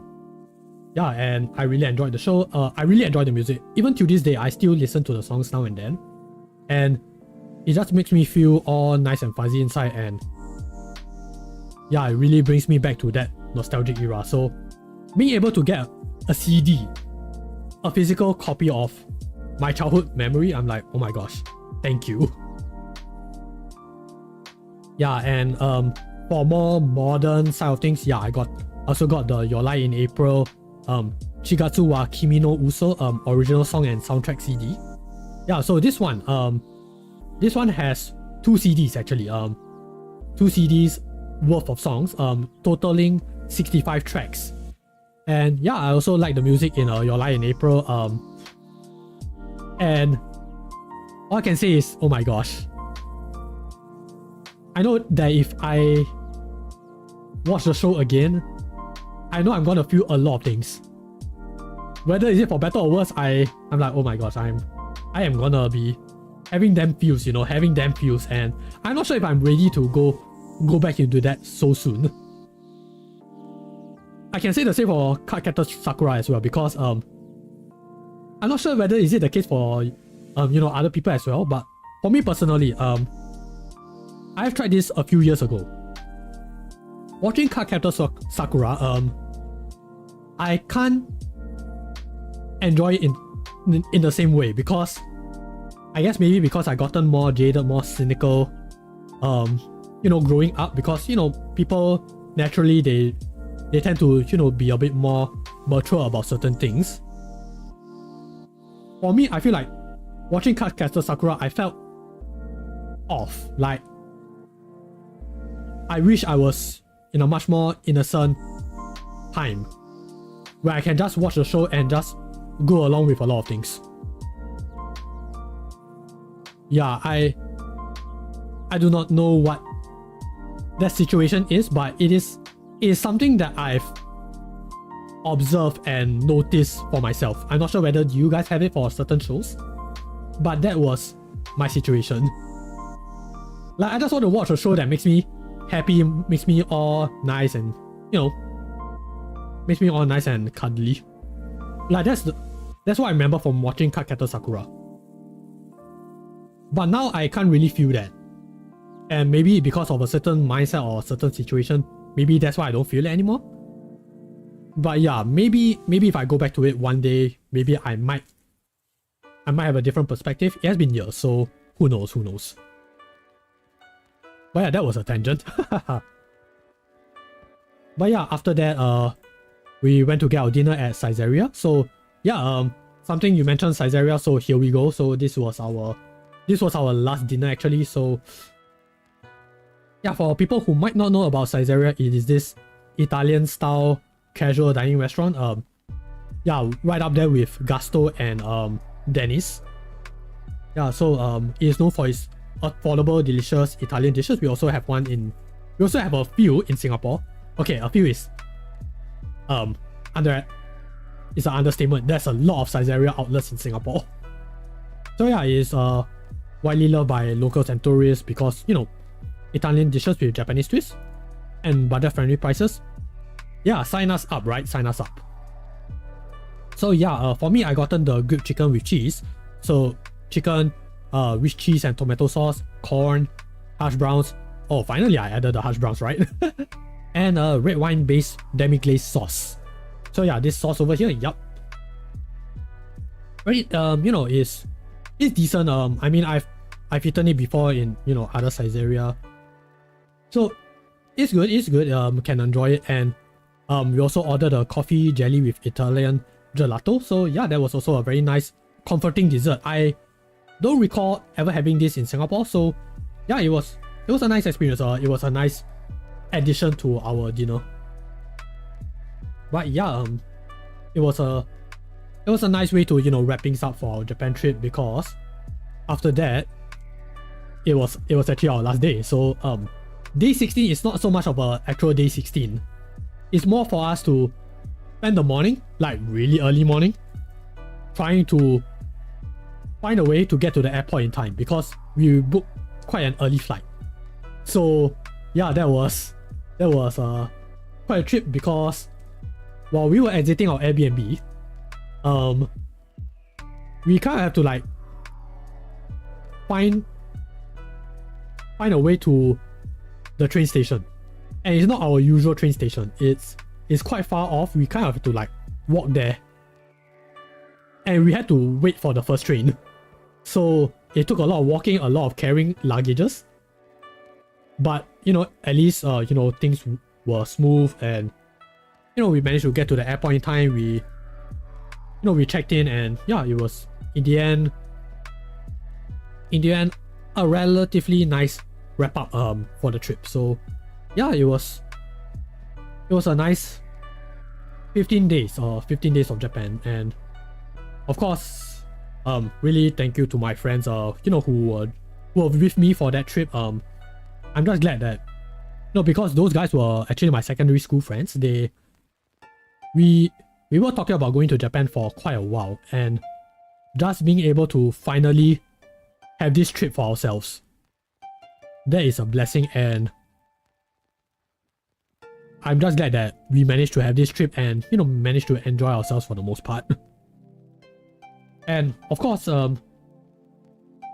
you guys were also part of why I enjoy myself, because for the people who don't follow me in my other socials, so I guess I can share this. So throughout this trip, I've been sharing, you know, photos and you know, posts about my trip daily. And you know, just seeing you guys you know, commenting on it, it also gives me a sense of like, yeah, you guys were also sort of part of this trip with me as well. You know, just that little bit. And then now we are here, you know, you guys are still here while I'm doing my sharing sessions. It's like, oh my gosh, I didn't think that you guys will be here to listen to me yet. Like, really, honestly, I know I can be quite incomprehensible at times, and I can be long-winded. And I know I said this, you know, quite a few hours back, but really thank you guys for making me felt heard. Like, it's really a very nice feeling to have. And all I can say is I hope that, you know, we had a very enjoyable experience from this sharing session, like whether is it educational or just, you know, us like sharing experiences and stuff like that. Just being able to see you guys and knowing that you guys, you know, maybe might have gotten something out of it, or, you know, just enjoy yourselves in general. That is a gift. That is a good enough gift for me. So yeah, having said that, I might consider rethinking my approach on how I would like to do these sharing sessions, because yeah, as much fun as I have you know, sharing this kind of stuff with you guys, I also understand that, okay, maybe taking a few months to, you know, prepare for the slides might not be the most efficient thing. Like, maybe there could have been better ways to, you know, deliver certain content. So I might look into it, hopefully. If the resources allow for it, I might want to give it a try. But yeah, that is something we will figure out. You know, we'll figure out in the near future. Hopefully near future. Thank you, Toastman. Thank you. Really appreciate that. Yeah, you guys make sharing such a blast. So yeah, currently is 3 AM. So I definitely have to call it a wrap soon. So yeah, I'm just gonna give you guys a quick update on what's gonna happen for the near future. So I guess I can start with the immediate one. So tomorrow we'll be doing a relatively short session, relatively compared to this one. So we'll be doing we'll be playing Sonic Chaos on Sonic Origins Plus. So this game is relatively short, relatively easy. So I foresee myself playing for about like 2 hours and hopefully getting the good ending. So this will be on Sunday 10 PM Singapore timing. So yeah, unfortunately I do not know what that is for some of you guys at the other parts of the world, but if you guys are able to join, that's great. I really appreciate it. If not, I perfectly understand. I can, you know, I'm sure we will see each other, you know, sometime somewhere else, right? Yeah, that's how things usually work. So yeah, that is the plan for tomorrow.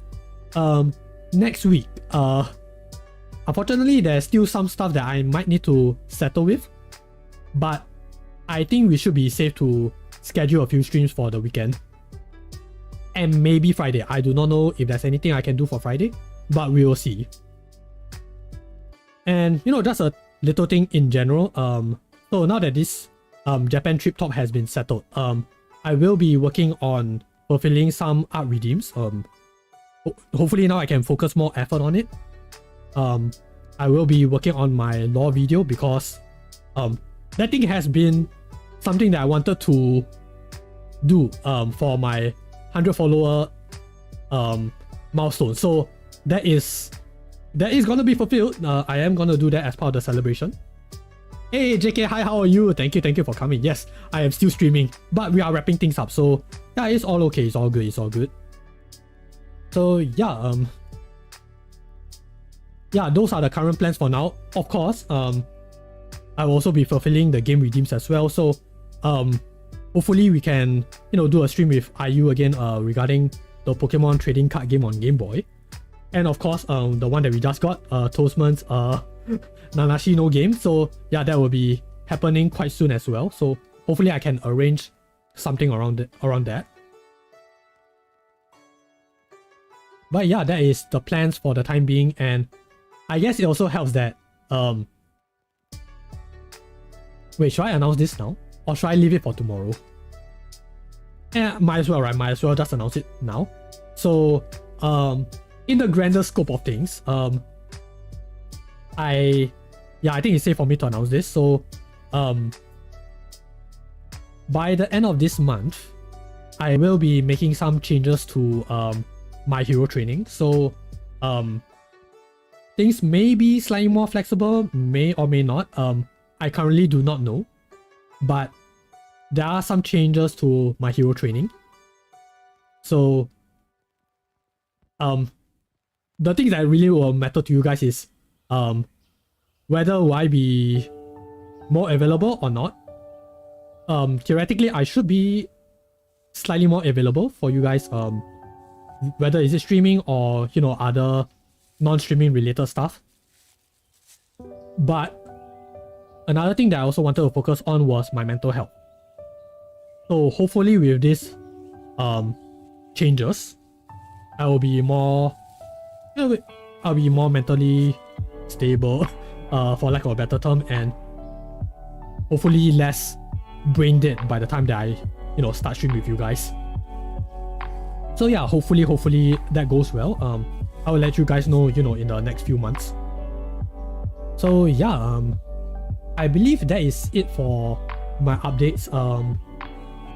I think that should be it. Yeah, so yeah, let's just find someone to stream. Not someone to stream. Let's find someone else to raid before we call it a wrap and before my brain really starts melting. Because dang, the 3 AM brain, yeah, it's not a good look for me, right? Okay, let's see. Who can we raid? Who is up? Is anyone talking about Japan?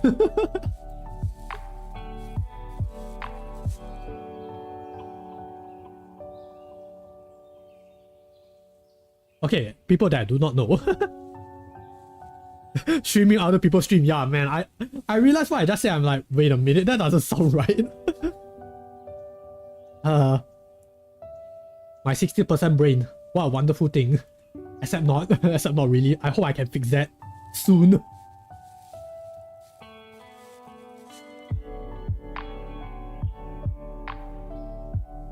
Okay, I guess I can rate this guy out.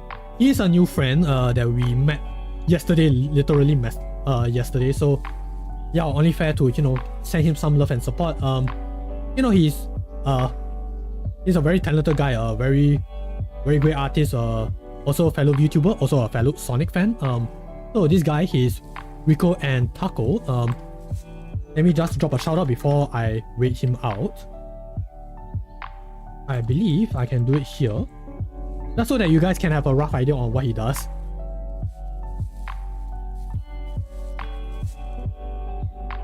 Okay, Frosty, help me out here. Hey, Toastman, you know Rico as well? Oh, nice. Okay, so yes, for the people who might not know, so Rico and Taco is a creative force to be reckoned with. This 2D and 3D artist and content creator dives into the liminal spaces of mental health through their variety streams. From gaming to drawing, they are all about that Sonic life. Check out their portfolio and socials for more. Oh, nice, Toastman. Oh man, we live in a small world. Okay, that is pretty cool. Yeah, so yeah, let's rate him out. I'm gonna put the rate message over here, so that we'll be good to go. Let me just get the rate message out. I should probably fix the command for that. Oh, this is gonna be nice.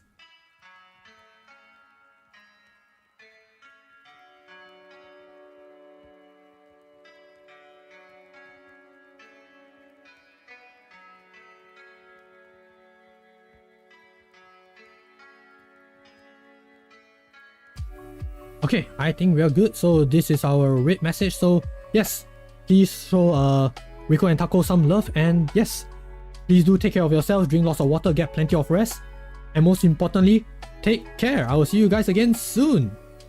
Bye.